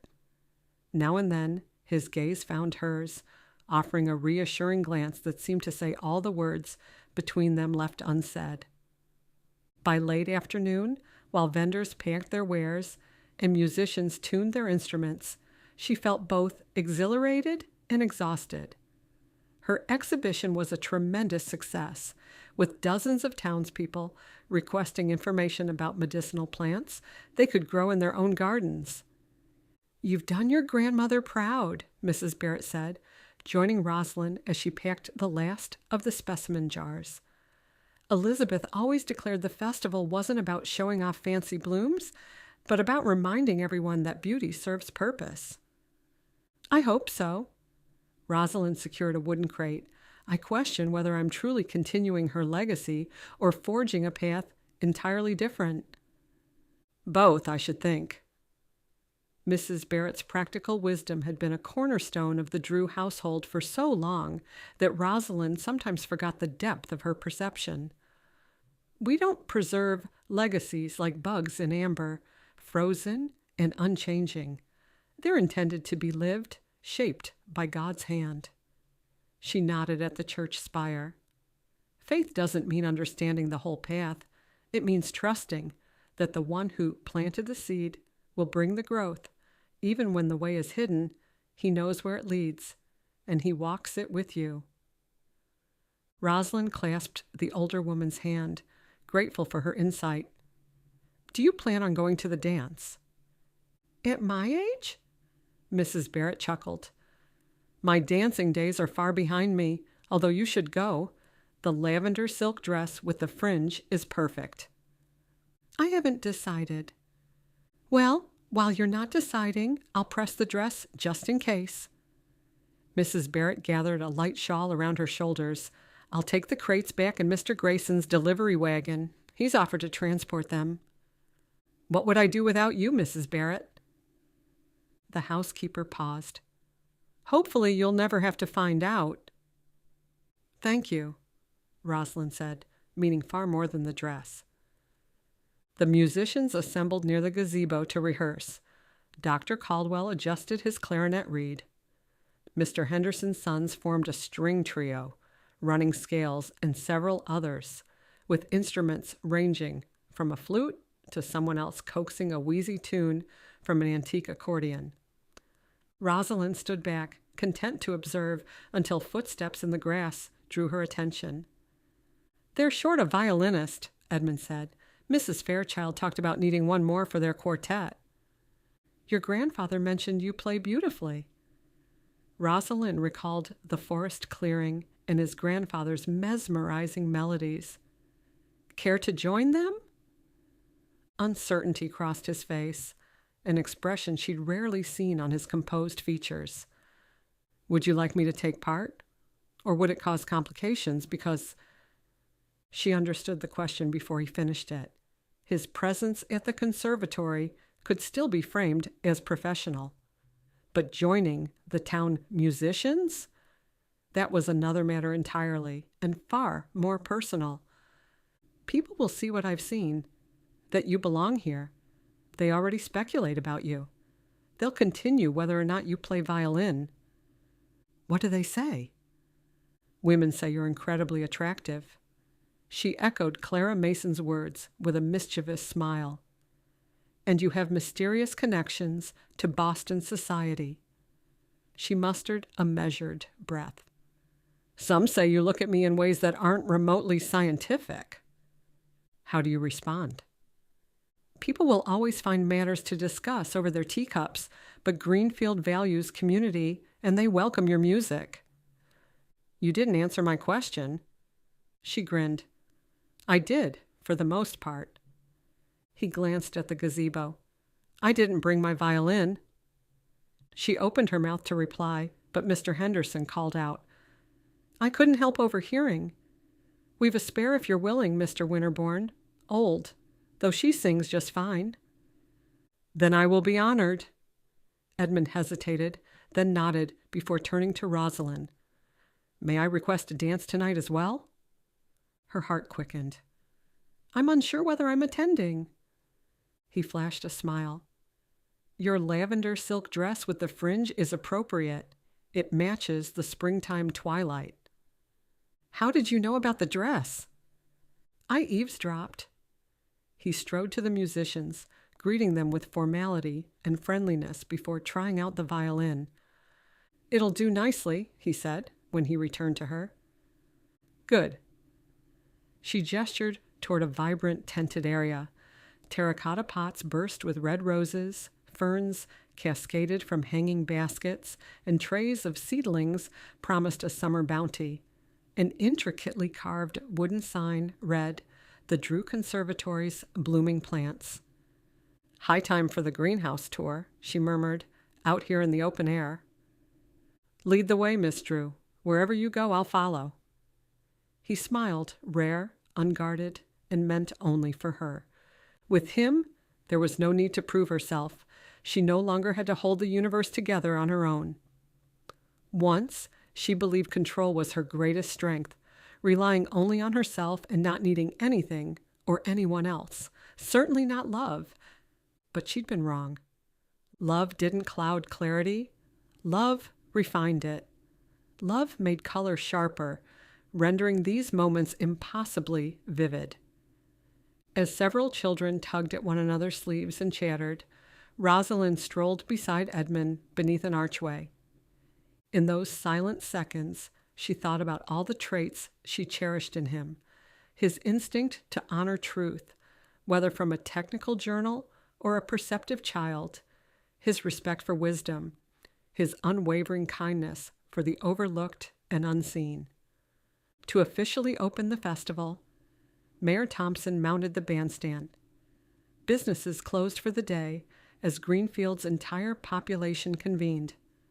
The brass band played America the Beautiful beneath a sky so blue it evoked a promise. Edmund and Rosalind's hands found each other, an instinctive joining. Laura Matthews stood nearby. She lifted her camera and captured the moment, the beautiful botanist and the handsome man framed against Greenfield's spring celebration. One photograph among many taken that day, yet perhaps the most significant. Later on, as twilight descended, Rosalind wandered to the square where workers hung lanterns to prepare for the evening's festivities. They strung electric bulbs between trees, a concession to modern convenience amid traditional celebration. "Progress and tradition," Edmund said, coming next to her. "Seasonal dances have marked transitions since before written history, humanity's approach to acknowledging cycles larger than individual lives." "You make a small-town dance sound profound. Most people come to enjoy the music and lemonade." A calmness settled while the workers continued, the steady rhythm of their preparations creating a peaceful backdrop. "I better go practice the violin. I missed the first piece." Edmund skimmed a soft, fleeting kiss to her forehead. "See you later?" She nodded, driving a few minutes later to the conservatory, her decision made.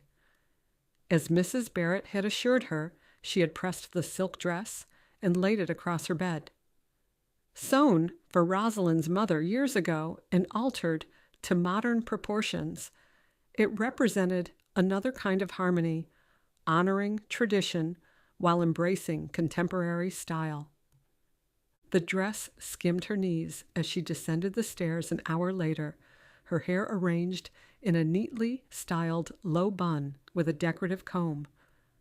Mrs. Barrett grinned her approval from her armchair beside the radio. "You are a beautiful woman. Your mother wore that dress to her first spring dance with your father." "I remember the photo," Rosalind replied. "However, isn't it unusual to attend a dance without an escort?" Mrs. Barrett's eyes brightened, a silent chuckle in their depths. "Don't you worry, dear. There will be plenty of gentlemen eager for a dance with you." Rosalind drove to town, the Model T's headlamps illuminating the winding road. As she approached, music drifted through the evening air. Ain't she sweet? Greenfield had become an enchanted garden, with lanterns glowing from every tree branch and electric lights twinkling overhead. Couples circled the dance floor, their motions forming patterns as intricate as any botanical design.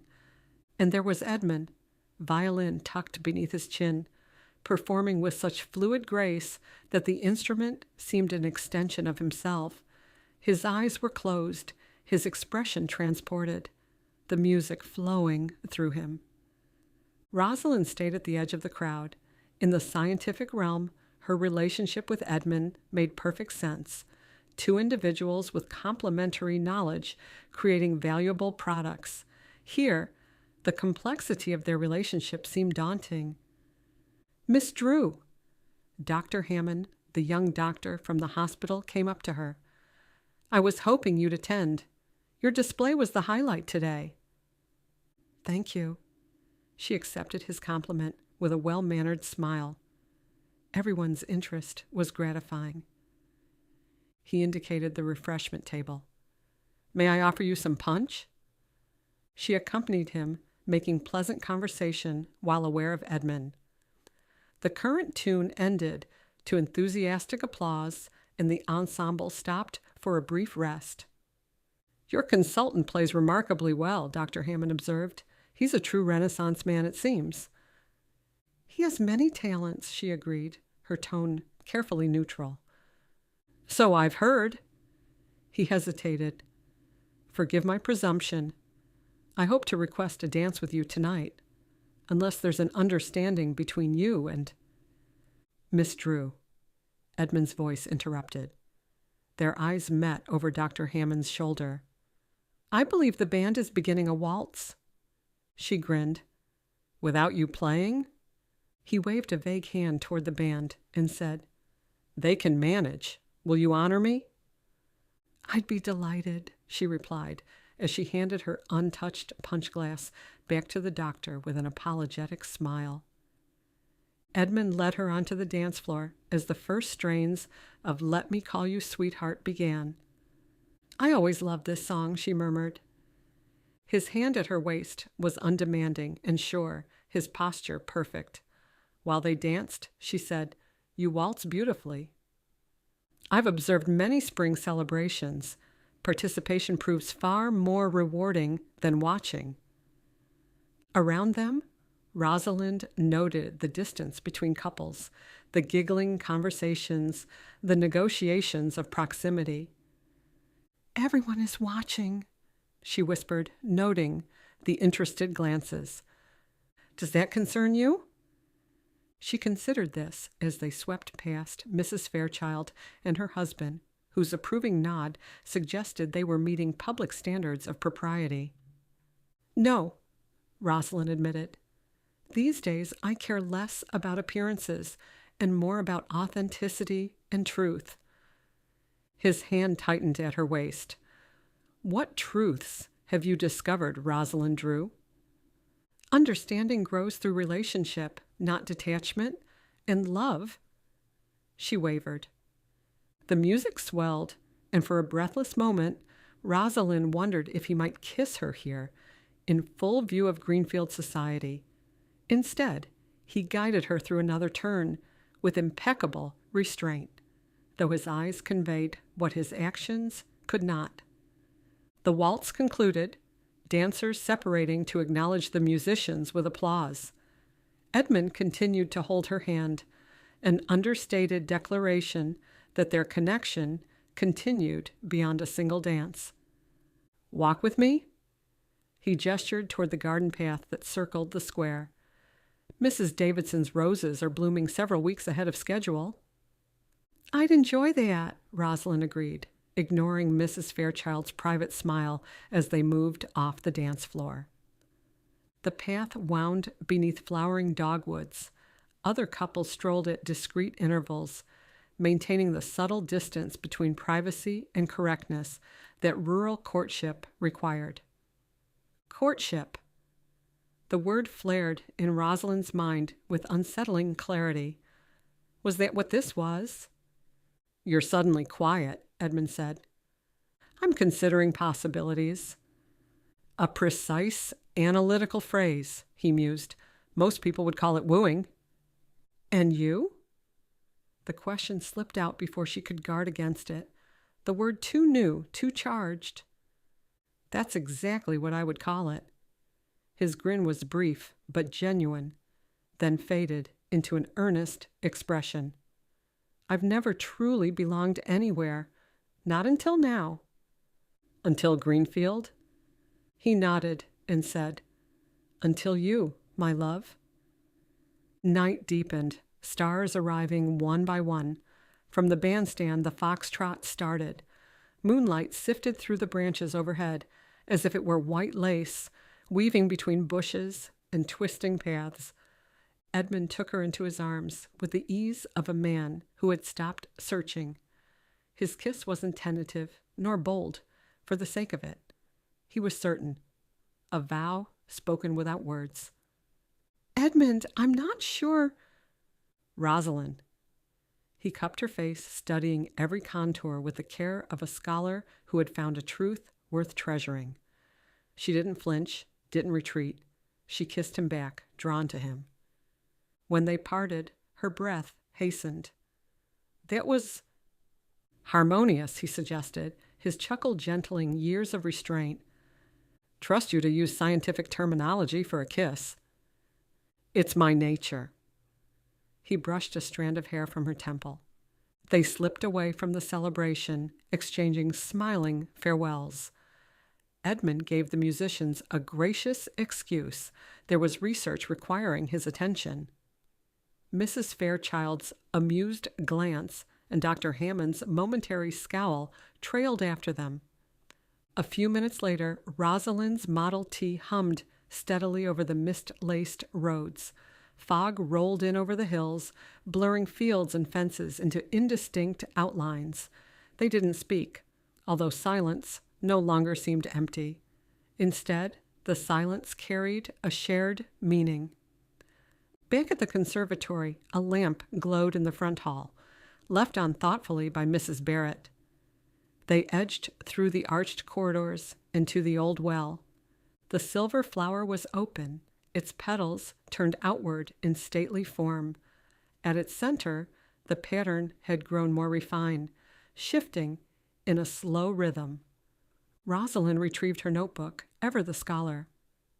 Foxglove derivatives show a 23% increase in potency, she noted, her magnifying glass glinting beneath the lamp. Germination rates have nearly doubled. If these metrics hold, we're on the verge of a truly transformative quality. Edmund didn't look at the flower. He looked at her. So what comes next? She asked. Not about research, not really. He threaded his fingers through hers. We observe, we nurture, we stabilize abundance with rest, brilliance with discipline. His thumb stroked hers. We do it as partners. In science? She offered the barest suggestion of a smile. He nodded and said, In life, in all the ways that matter. I should warn you, I question, I debate, I examine motives, even my own. He smiled. Then we shall complement each other beautifully, with love. She saw the man behind the intellect who had waited with patience and composure, never asking her to be anyone but herself. Love, she said, testing the shape of the emotion. He nodded. Enduring, elusive, and essential. Their next kiss didn't seek to define or declare. It affirmed. And in its quiet assurance, a new season dawned. Spring had returned, in garden beds, in research journals, and in two aligned hearts. Chapter 11. 2 transformations, 1 heart. Monday came with a sky streaked in pinks and gold, the sun admiring the sleeping streets before fully emerging. The train from Boston arrived at 11, bringing Robert Drew and Mr. Chamberlain, the Atlantic Botanical Executive. Rosalind had been alerted by phone that Professor Ellsworth, a surprising addition, would arrive with them. She positioned herself before the mirror in her bedroom. She had chosen a dress that conveyed professional authority with feminine grace, dove gray with embroidery at the collar and cuffs. "You look lovely," Mrs. Barrett commented, coming into the doorway with a cup of fragrant tea. Both your mother and grandmother wore that same expression when facing important decisions, determination with a touch of serenity. "I don't feel particularly serene," Rosalind confessed, accepting the tea gratefully. "My father is formidable when he's certain he's acting in my best interest." "His daughter can be quite formidable, too." The skin around Mrs. Barrett's eyes fanned out, resembling delicate paper, a subtle rosiness rising on her cheeks. "I recall a certain 7-year-old who insisted on helping in the garden, despite a bruised arm, because people need medicine more than I need 2 good hands." Rosalind smiled at the memory.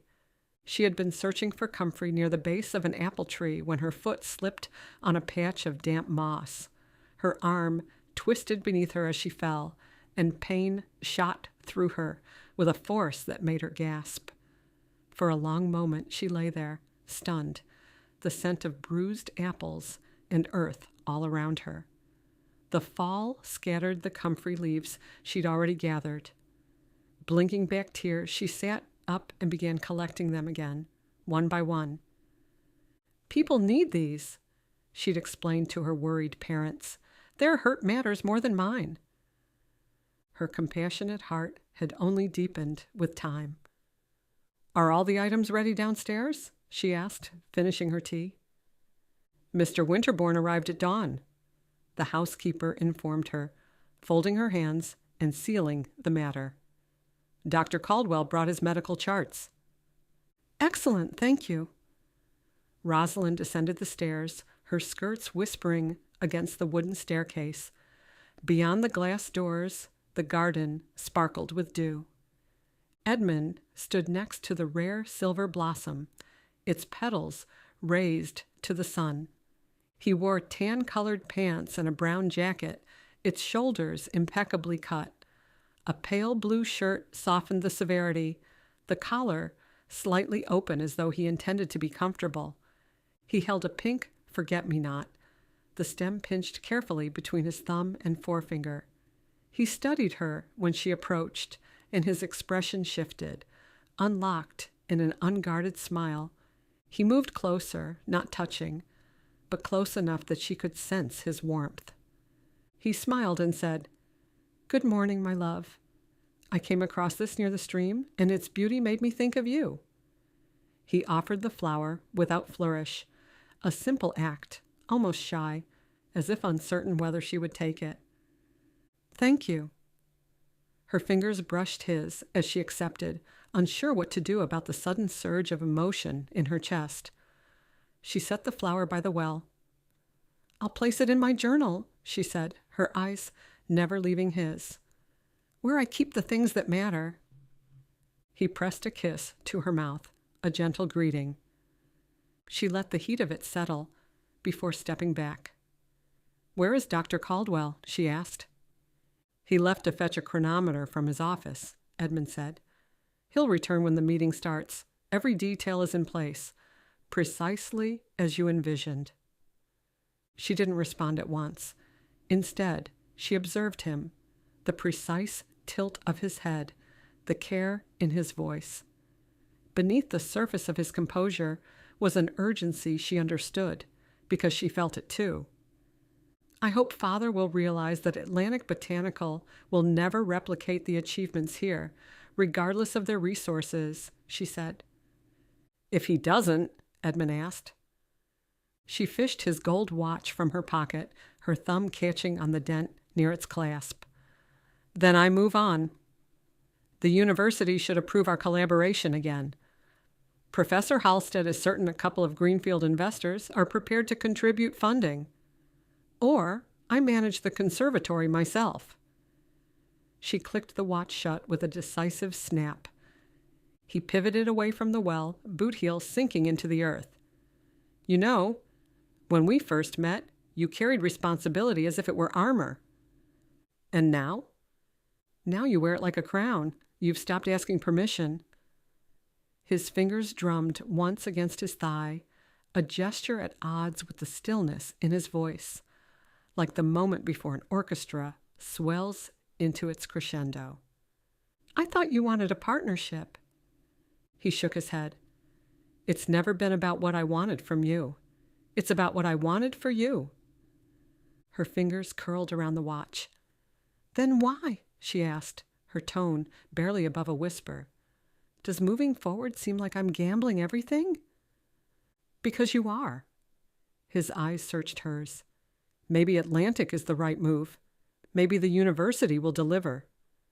But none of that shields you. You're putting your name on the line. She looked at him, really looked at him, the man who had seen her at her most fractured and hadn't walked away. If I fail, she said quietly, if I fight for all of this and still lose, I don't know what will be left of me. You'll have me, unless you shut me out again. She blinked. I've never... You think if you don't need anyone, the fall won't hurt as much. But you're not protecting yourself, Rosalind. You're cutting yourself off and calling it strength. A hush fell between them, stretched and trembling. He advanced, closing the distance, and brought her fingers to his lips. Then he said, I want to be part of this, not just when it's safe. I want the uncertainty, the risk, the whole battle. You. By 10:30, the Drew Conservatory was prepared for its most significant presentation since its founding in 1889. The train's whistle sounded in the valley, Mrs. Barrett reported, peering out the window to check the road. They'll be here within the hour. Rosalind gathered her results for a final review. These men understand value primarily through monetary results, she said to Edmund. What will convince your father, aside from business concerns, and ensuring your welfare? Rosalind considered the question, remembering her father's departure for Boston after her mother's death. He applied his engineering brilliance to mechanization in place of the human connections her grandmother had cultivated. I'll show him what he's forgotten, she said. Robert Drew had the same capacity for perception that ran through the Drew women's veins, a vision for a better world. However, he had trained himself to ignore these insights in favor of financial success. 2 carriages approached on the gravel drive, bearing her father in one and Mr. Chamberlain from Atlantic Botanical in the second. Dr. Caldwell pulled up behind them in his Ford. Professor Ellsworth, Rosalind soon learned from Mrs. Barrett, would arrive late. Ready? Edmund murmured to her as they greeted the men at the entrance. Shoulder to shoulder, she replied. Her father emerged from the lead carriage, measured and magnetic. His eyes, the same rich brown as Rosalind's, missed nothing, and in that mutual acknowledgement was an attractiveness that both united and separated them, hers soft with feeling, his sharpened by ambition. Dressed in a tailored dark coat with silk lapels and gloves stitched in leather, he embodied the polished assurance of Boston privilege. He leaned on an engraved walking stick, understated yet unmistakably costly. Following him came Mr. Chamberlain, a middle-aged man wearing a fine wool suit, his demeanor revealing the confidence of one accustomed to acquisitions. Dr. Caldwell trailed behind them, carrying his chronometer in a fitted leather case. Rosalind. Her father acknowledged her with a kiss on the cheek and a light hug. You're looking well. Country air agrees with you, I see. She reciprocated with a smile. Hello, Father. Welcome back to Greenfield. Did you receive our telegram about today's presentation? Her father scowled and asked, Our? Yes, this is Edmund Winterborne. He's an acquaintance and very knowledgeable. How do you do, sir? Edmund reached out his hand for a firm handshake, then positioned himself beside Rosalind, his expression neutral. An acquaintance, is it? Her father's brow arched with surgical precision. How long have you two known each other? Edmund held his gaze, unshaken. Not long, sir, but long enough to admire your daughter and to respect her, both for her intellect and her determination. Robert studied him for a beat. Respect is a promising start, Mr. Winterborne, but my daughter is difficult to understand. She guards more than she reveals. Edmund didn't falter. Understanding someone isn't a destination, sir. It's a decision. One I make every day where she's concerned. Stillness followed, brief but thick. Rosalind's voice broke the quiet. I will answer all your questions, Father, in due time. Her father's glance was stern, a silent assessment. Time, indeed. First, about your telegram. I confess I found it rather cryptic. Unprecedented discoveries? He gestured to the executive. Mr. Chamberlain has an extremely busy schedule. I assured him we could conclude our business efficiently. Rosalind nodded and said, The presentation will speak for itself. She led the group inside. Welcome to the Drew Conservatory. Near each glass wall, display tables showcased thriving plants. Charts illustrated healing results that exceeded pharmaceutical expectations. Pressed samples revealed botanical structures distinct from standard classification. Mrs. Barrett had placed the gramophone, playing a recording of Vivaldi's Spring from the Four Seasons near the refreshment table. These are... Mr. Chamberlain adjusted his spectacles as though doubting their accuracy. What exactly are we looking at? These cellular structures don't conform to any plant classification I recognize. The Drew Conservatory has pioneered cultivation methods that enhance plants' natural properties. She guided them through demonstrations, beginning with the foxglove derivatives, then introducing the more unusual specimens, finally ending with the silver flower. Edmund provided technical clarification while allowing Rosalind to lead. Dr. Caldwell, for his part, described the medical applications with practiced authority. This, Robert peered at the flower, is unprecedented. It's certainly unique, Rosalind agreed. The petals shifted subtly, yet unmistakably. Robert took a step back. The flower is responding to the music, Rosalind said. Robert shook his head and said, Not possible. A breeze just came through here. I felt it. Mr. Drew, the women in your family have long held a special connection to natural wisdom, Edmund put in.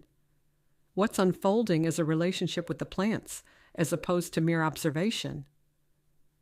Rosalind checked the pocket watch, noting the hour. Where was Professor Ellsworth? Robert's gaze flicked to the timepiece. Your grandmother had a similar one.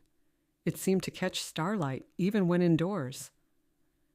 Edmund gave it to me. His attention snapped back to Edmund. Who exactly are you? Your name isn't in any literature I've ever read, yet you speak with the authority of someone who studied this all his life. I represent interests aligned with the Drew Conservatory's mission, Edmund replied. The diplomatic explanation seemed to satisfy the executive, who jotted notes and mumbled about the potential commercial ramifications. Robert shifted to Rosalind. You're tethered to what your grandmother uncovered. The results she never fully defined. Results no laboratory has ever managed to reproduce.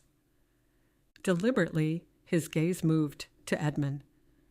Edmund met it head-on, his stance measured. He offered no denial, no confirmation, only soundless resolve.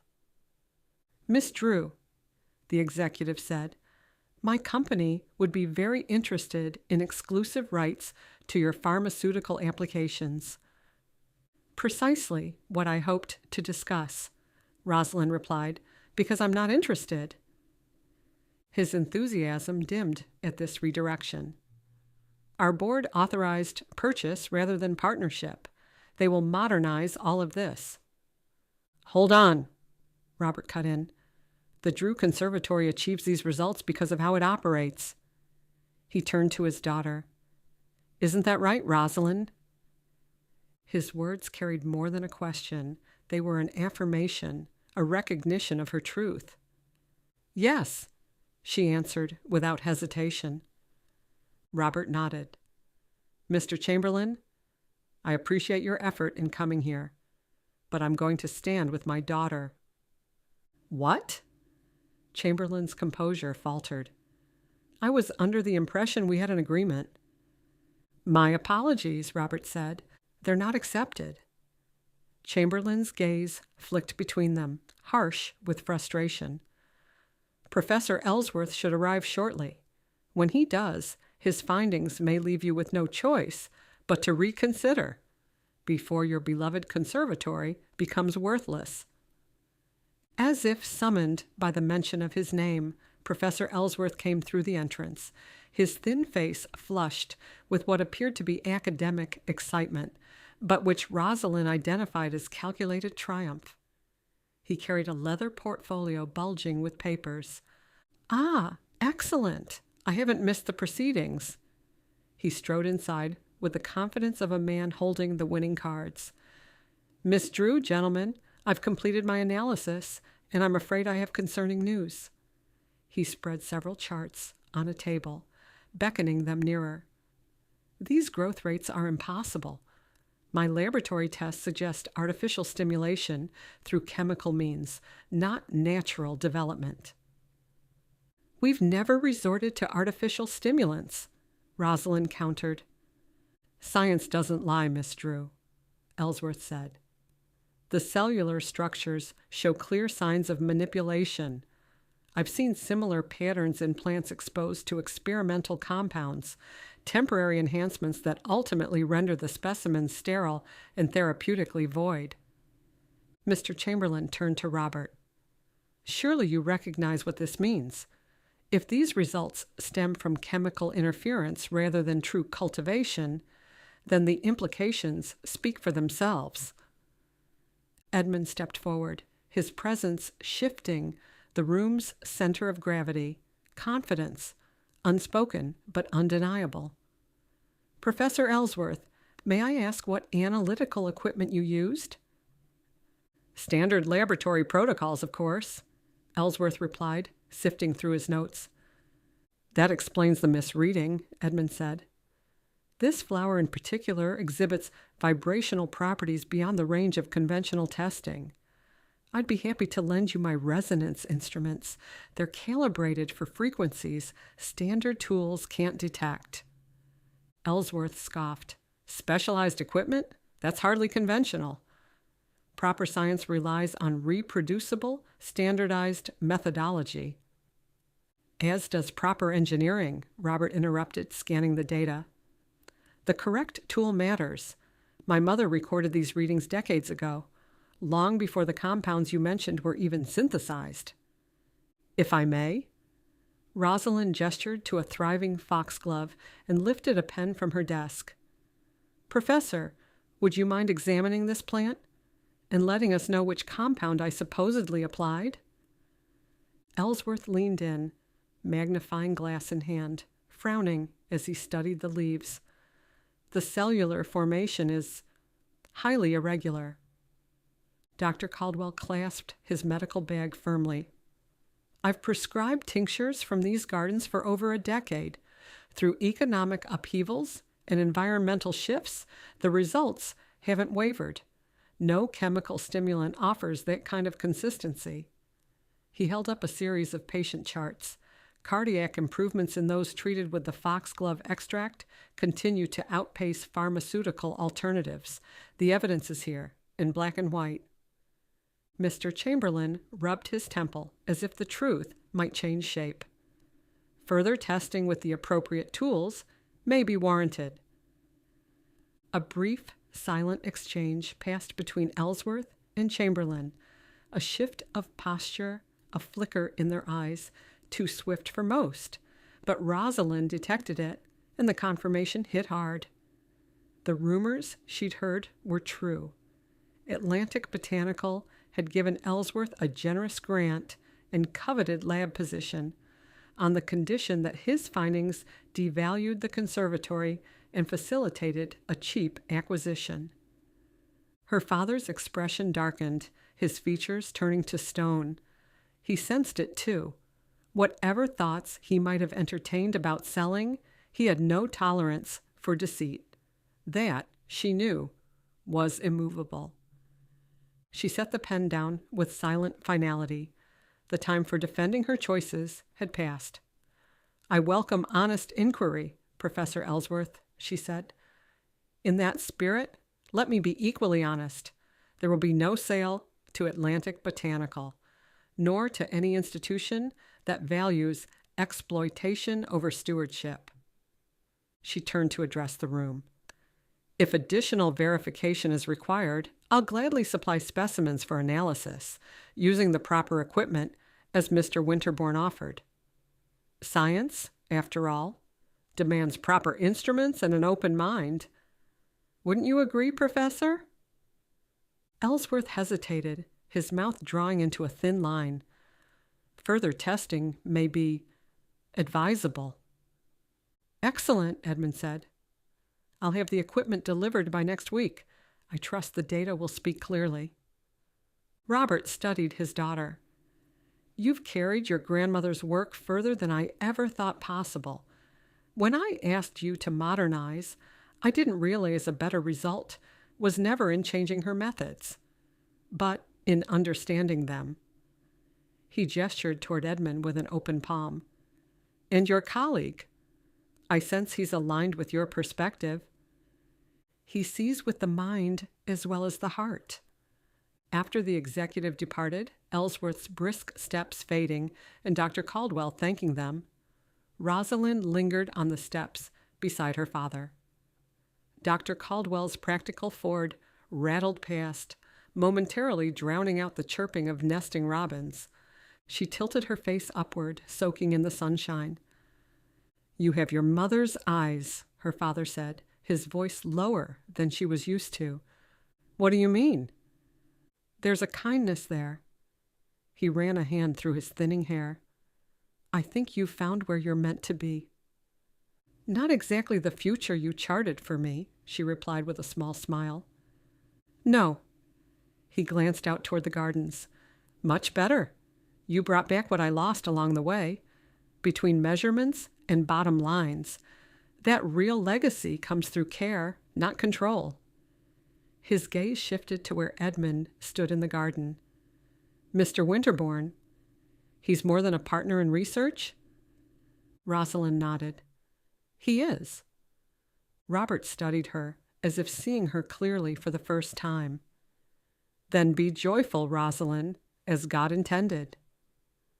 The blessing, simple, uncharacteristic, yet sincere, moved through her like light through glass.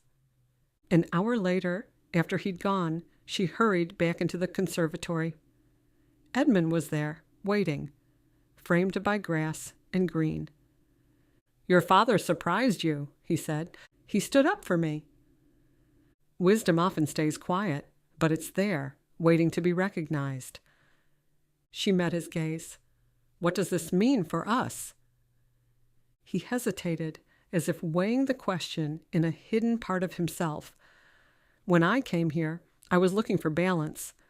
I assumed that by studying the rhythm of the seasons, as my father and grandfather did, I might find it. I didn't expect to find it in myself." Her lips curved. "But you did." He nodded and said, "I found more than rhythm. I found stillness, purpose, and someone who sees me even when I'm silent." Her heart caught in her throat. "You gave me a sense of place, Rosalind. I believed solitude suited me and made peace with it.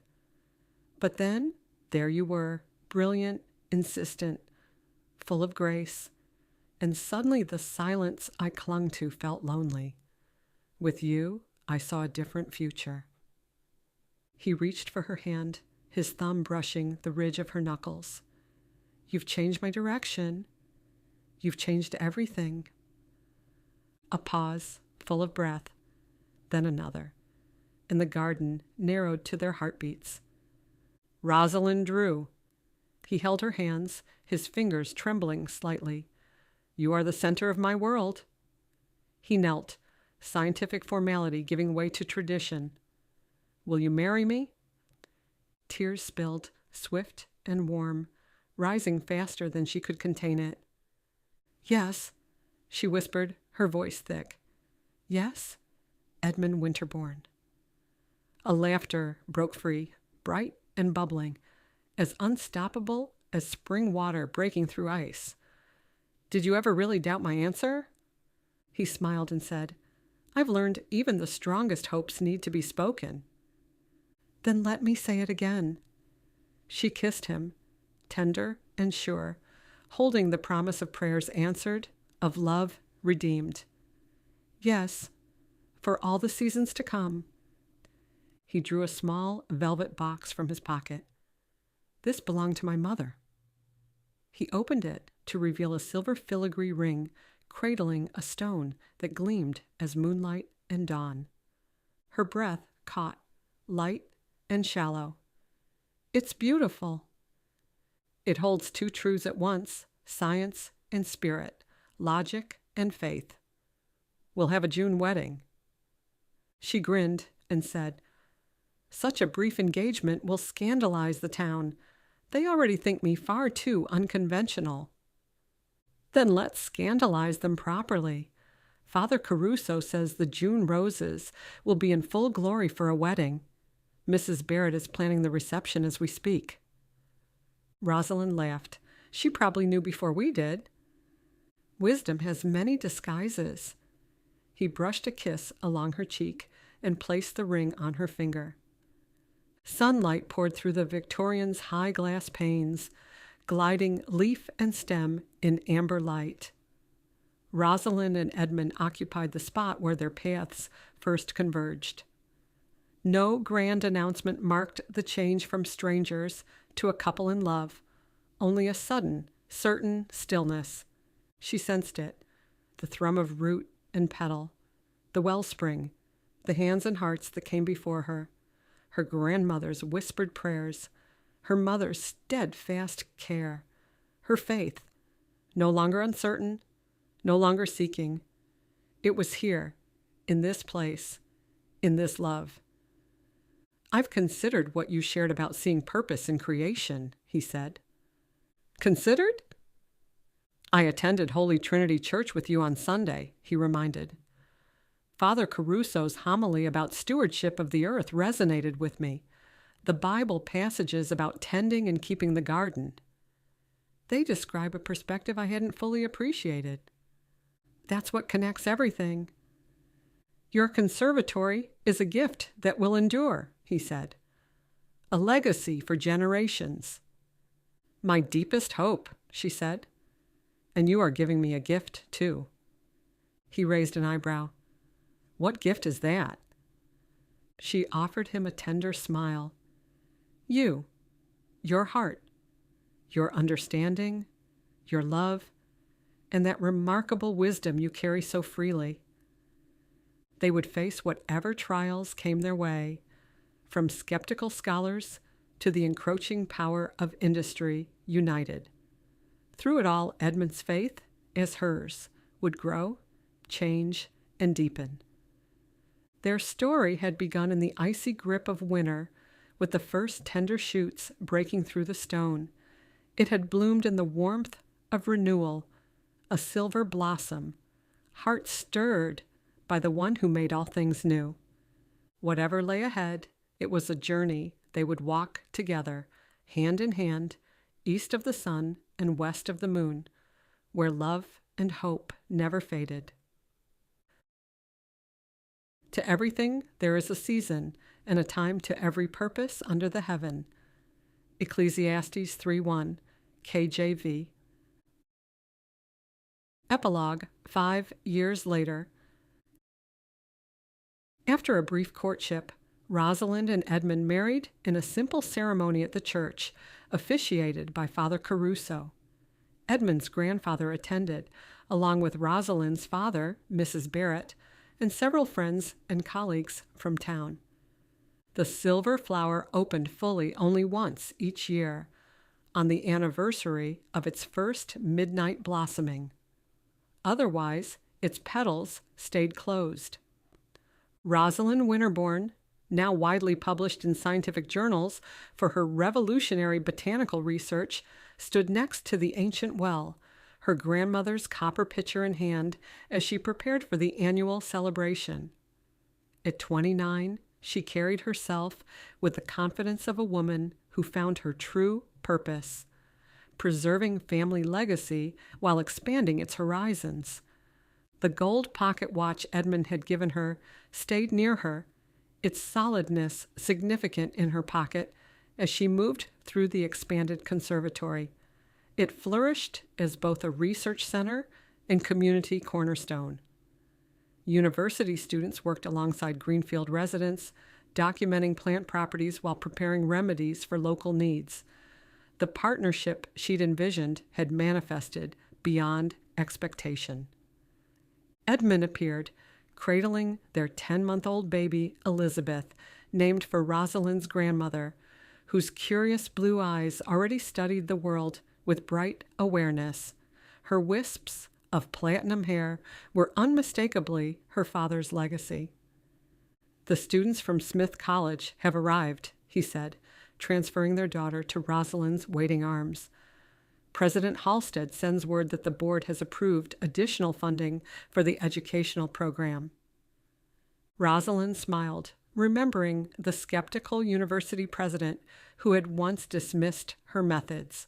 Currently, Greenfield College and Smith College competed for association with the Drew Winterborne methodology that had revolutionized botanical medicine.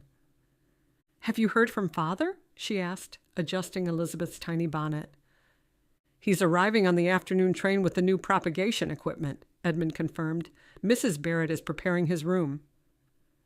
The housekeeper remained with them, her practical wisdom a foundation through the whirlwind changes of the past 5 years. She had been the first to spot Rosalind's pregnancy, even before Rosalind herself had recognized the signs. "She's baking his favorite apple cake," Rosalind noted with a smile. After witnessing the conservatory's success, Robert Drew shifted his engineering genius toward creating tools that enhanced rather than replaced traditional methods. His joint effort with Edmund yielded instruments that measured the frequencies plants emitted, providing validation for what the Winterborne family had known through observation for generations. However, their success faced specific obstacles. As their reputation grew, the industrial boom of the mid-1920s introduced pharmaceutical companies whose mass production process threatened to undercut the conservatory's meticulous cultivation. Educational institutions increasingly prioritized metrics over comprehensive understanding. "I'm concerned we're merely postponing the inevitable," Edmund remarked one evening, watching Elizabeth sleep in her cradle. "This modern era may eventually disregard anything it can't manufacture." Rosalind observed their daughter's platinum hair, identical to Edmund's distinctive shade. "History doesn't support that conclusion," she replied. "Every time industry tries to simplify something complex, it creates blind spots. Look at mass-produced medicines, effective but limited. Our approach fills those gaps. It always has." Their greatest challenge was balance, honoring years of insight while embracing advancement, maintaining both professional collaboration and marriage. Edmund knelt beside the silver flower. 5 years, he murmured. "Sometimes it feels like yesterday." "Sometimes like another lifetime entirely," Rosalind agreed. Hand in hand, they weathered skepticism, intellectual challenges, and the inevitable adjustments of marriage. Edmund embraced Rosalind's faith, moving from intellectual interest to personal conviction. He went to Sunday Mass with her, his questions afterward revealing a mind both analytical and open. The town of Greenfield flourished alongside them. The mill modernized under different ownership, providing stable employment.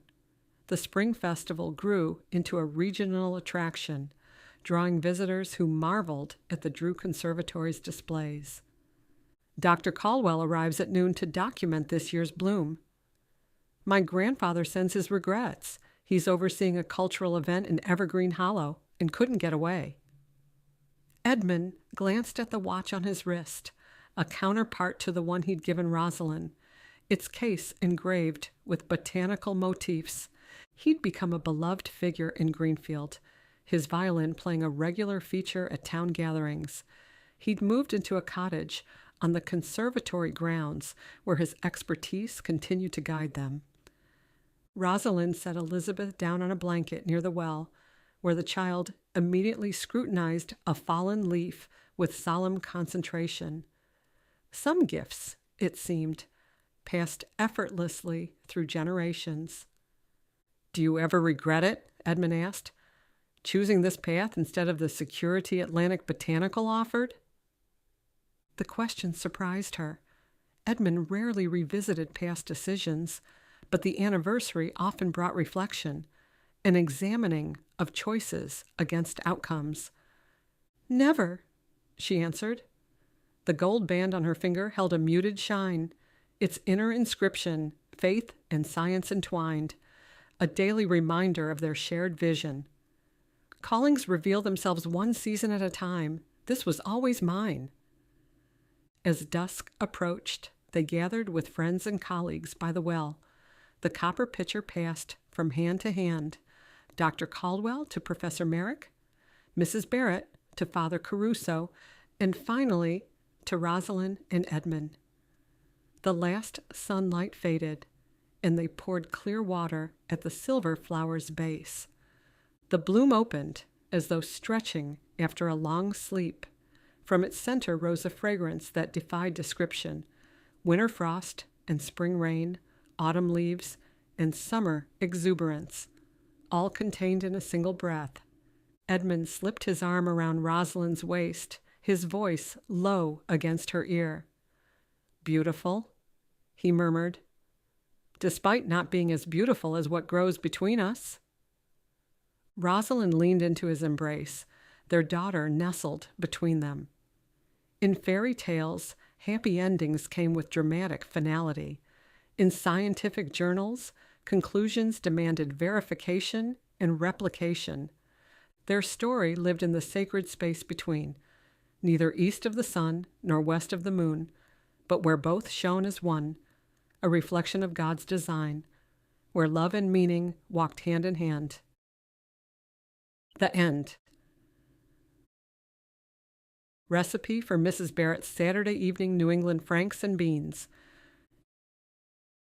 Ingredients: 1 pound dry navy beans or other small white beans, 6 cups water for soaking, 4 cups water for cooking, 1 medium onion chopped, 1/4 cup molasses, 1/4 cup brown sugar, 1 tablespoon mustard powder, 1 teaspoon salt or more to taste, 1/4 teaspoon black pepper, 1/2 pound smoked pork belly or salt pork, or 4 strips of bacon, 4 to 6 New England-style hot dogs or frankfurters, traditional, 1/4 cup apple cider vinegar, 1 tablespoon butter, optional. Instructions: soak the beans. Place the dry navy beans in a large bowl. Cover them with 6 cups of water and let them soak overnight, or for at least 6 hours. Cook the beans. Drain and rinse the beans. Place them in a large pot. Cover with 4 cups of fresh water and bring to a boil. Reduce the heat and simmer for about 1 hour, or until the beans are tender but not mushy. Prepare the seasoning. While the beans are simmering in a small bowl, mix together the molasses, brown sugar, mustard powder, salt, pepper, and apple cider vinegar. Stir well to combine. Cook the pork or bacon. In a skillet, fry the smoked pork belly, salt pork, or bacon until crispy. Remove the pork from the skillet, leaving a bit of rendered fat. Add the chopped onion to the skillet and sauté until translucent, about 5 minutes. Combine the ingredients. Once the beans are tender, drain most of the cooking liquid, leaving just a little in the pot. Stir in the molasses mixture, sautéed onions, and the cooked pork or bacon. If using, add the butter at this point to enrich the sauce. Add the franks. Cut the New England franks into bite-sized pieces and add them to the pot. Stir gently to combine. Simmer together. Let the beans, franks, and seasonings simmer together on low heat for about 30 minutes to allow the flavors to meld. Stir occasionally and add more water if the beans seem too dry. Serve. Ladle the beans and franks into bowls and serve with warm cornbread or a thick slice of buttered bread. This meal is perfect for a cozy, satisfying Saturday evening. Mrs. Barrett's franks and beans reflect the comforting and hearty meals often served in New England households in the 1920s, making use of simple, accessible ingredients with a touch of sweetness and savory flavor. As a special gift to my listeners, I've included the original Norwegian folktale, East of the Sun, West of the Moon. Now, in the public domain, this timeless story inspired Rosalind and Edmund's journey and shows how beautiful old tales continue to spark new stories of faith and wonder today. East of the Sun and West of the Moon, a Nordic fairy tale. Once on a time, there was a poor husbandman who had so many children that he hadn't much of either food or clothing to give them. Pretty children they all were, but the prettiest was the youngest daughter, who was so lovely, there was no end to her loveliness. So one day, 'twas on a Thursday evening late at the fall of the year, the weather was so wild and rough outside, and it was so cruelly dark, and rain fell and wind blew, till the walls of the cottage shook again. There they all sat round the fire, busy with this thing and that. But just then, all at once, something gave 3 taps on the window pane. Then the father went out to see what was the matter, and when he got out of doors, what should he see but a great big white bear. "Good evening to you," said the white bear. "The same to you," said the man. "Will you give me your youngest daughter? If you will, I'll make you as rich as you are now poor," said the bear. Well, the man would not be at all sorry to be so rich, but still, though, he must have a bit of a talk with his daughter first. So he went in and told them how there was a great white bear waiting outside, who had given his word to make them so rich if he could only have the youngest daughter. The lassie said no outright. Nothing could get her to say anything else. So the man went out and settled it with the white bear that he should come again the next Thursday evening and get an answer. Meantime, he talked his daughter over and kept on telling her of all the riches they would get and how well off she would be herself. And so at last she thought better of it and washed and mended her rags, made herself as smart as she could, and was ready to start. I can't say her packing gave her much trouble. "Well, mind and hold tight by my shaggy coat, and then there's nothing to fear," said the bear, so she rode a long, long way. Next Thursday evening came the white bear to fetch her, and she got upon his back with her bundle, and off they went.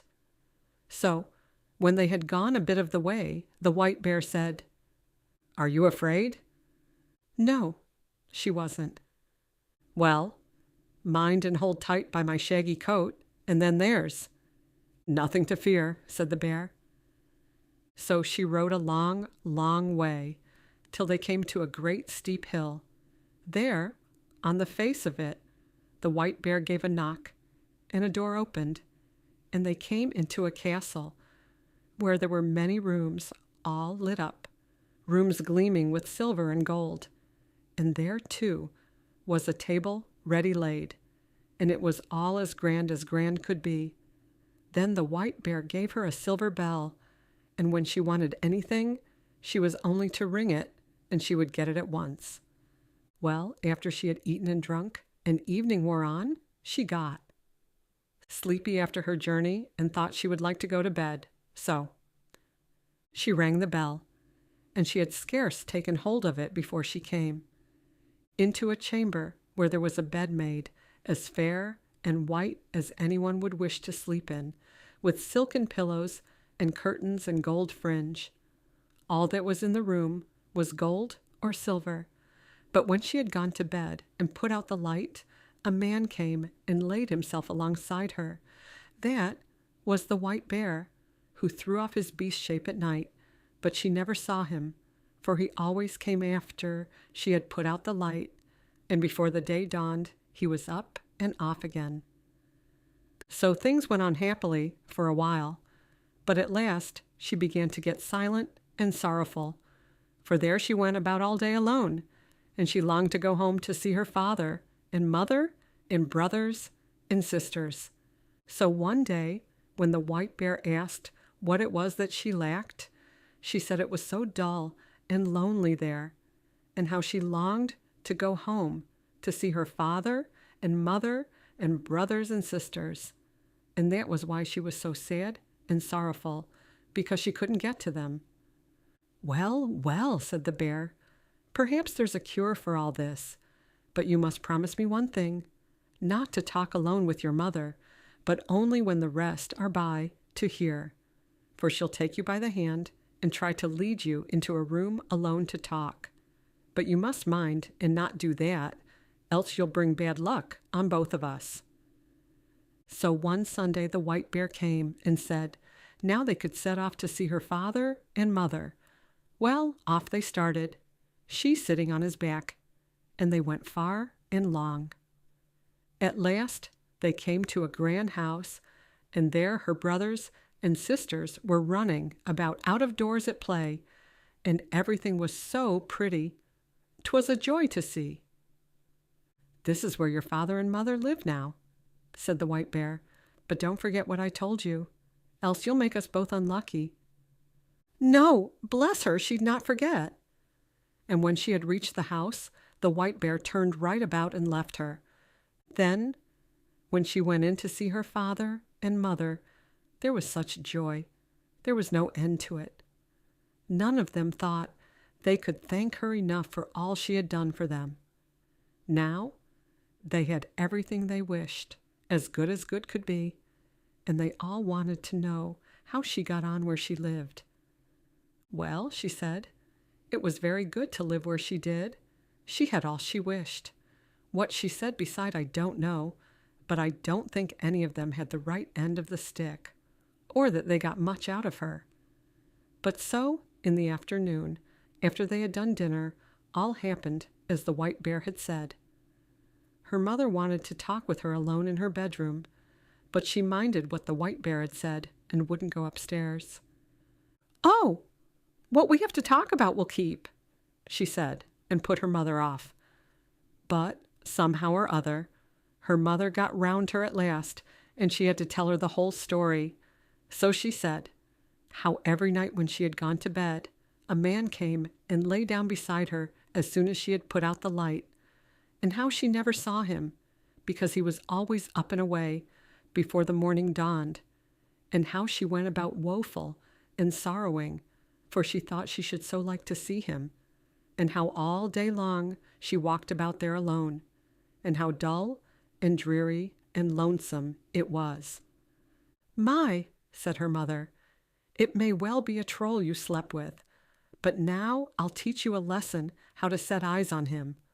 I'll give you a bit of candle, which you can carry home in your bosom.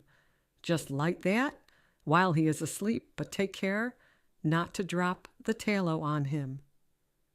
Yes, she took the candle and hid it in her bosom, and as night drew on, the white bear came and fetched her away. But when they had gone a bit of the way, the white bear asked if all hadn't happened as he had said. Well, she couldn't say it hadn't. Now mind, said he, if you have listened to your mother's advice, you have brought bad luck on us both, and then all that has passed between us will be as nothing. No, she said, she hadn't listened to her mother's advice. So when she reached home and had gone to bed, it was the old story over again. There came a man and lay down beside her, but at dead of night, when she heard he slept, she got up and struck a light, lit the candle, and let the light shine on him.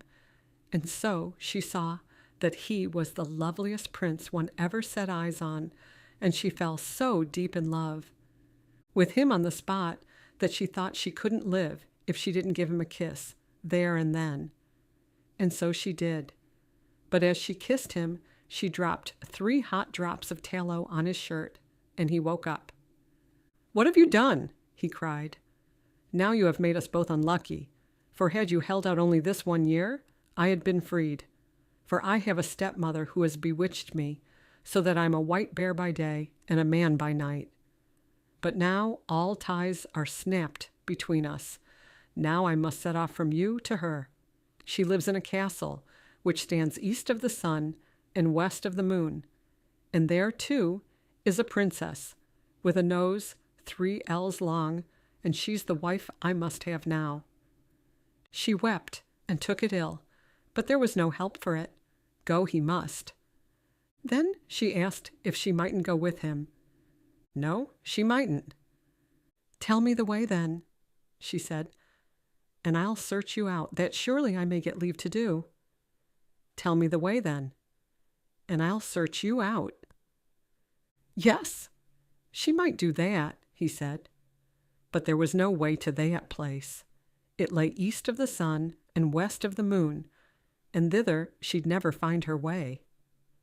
So next morning, when she woke up, both prince and castle were gone, and then she lay on a little green patch amid the gloomy, thick wood, and by her side lay the same bundle of rags she had brought with her from her old home. And then she lay on a little green patch in the midst of the gloomy, thick wood. So when she had rubbed the sleep out of her eyes and wept till she was tired, she set out on her way and walked many, many days till she came to a lofty crag. Under it sat an old hag and played with a gold apple, which she tossed about.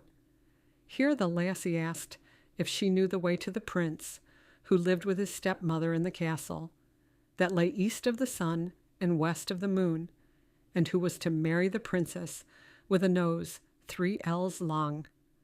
"How did you come to know about him?" asked the old hag. "But maybe you are the lassie who ought to have had him." Yes, she was. So, it's you, is it?" said the old hag. "Well, all I know about him is that he lives in the castle that lies east of the sun and west of the moon, and thither you'll come, late or never. But still, you may have the loan of my horse, and on him you can ride to my next neighbor.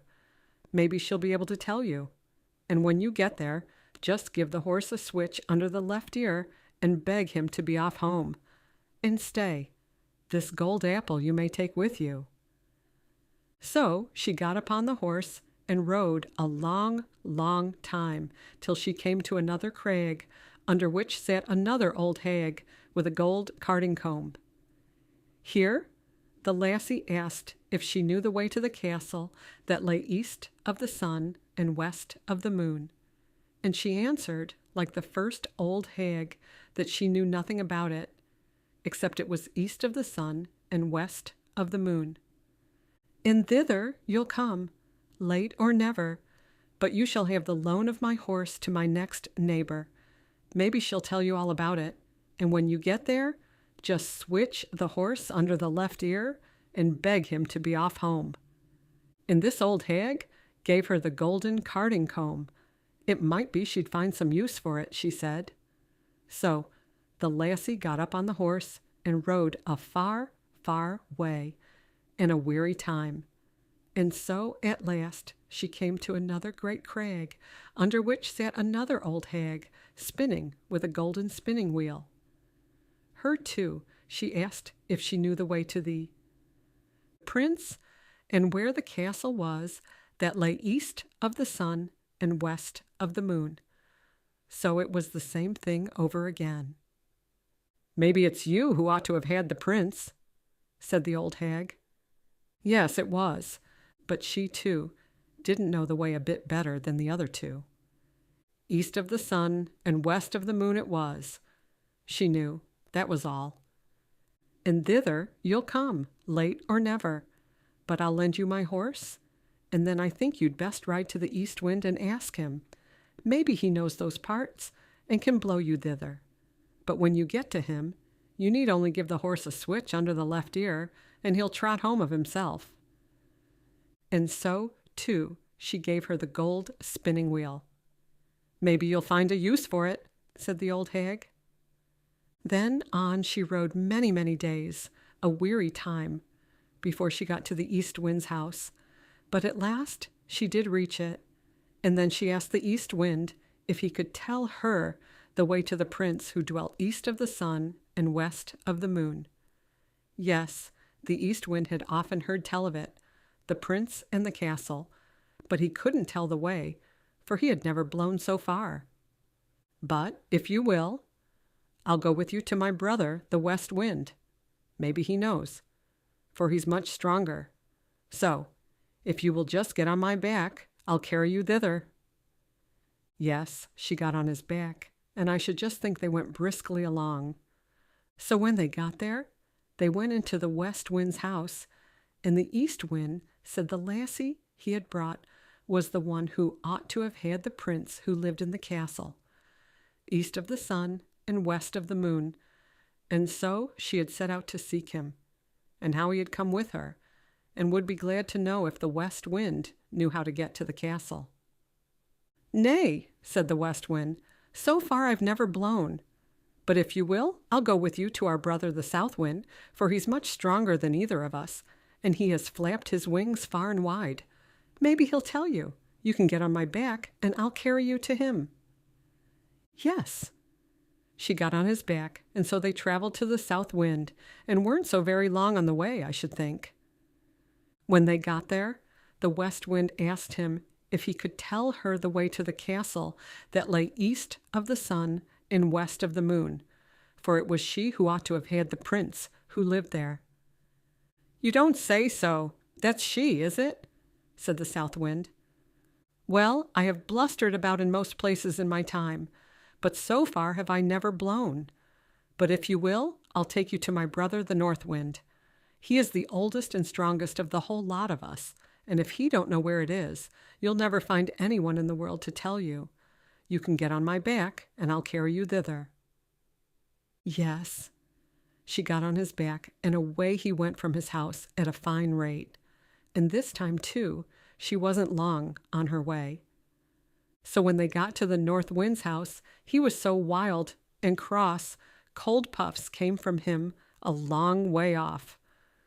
"Blast you both, what do you want?"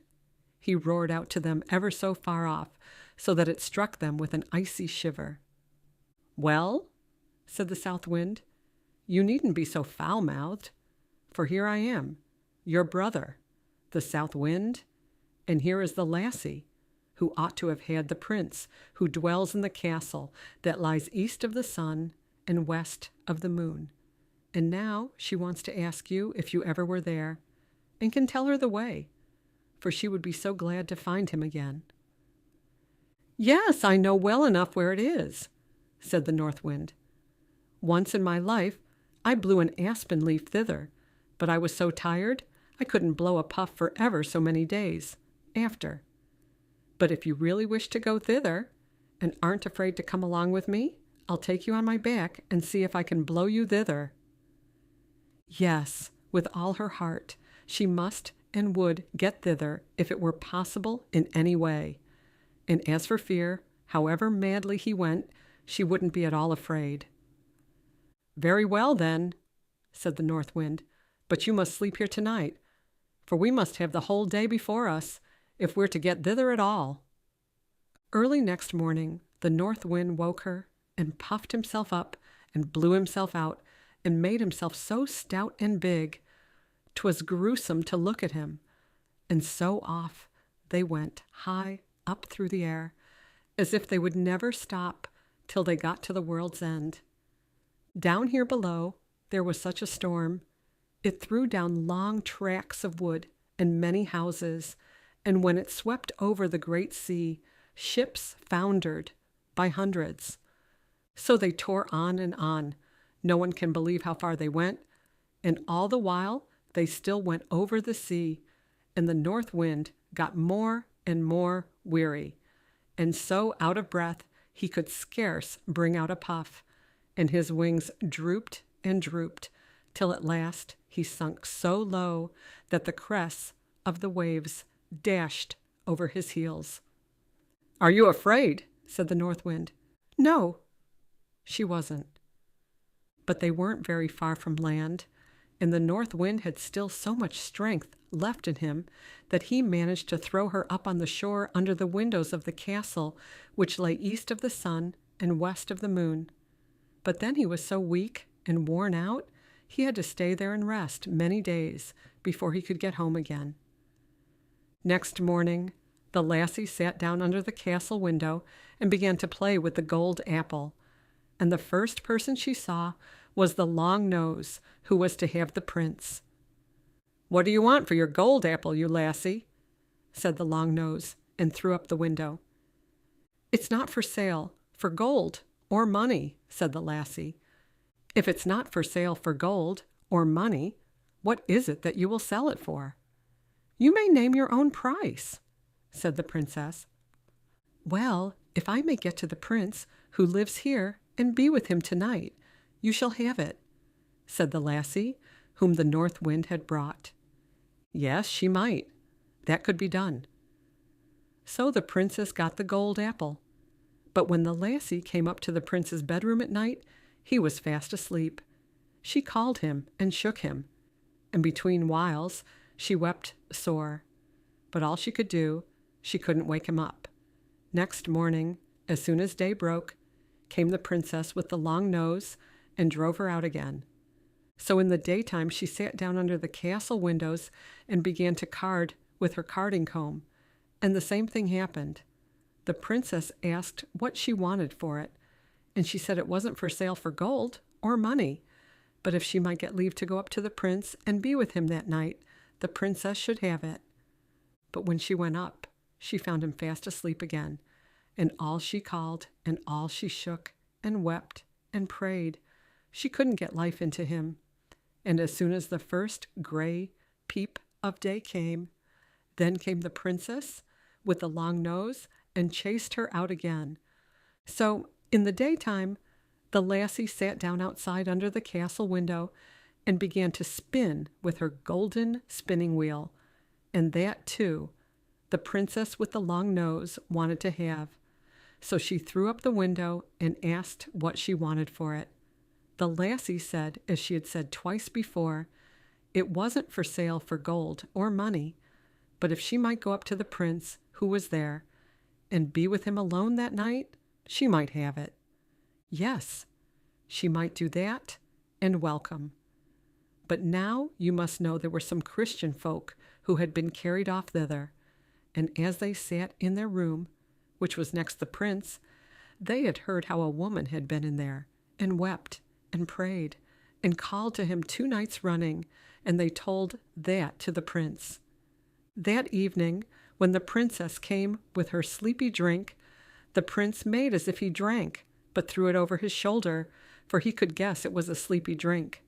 So, when the lassie came in, she found the prince wide awake, and then she told him the whole story, how she had come thither. "Ah," said the prince, "you've just come in the very nick of time, for tomorrow is to be our wedding day. But now I won't have the long nose, and you are the only woman in the world who can set me free. I'll say I want to see what my wife is fit for, and beg her to wash the shirt which has the 3 spots of tallow on it. She'll say yes, for she doesn't know 'tis you who put them there. But that's a work only for Christian folk, and not for such a pack of trolls, and so I'll say that I won't have any other for my bride than the woman who can wash them out and ask you to do it. So there was great joy and love between them all that night. But next day, when the wedding was to be, the prince said, "First of all, I'd like to see what my bride is fit for." "Yes," said the stepmother with all her heart. "Well," said the prince, "I've got a fine shirt which I'd like for my wedding shirt, but somehow or other it has got 3 spots of tallow on it, which I must have washed out, and I have sworn never to take any other bride than the woman who's able to do that. If she can't, she's not worth having."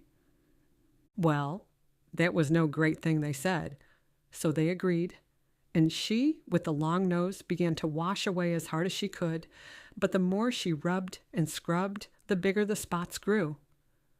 "Ah," said the old hag, her mother, "you can't wash. Let me try."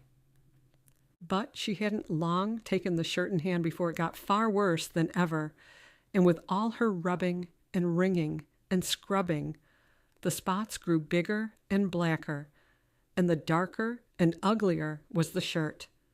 Then all the other trolls began to wash, but the longer it lasted, the blacker and uglier the shirt grew, till at last it was as black all over as if it had been up the chimney. "Ah," said the prince, "you're none of you worth a straw. You can't wash." "Why, there, outside, sits a beggar lassie. I'll be bound she knows how to wash better than the whole lot of you." "Come in, lassie," he shouted. Well, in she came. "Can you wash this shirt clean, lassie, you?" said he. "I don't know," she said, "but I think I can."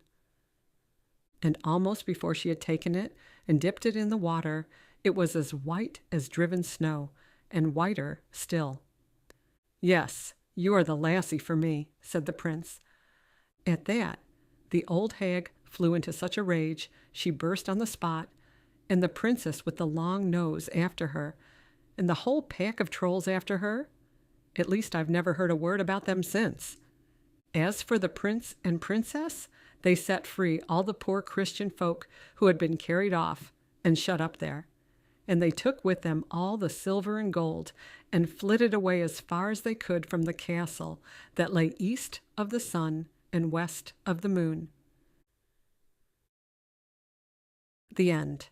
Thank you for listening to A Season Out of Time, the second book in my inspirational romantasy series following A Winter Promise. This story came to me during a particularly harsh winter when I wondered what would happen if spring simply forgot to arrive. The Norwegian tale, East of the Sun, West of the Moon, provided the initial spark, but it was the real-life relationship between faith and science that inspired me. Like Rosalind, I've witnessed how plants respond differently to music and loving care, phenomena being studied by botanical scientists.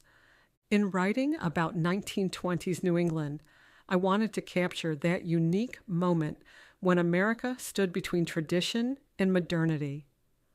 Rosalind's conservatory represents a crossroads, a place where old wisdom meets new discovery. Edmund and Rosalind's journey reminds us that some of life's most beautiful truths require both rational understanding and heartfelt faith.